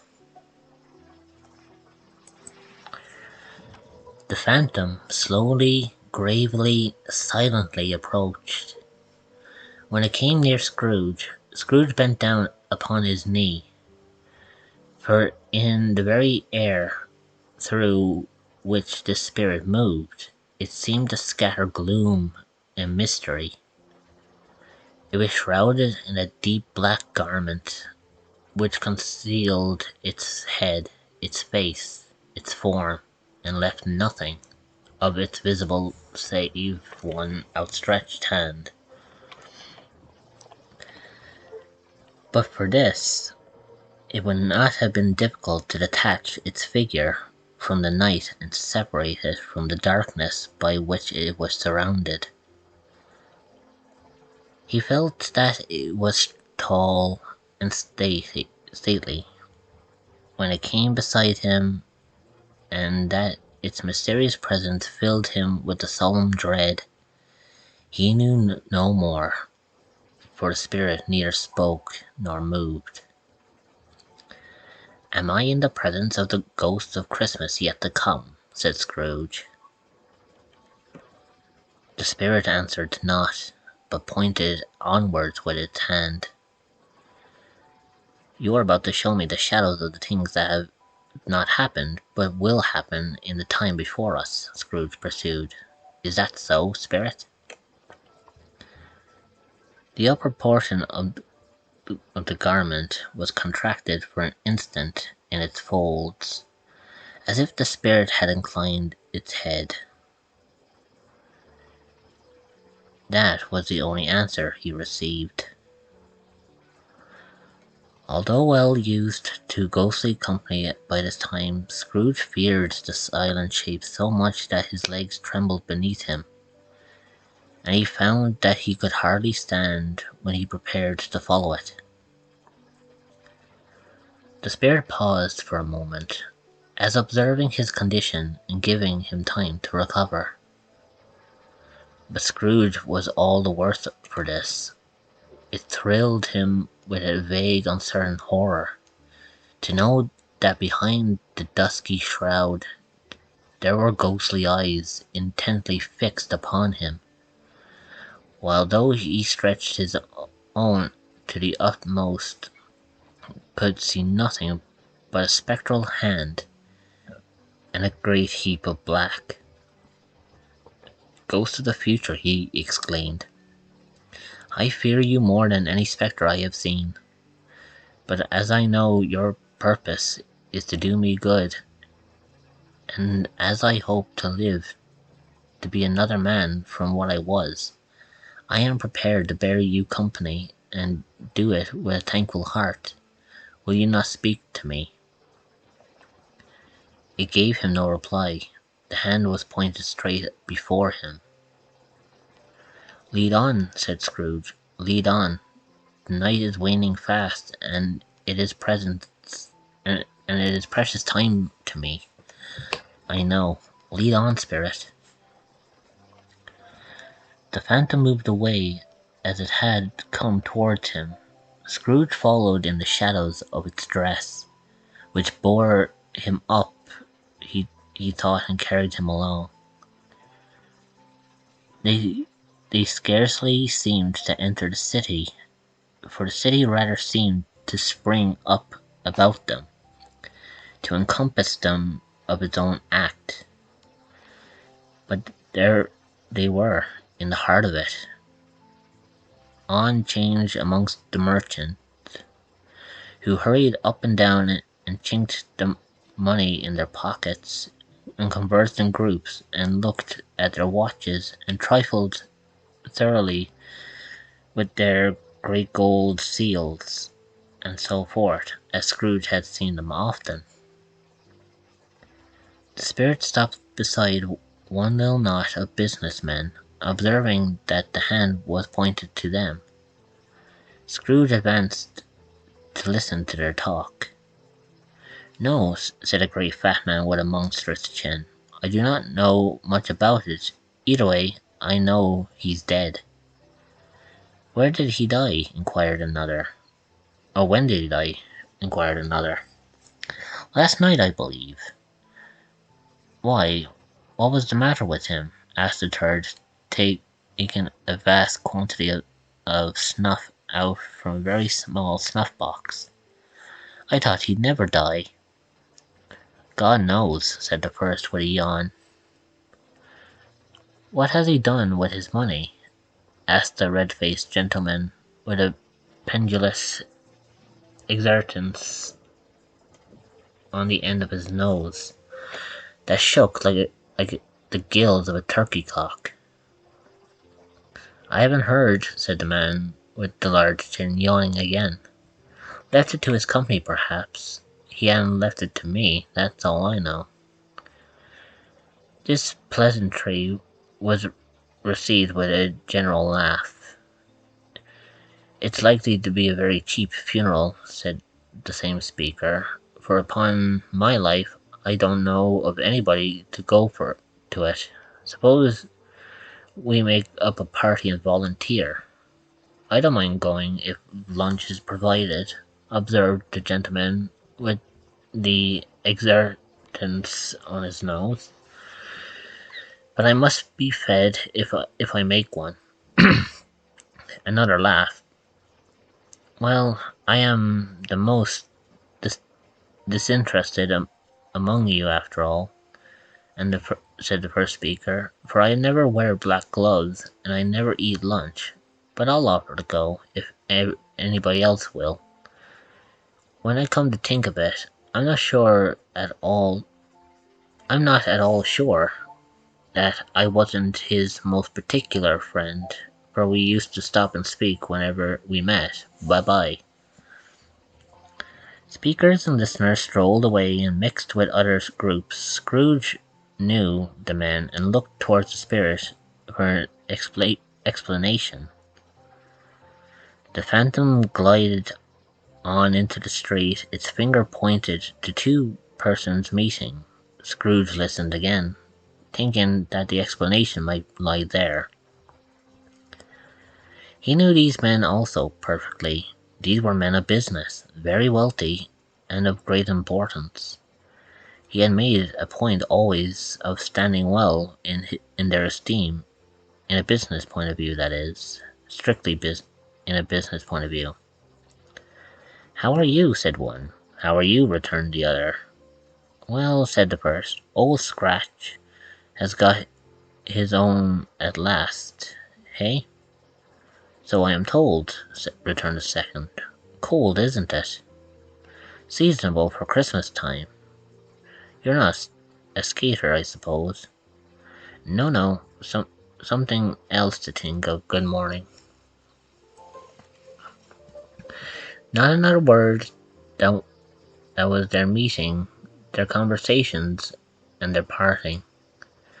Scrooge was at first inclined to be surprised that the Spirit should attach importance to conversations apparently so trivial, but feeling assured that they must have some hidden purpose, he set himself to consider what was likely to be.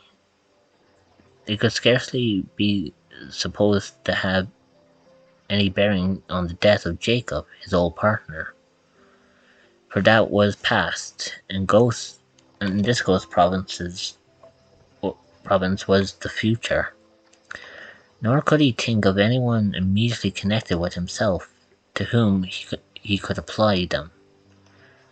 When nothing doubting that to whomsoever they applied, they had some lament and moral for his own improvement. He resolved to treasure up every word he heard and everything he saw, and especially to observe the shadow of himself when it appeared. For he had an expectation that the conduct of his future self could give him the clue he missed, and would render the solution of these riddles easily. He looked about in that very place for his own image, but another man stood in his accustomed corner, and through the clock pointed to its usual time of day for nothing there, he saw no likeness of himself among the multitudes that poured in through the porch. It gave him little surprise, however, for he had been revolving in his mind a change of life, and thought and hoped he saw his newborn resolutions carried out in this. Quiet and dark beside him stood the phantom, with its outstretched hand. When he roused himself from his thoughtful quest, he fancied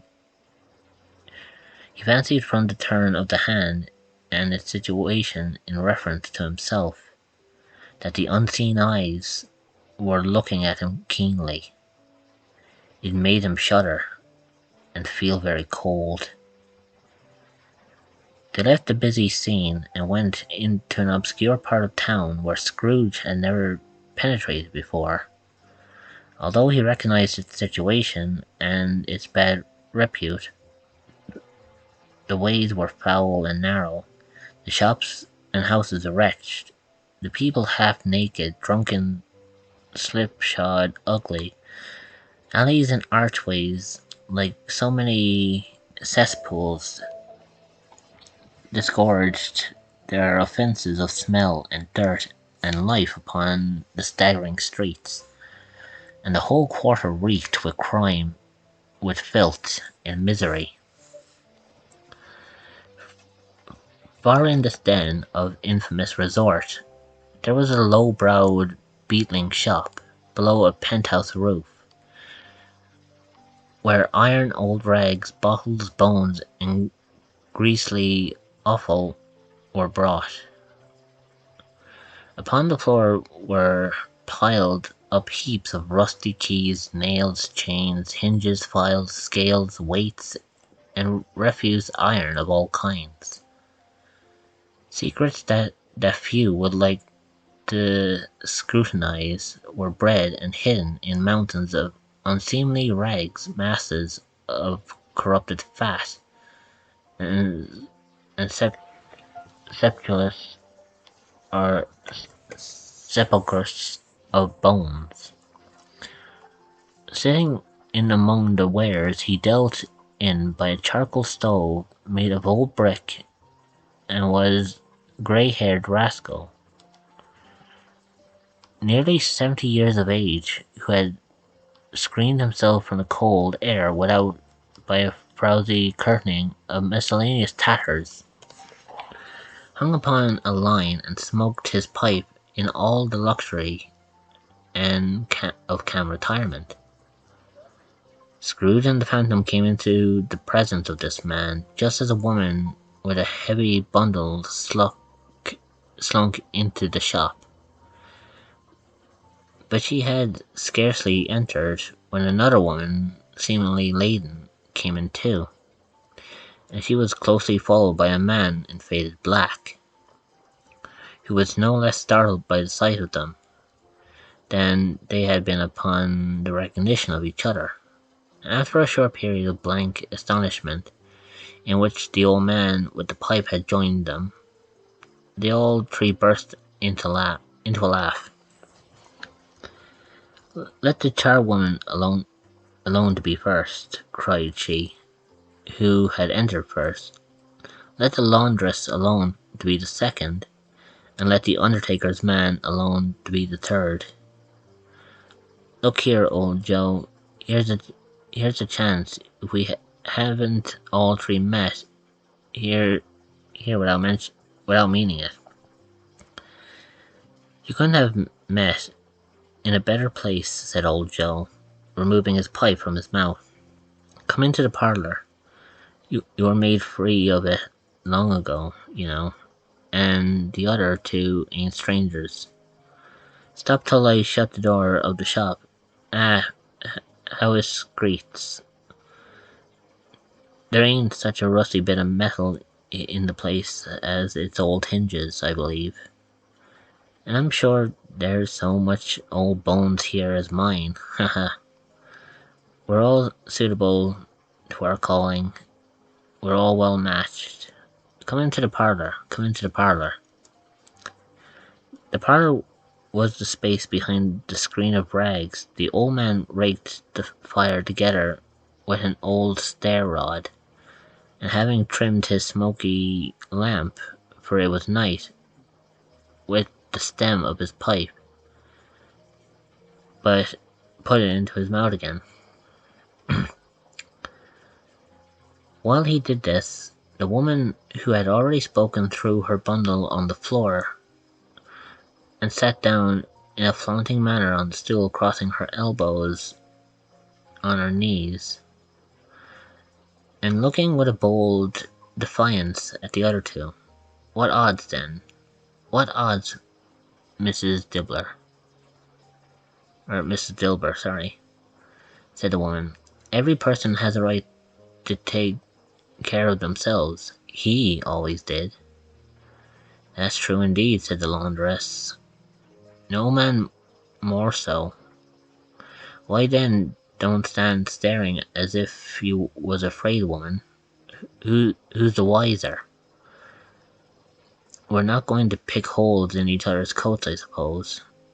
"No, indeed, Mrs. Dilber and the man together. We should hope not." "Very well then," cried the woman. "That's enough. Who's the worse for the loss of a few things like these? Not a dead man, I suppose." "No, indeed," Mrs. Dilber said, laughing. "If he wanted to keep him after he was dead, a wicked old screw," pursued the woman. "Why wasn't he natural in his lifetime? If he had been, he'd have had somebody to look after him when he was struck with death, instead of lying gasping out his last there alone by himself." "It is the truest words that ever was spoken," said Mrs. Dilber. "It's a judgment on him." "I wish it was a little heavier judgment," replied the woman, "and it should have been you may depend upon it. If I could have laid my hands on anything else, open that bundle, old Joe, and let me know the value of it. Speak it plain. I'm not afraid to be the first, nor afraid for them to see it. We knew pretty well that we were helping ourselves before we met here. I believe it's no sin. Open the bundle, Joe." But the gallantry of her friends would not allow of this, and the man faded in black, mounting the breach first, produced his plunder. It was not extensive. A seal or two, a pencil case, a pair of sleeve buttons, and a brooch of no great value were all. They were severely examined and appraised by old Joe, who chalked the sum he was disposed to give for each upon the wall, and added them up into a total when he found out there was nothing more to come. "That's your account," said Joe. "I wouldn't give another sixpence, but If I was to be boiled for not doing it, who's next? Mrs. Dilber was next. Sheets and towels, a little wearing apparel, 2 old-fashioned silver teaspoons, a pair of sugar tongs, and a few boots. Her account was stated on the wall in the same manner. I always give too much to ladies. It's a weakness of mine, and that's the way I ruin myself, said old Joe. That's your account. If you asked me for another penny and made it an open question, I'd repent for being so liberal and knock off half-a-crown. And now undo my bundle, Joe, said the first woman. Joe went down on his knees for the greater convenience of opening it, and having unfastened a great many knots, dragged out a large and heavy roll of some dark stuff. What do you call this? Said Joe. Bed curtains. Ah, returned the woman, laughing and leaning forward on her crossed arms. Bed curtains. You don't mean to say you took 'em down, rings and all, with him lying there, said Joe. Yes, I do, replied the woman. Why not? You were born to make your fortune, said Joe, and you'll certainly do it. I certainly shan't hold my hand when I can get anything in it by reaching it out, for the sake of such a man as he was. I promise you, Joe, returned the woman coolly. Don't drop that oil upon the blankets now. His blankets? Asked Joe. Who else do you think? Replied the woman. He isn't likely going to take cold without 'em, I dare say. I hope he didn't die of anything catching, eh? Said old Joe, stopping in his work and looking up. Don't you be afraid of that, returned the woman.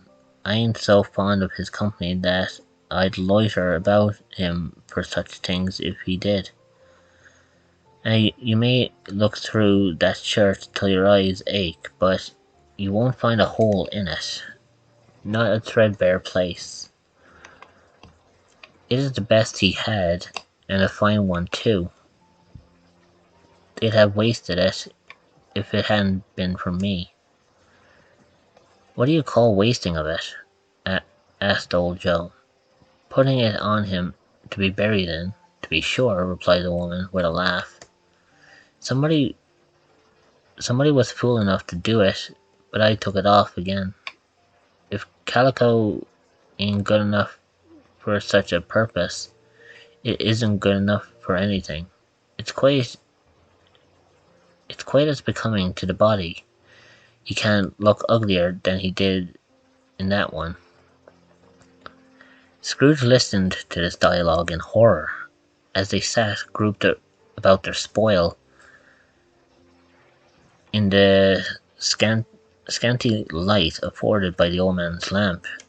He viewed them with a disdain and disgust which could hardly have been greater though they had been obscene demons marketing the corpse itself. Ha ha, laughed the same woman when old Joe, producing a flannel bag with money in it, told out their several gains upon the ground. This is the end of it, you see. He frightened every one away from him when he was alive, to profit us when he was dead. Ha ha ha. Spirit, said Scrooge, shuddering from head to foot. I see. The case of this unhappy man might be my own. My life tends that way now. Merciful heaven, what is this? He recoiled in terror, for the scene had changed and now almost touched a bed, a bare, uncurtained bed, on which beneath a ragged sheet there lay something covered up, which through it was dumb announced itself in awful language. The room was very dark, too dark to be observed with any accuracy. Through Scrooge's Though Scrooge glanced around it in abundance to a secret impulse, anxious to know what kind of room it was. A pale light rising in the outer air fell straight upon the bed, and on it plundered, berthed, unwashed, unwept, uncared for, was the body of this man. Scrooge glanced towards the phantom. Its steady hand was pointed to the head. The cover was so carelessly adjusted that the slightest raising of it, the motion of a finger upon Scrooge's part, would have disclosed the face. He thought of it, felt how easy it would be to do, and longed to do it, but had no more power to withdraw the veil than to dismiss the spectre at his side. O cold, cold, rigid, dreadful death, set up thine altar here, and dress it with such terrors as thou hast at thy command, for this is thy dominion. But of the loved, revered, and horrored heed, thou canst not turn one hair to thy dread purposes, or make one feature odious. It is not that the hand is heavy and will fall down when released. It is not that the heart and pulse are still, but that the hand was open, generous and true, the heart brave, warm and tender, and the pulse a man's shadow strike, and see his good deeds springing from the wounds to sow the world with life immortal. No voice pronounced these words in Scrooge's ears, and yet he heard them when he looked upon the bed. He thought if this man could be raised up now, what would be his foremost thoughts? Everence, hard-dealing, gripping cares. They have brought him to a rich end, truly. He lay in the dark, empty house, with not a man, a woman, or a child to say that he was kind to me, in this or that, and for the memory of one kind word, I will be kind to him. A cat was tearing at the door, and there was a sound of gnawing rats beneath the hearthstone. What they wanted in the room of death, and why they were so restless and disturbed, Scrooge did not dare to think. "Spirit," he said, "this is a fearful place. In leaving it, I shall not leave its lesson. Trust me. Let us go." Still the ghost pointed with an unmoved finger to the head. "I understand you," Scrooge returned, "and I would do it, if I could. But I have not the power, Spirit. I have not the power." Again it seemed to look upon him. "If there is any person in the town who feels emotion caused by this man's death," said Scrooge, quite agonized, "show that person to me, Spirit, I beseech you." The phantom spread its dark robe before him for a moment, like a wing, and withdrawing it, revealed a room by daylight, where a mother and her children were. She was expecting someone with an anxious eagerness, for she walked up and down the room, started at every sound, looked out the window, glanced at the clock, tried, but in vain, to work with her needle, and could hardly bear the voices of the children in their play. At length the long-expected knock was heard. She hurried to the door and met her husband, a man whose face was careworn and depressed, though he was young. There was a remarkable expression in it now, a kind of serious delight of which he felt ashamed, which he struggled to repress. He sat down to the dinner that had been hoarding for him by the fire, and when she asked him faintly what news, which was not until after a long silence, he appeared embarrassed how to answer. "Is it good," she said, "or bad, to help him?" "Bad," he answered. "We are quite ruined." "No, there is hope yet, Caroline. If he relents," she said, amazed. "There is nothing in past hope, if such a miracle has happened." "He is past relenting," said the husband. "He is dead."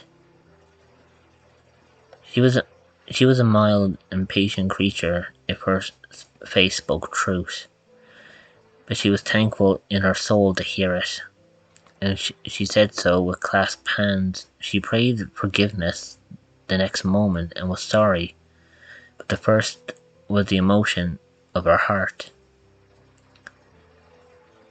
When the half-drunken woman whom I told you of last night said to me, when I tried to see him and obtain a week's delay, and what I thought was a mere excuse to avoid me, turns out to have been quite true.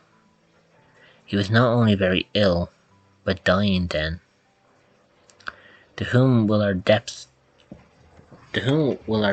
be transferred?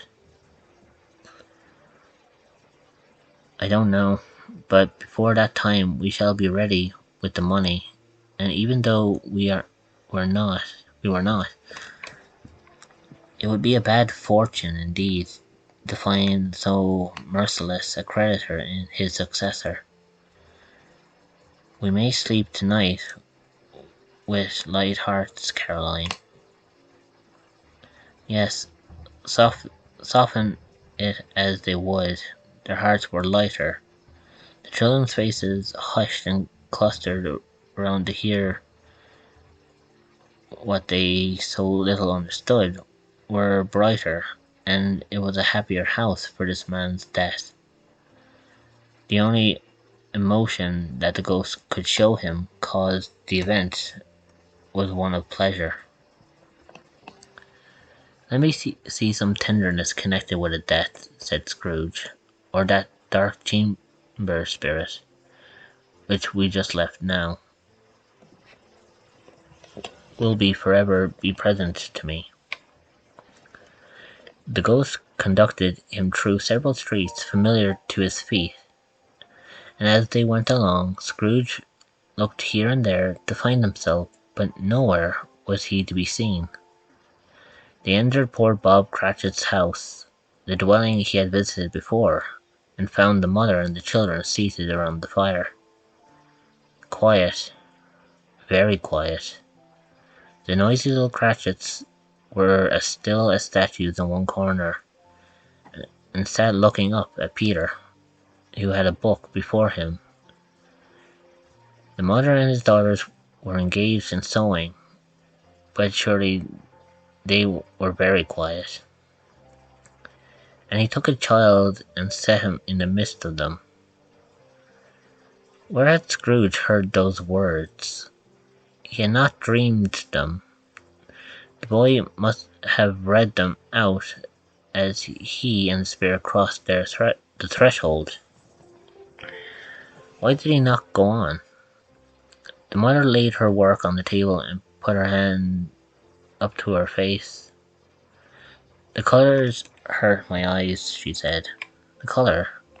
Ah, poor Tiny Tim."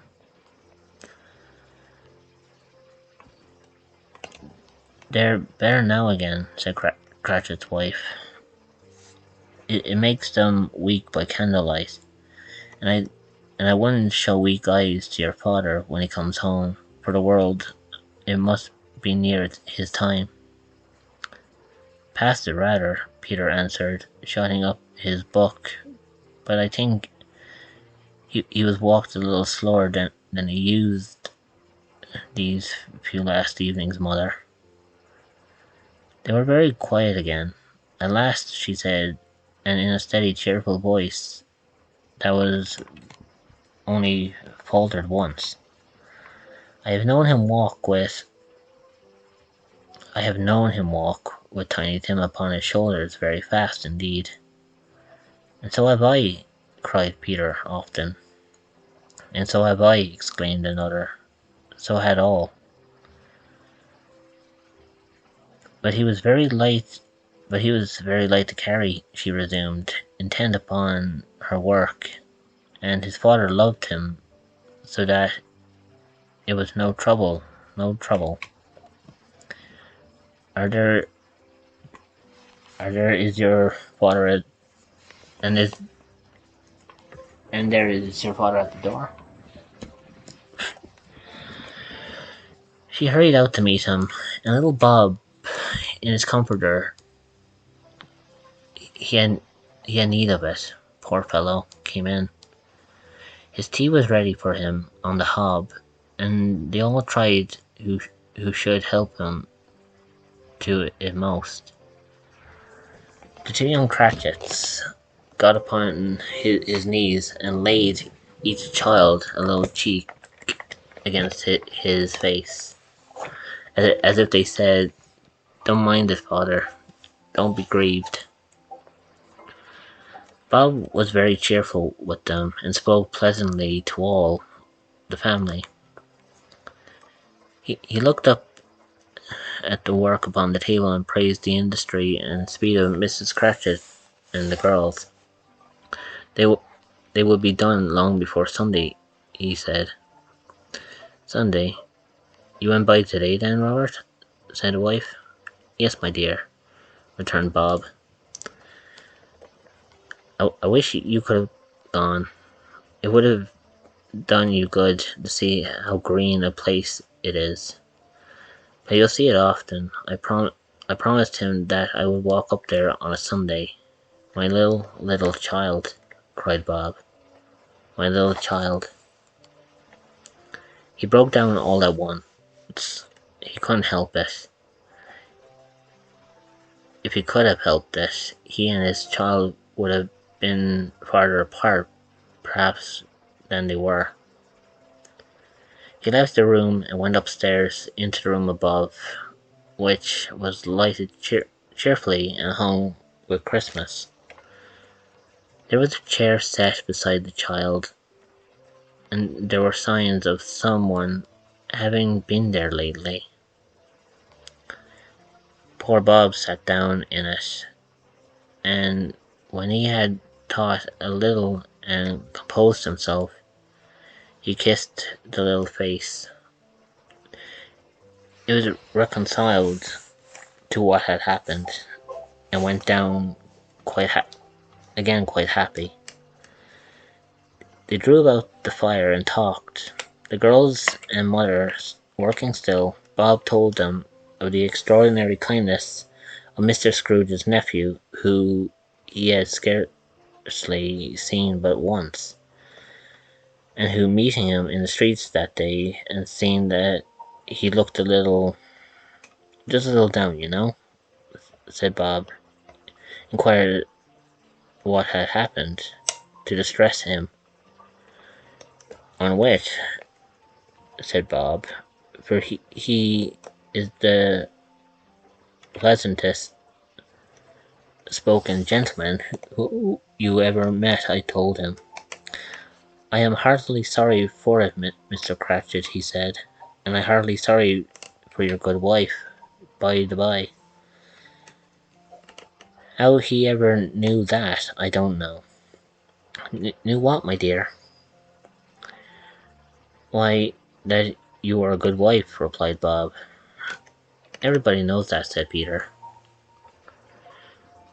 Very well observed, my boy, cried Bob. I hope they do heartily Oh yeah, I hope they do. Heartily sorry, he said, for your good wife. If I can be of service to you in any way, he said, giving me his card. That's where I live. Pray come to me. Now it wasn't, cried Bob, for the sake of anything he might be able to do for us, so much as for his kind way, that this was quite delightful. It really seemed as if he had known our Tiny Tim and felt with us. I'm sure he's a good soul, said Mrs. Cratchit.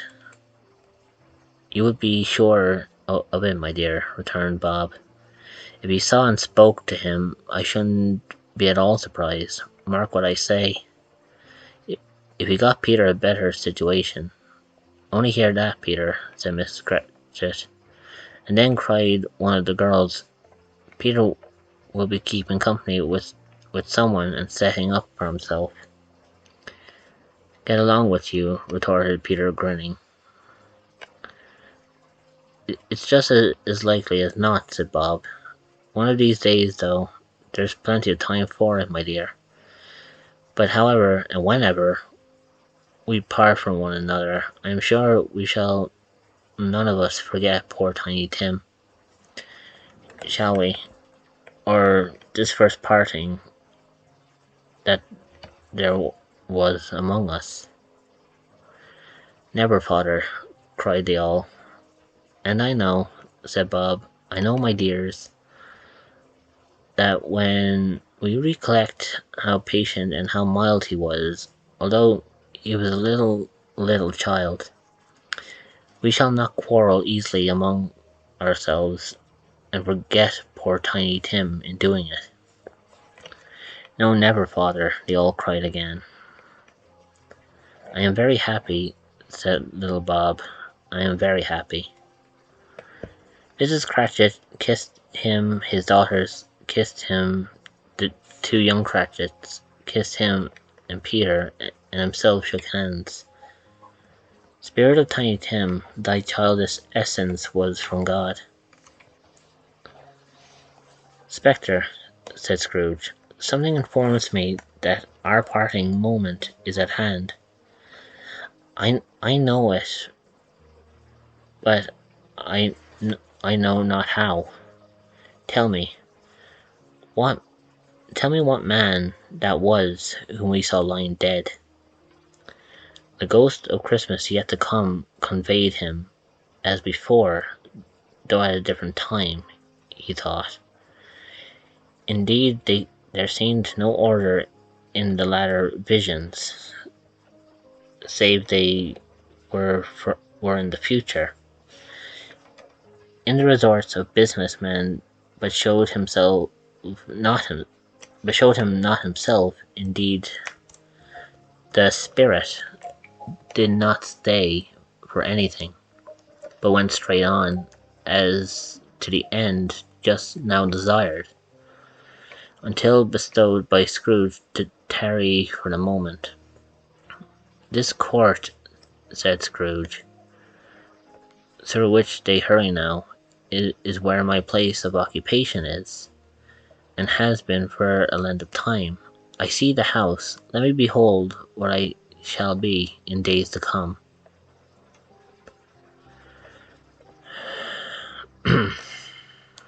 Alright, the spirit stopped. The hand was appointed elsewhere. The house is yonder, Scrooge exclaimed. Why do you point away? The inexorable finger underwent no change. Scrooge hastened to the window of his office and looked in it. It was an office still, but not his. The furniture was not the same, and the figure in the chair was not himself. The phantom pointed as before. He joined it once again by wondering why and whither he had gone, accompanied it until they reached an iron gate. He paused to look around before entering. A churchyard. Here then, the wretched man whose name he had now to learn lay underneath the ground. It was a worthy place, walled in by the houses, overrun by grass and weeds, the growths of vegetation's death, not life, choked up with too much burying. Fat with replented appetite, a worthy place. The spirit stood among the graves, and pointed down to one. He advanced towards it trembling. The phantom was exactly as it had been, but he dreaded that he saw new meaning in its solemn shape. Before I draw nearer to that stone to which you point, said Scrooge, answer me one question. Are these the shadows of what things that will be, or are they shadows of things that may be only? Still the ghost pointed downwards to the grave by which it stood. Men's courses will foreshadow certain ends, to which, if persevered in, they must lead, said Scrooge. But if the courses be departed from, the ends will change. Say it is thus with what you show me. The spirit was immovable as ever. Scrooge crept towards it, trembling as he went, and following the fingers reading upon the stone of the neglected grave of his own name, Ebenezer Scrooge. Am I the man who lay upon the bed? He cried upon his knees. The finger pointed from the grave to him and back again. No, spirit. Oh, no, no. The spirit, the finger still was there. Spirit, he cried, tight clutching at its robes. Hear me, I am not the man I was. I will not be the man I must have been. But for this intercourse, why show me this, if I am past all hope? For the first time, the hand approached to shake. Good spirit, he pursued, as down upon the ground he fell before it. Your nature intercedes for me and pities me. Assure me that I yet may change these shadows you have shown me by an altered life. The kind hand trembled. I will honor Christmas in my heart and try to keep it all the year. I will live in the past, the present, and the future. The spirits of all three shall strive within me. I will not shut out the lessons that they teach. Oh, tell me I may sponge away the writing on the stone. In his agony, he caught the spectral hand. It sought to free itself, but he was so strong in his entreaty and detained it. The spirit, stronger yet, repulsed him. Holding his hand in a last prayer to have his fate reversed, he saw an alteration in the phantom's hood and dress. It shrunk, collapsed, and dwindled down into a bedpost. And now we move on to the last chapter, chapter 5, the end of it. Yes, and the bedpost was his own. Yeah, this is like the true version of A Christmas Carol. You know, all the other renditions that we've seen of it try to make it a little bit lighthearted, but this is like the true version of A Christmas Carol. But I assure you, it does get a lot, cheerful now, because we're on to the final chapter. And if you remember how the Christmas Carol goes, you know exactly what's about to happen. Yes, and the bedpost was his own. The bed was his own, the room was his own, best and happiest of all. The time before him was his own, to make amends in. I will live in the past, the present, and the future, Scrooge repeated as he scrambled out of bed. The spirits of all three shall strive within me. Oh, Jacob Marley, heaven and the Christmas time be praised for this. I say it on my knees, old Jacob, on my knees. He was so fluttered and so glowing with his good intentions that his broken voice would scarcely answer to his call. He had been sobbing violently in his conflict with the spirit, and his face was wet with tears. "They are not thrown down," cried Scrooge, folding one of his bed curtains in his arms.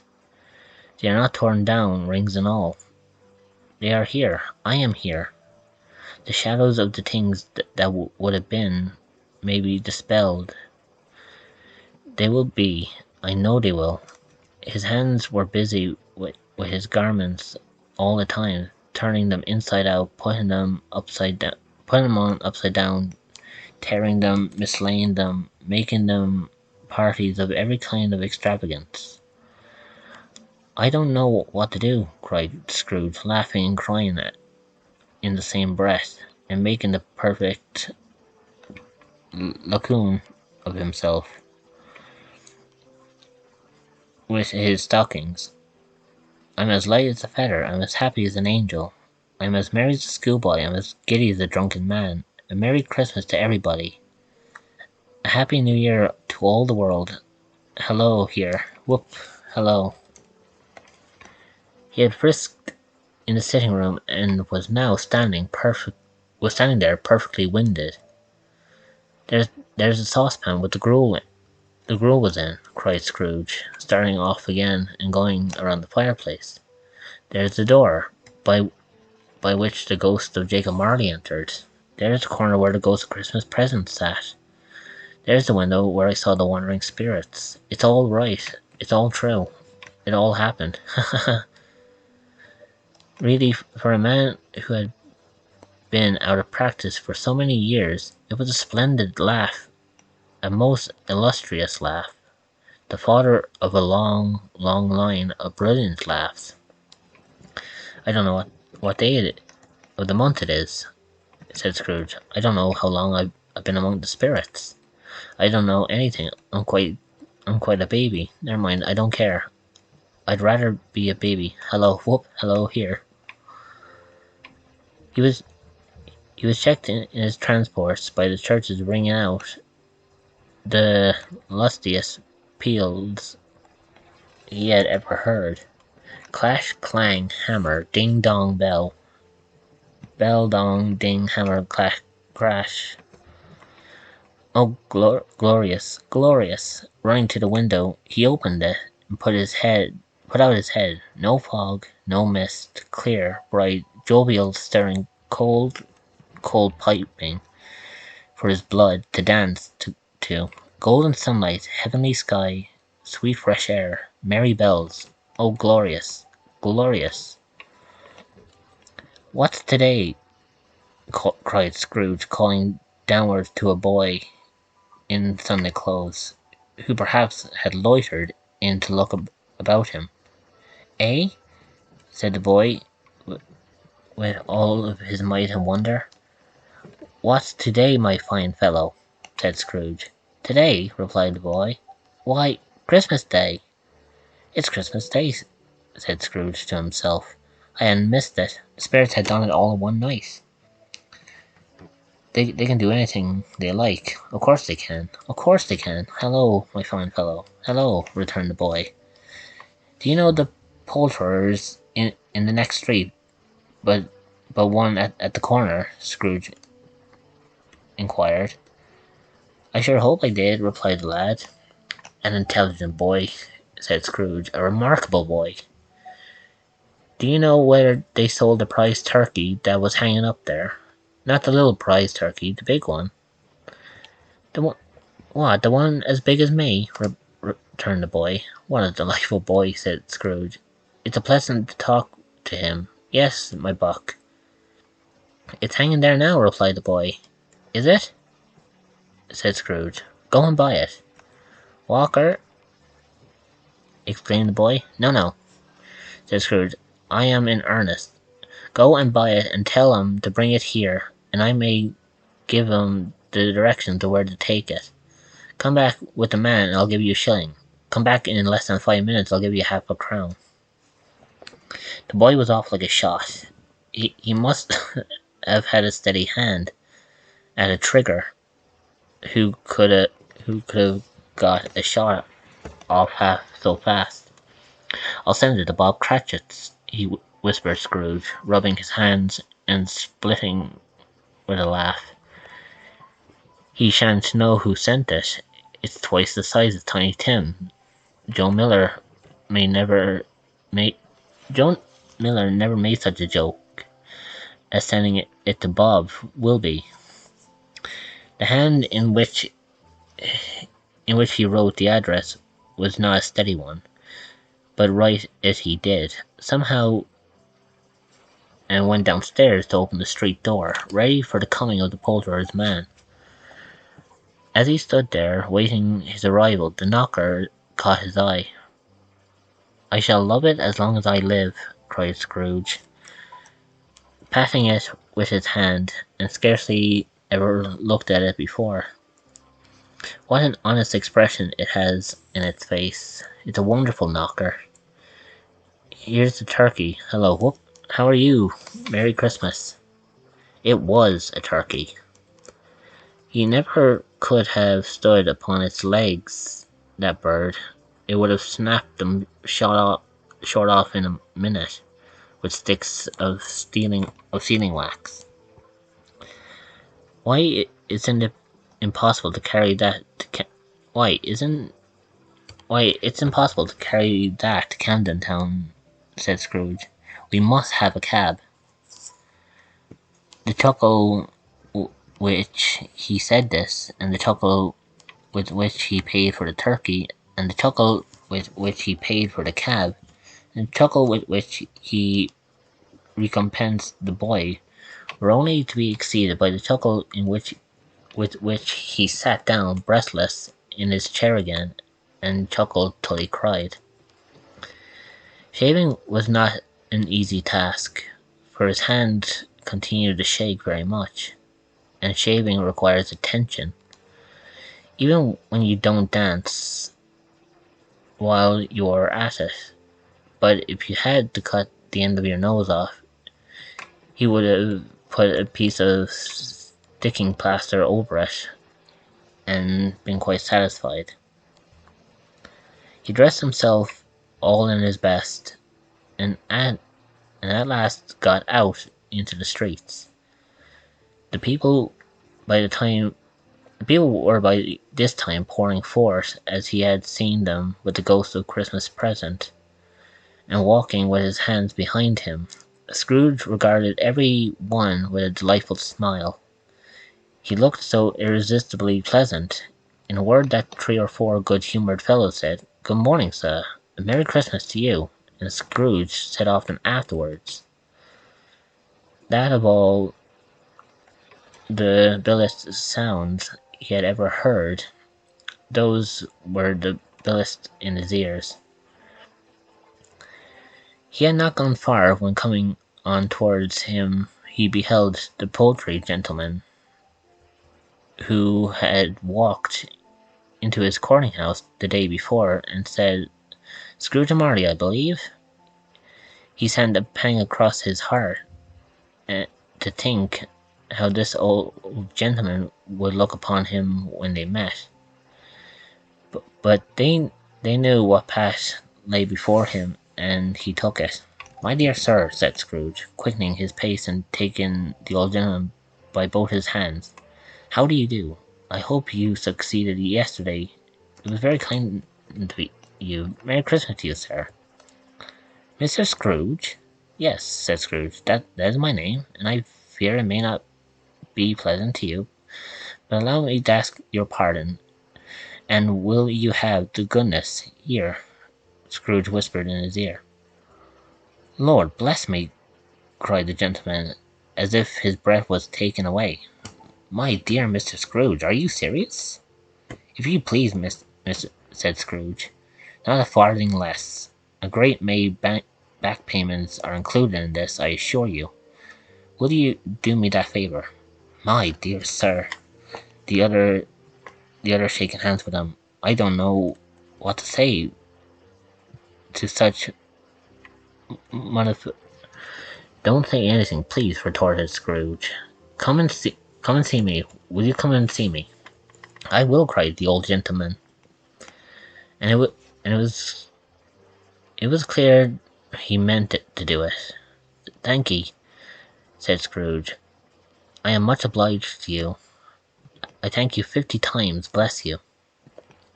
He went to church and walked about the streets and watched the people hurrying to and fro, and patted children on the head, and questioned beggars, and looked down into their kitchens of houses, and up to the windows, and found that everything could yield him pleasure. He had never dreamed that any walk, that anything, could give him so much happiness. In the afternoon he turned his step towards his nephew's house. He passed the door a dozen times before he had the courage to go up and knock, but he made a dash and did it. Is your master home, my dear? Said Scrooge to the girl. Nice girl. Very. Yes, sir. Where is he, my love? Said Scrooge. He's in the dining room, sir, along with mistress. I'll show you upstairs, if you please. Thank ye. He knows me, said Scrooge, with his hand already in the dining room lock. I'll go in there, my dear. He turned in gently and sidled his face in around the door.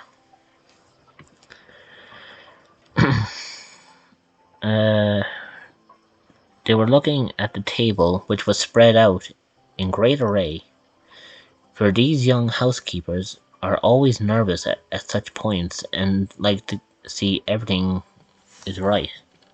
Fred, said Scrooge, dear heart alive, how is niece by marriage started? Scrooge had forgotten for the moment about her sitting in the corner with the footstool, or he wouldn't have done it on any account. Why, bless my soul, cried Fred, who's that? It's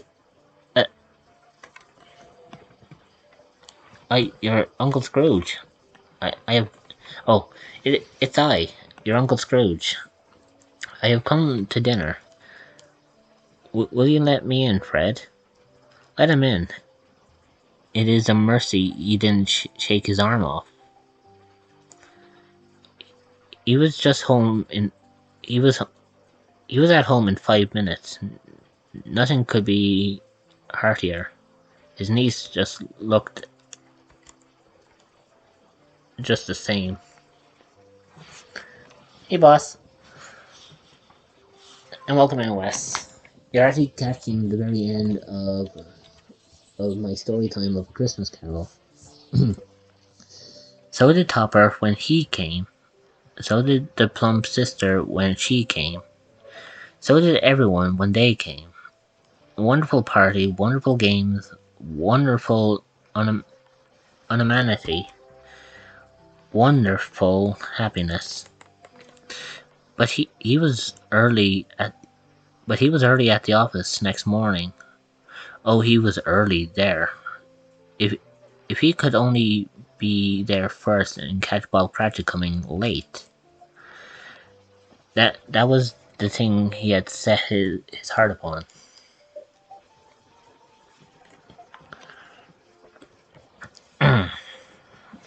I do hope you're doing well, boss.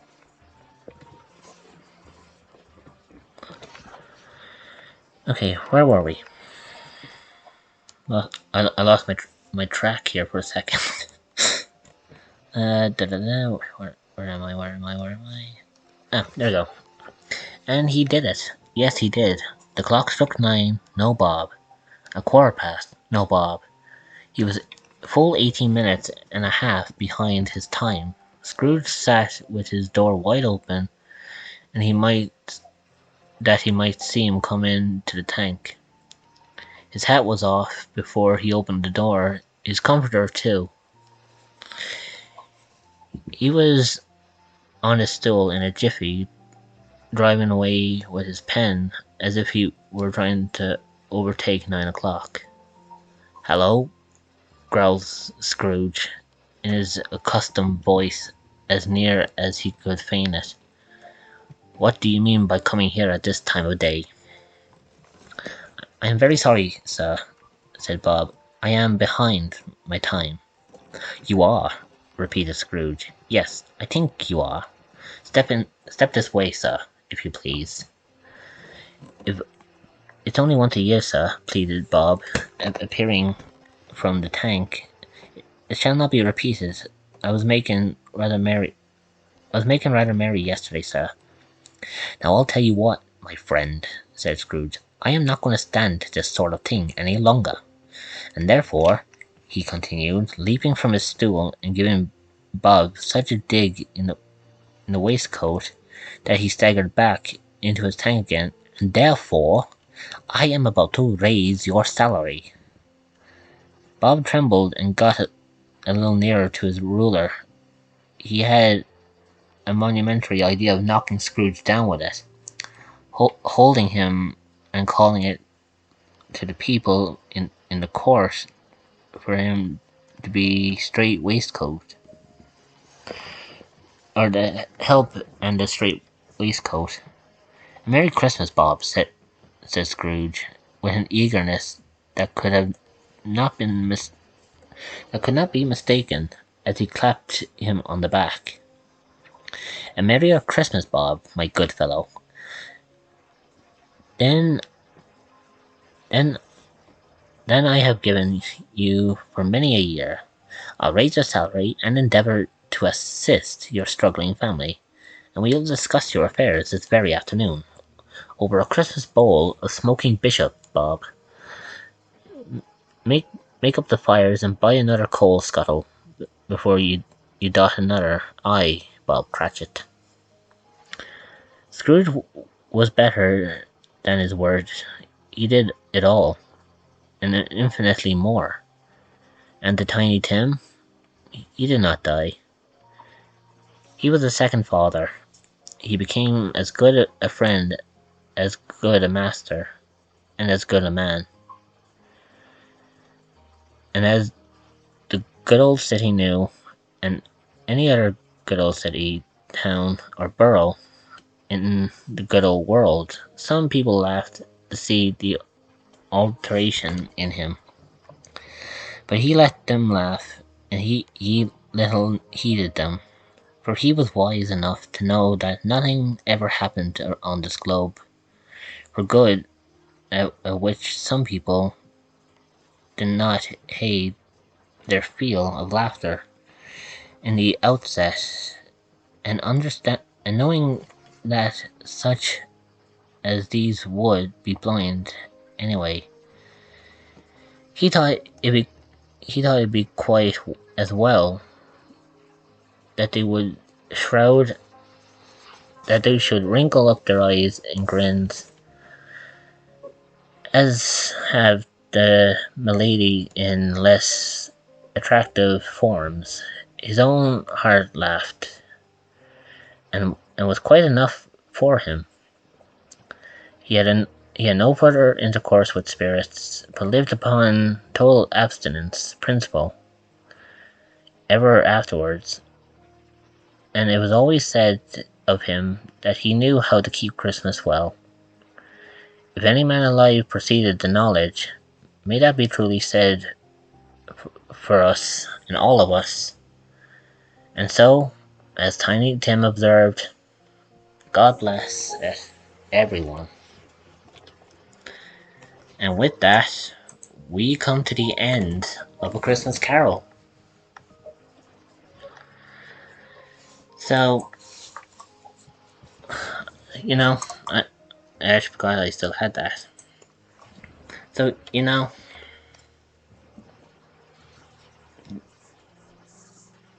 I have to admit, A Christmas Carol has always been one of my favorite.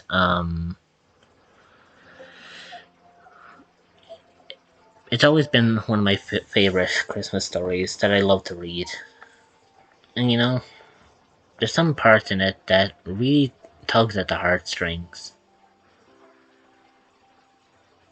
And not a whole time goes by that when you're listening to it, that you don't think kind of differently about different things. As I always used to say, the moral of the story with A Christmas Carol is Christmas isn't always just about thinking of oneself. It's thinking about others.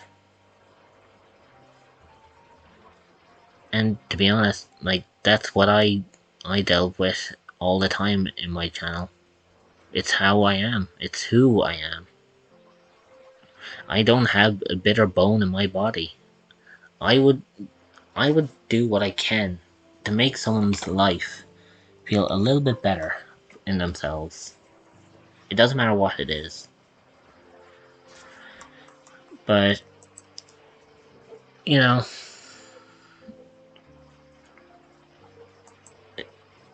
the the story the story means a lot to me because it fits with how I believe things.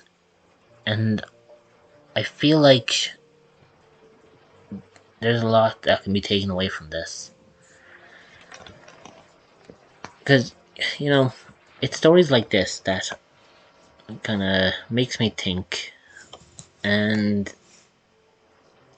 if anyone should take away anything from this stream, let it be this.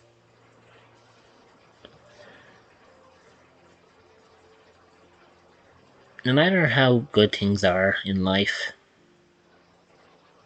most days you will have the bad with the good. And even if the bad outnumbers the good,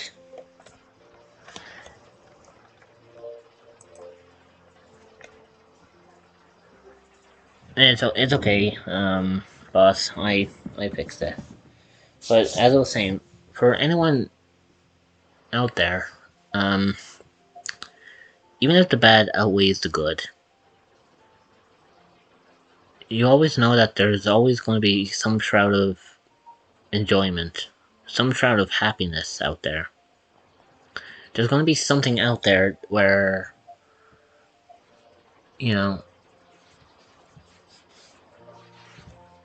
even if you show, even if you have like a hard exterior, everyone inside always has a soft interior. There's always an ounce of goodness in everybody. Even Ebenezer Scrooge saw that. But even with how everything went, for me, for example, this year has been crazy. It's gonna be one of the years I'll always remember, because it's the year, sorry, that I met every single one of you, and I'm proud to have called you all my friends. Heck, I wouldn't even be surprised if I can call you my family. Because if it wasn't for you, I wouldn't be here. But, as the title does explain, this is my last stream for 2021. After I go offline tonight,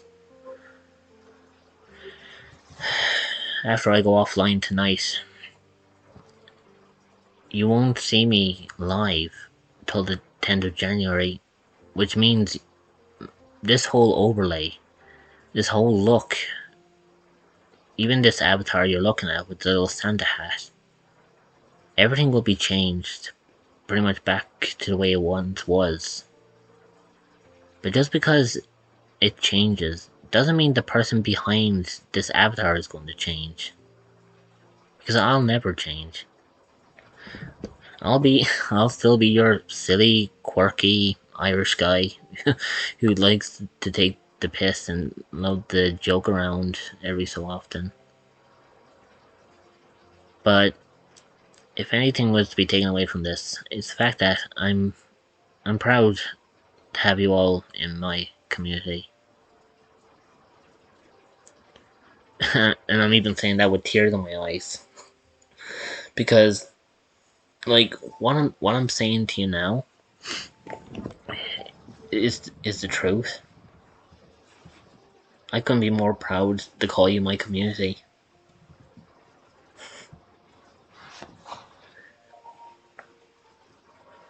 You're all such amazing people, and you, I, I, you all just made my year. Oh God, I'm like a blubbering idiot here. Uh, uh, but uh,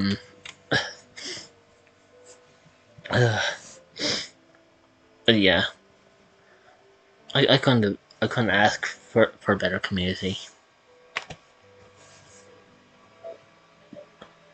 I'll still be hopefully streaming. In fact, I'm going to be doing that tomorrow. And by the way, Rich, I love being here. I love this community, and I love you all for being my community. I know, I know, I'm a blubbering idiot right now. I'm with me crying my eyes out, but like words can't describe what you guys mean to me. I don't think I can find the words to even. I don't know. I don't even think I can find the words to describe you all. Um. All I can really say is thank you.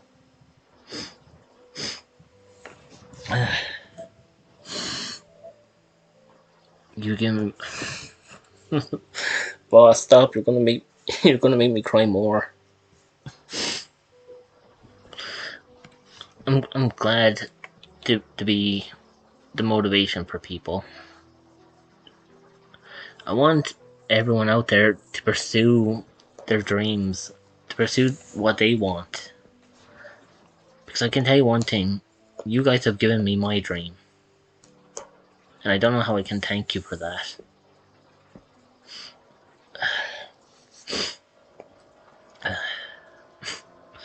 Fuck it.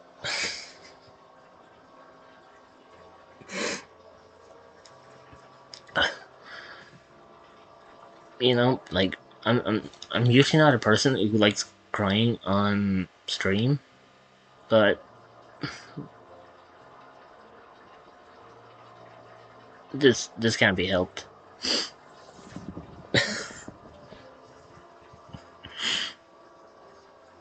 Uh, like this year alone has been nuts. Like my life has changed in so many ways. And I don't know. I don't know how to I don't know how to thank you all.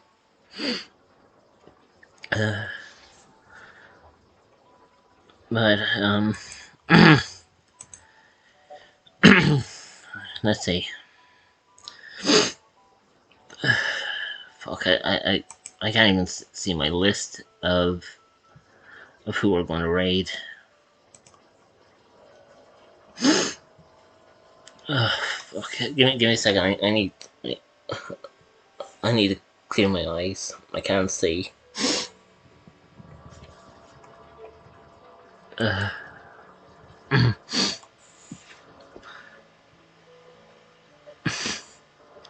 wish I had actual words to describe how awesome you are. You literally. I'm glad to be your comfort streamer, Peaceless.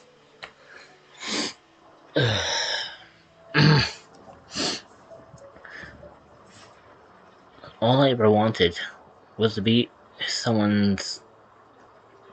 I wanted this channel to just be a place where people can come when they're feeling low, so that I can do what I can to make them feel a little bit better.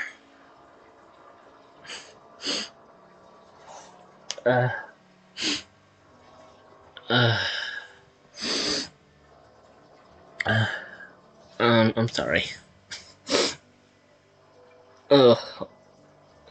Thank God I don't have a camera at the moment.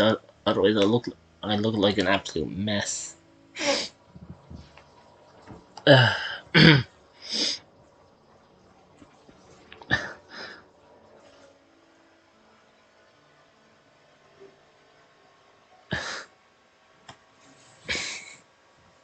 I can't. Right. Let's see. Who are we going to rate?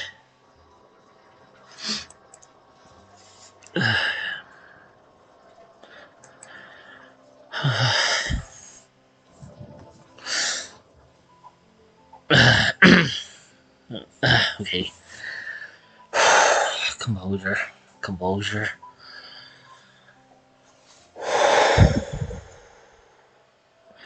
Thank you, Peaceless.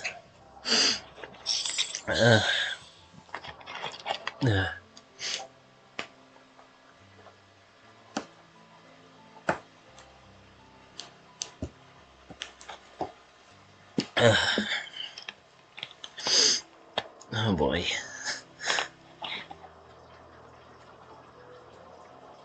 I don't know.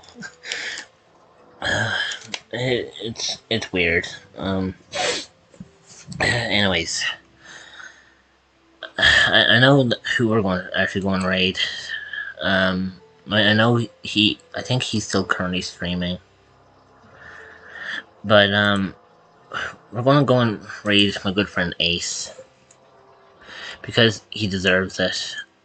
So the first raid message is for my subs, and the second one is for my non-subs. So if you're subbed to my channel, use the first one. If you're not subbed, feel free to use the second one.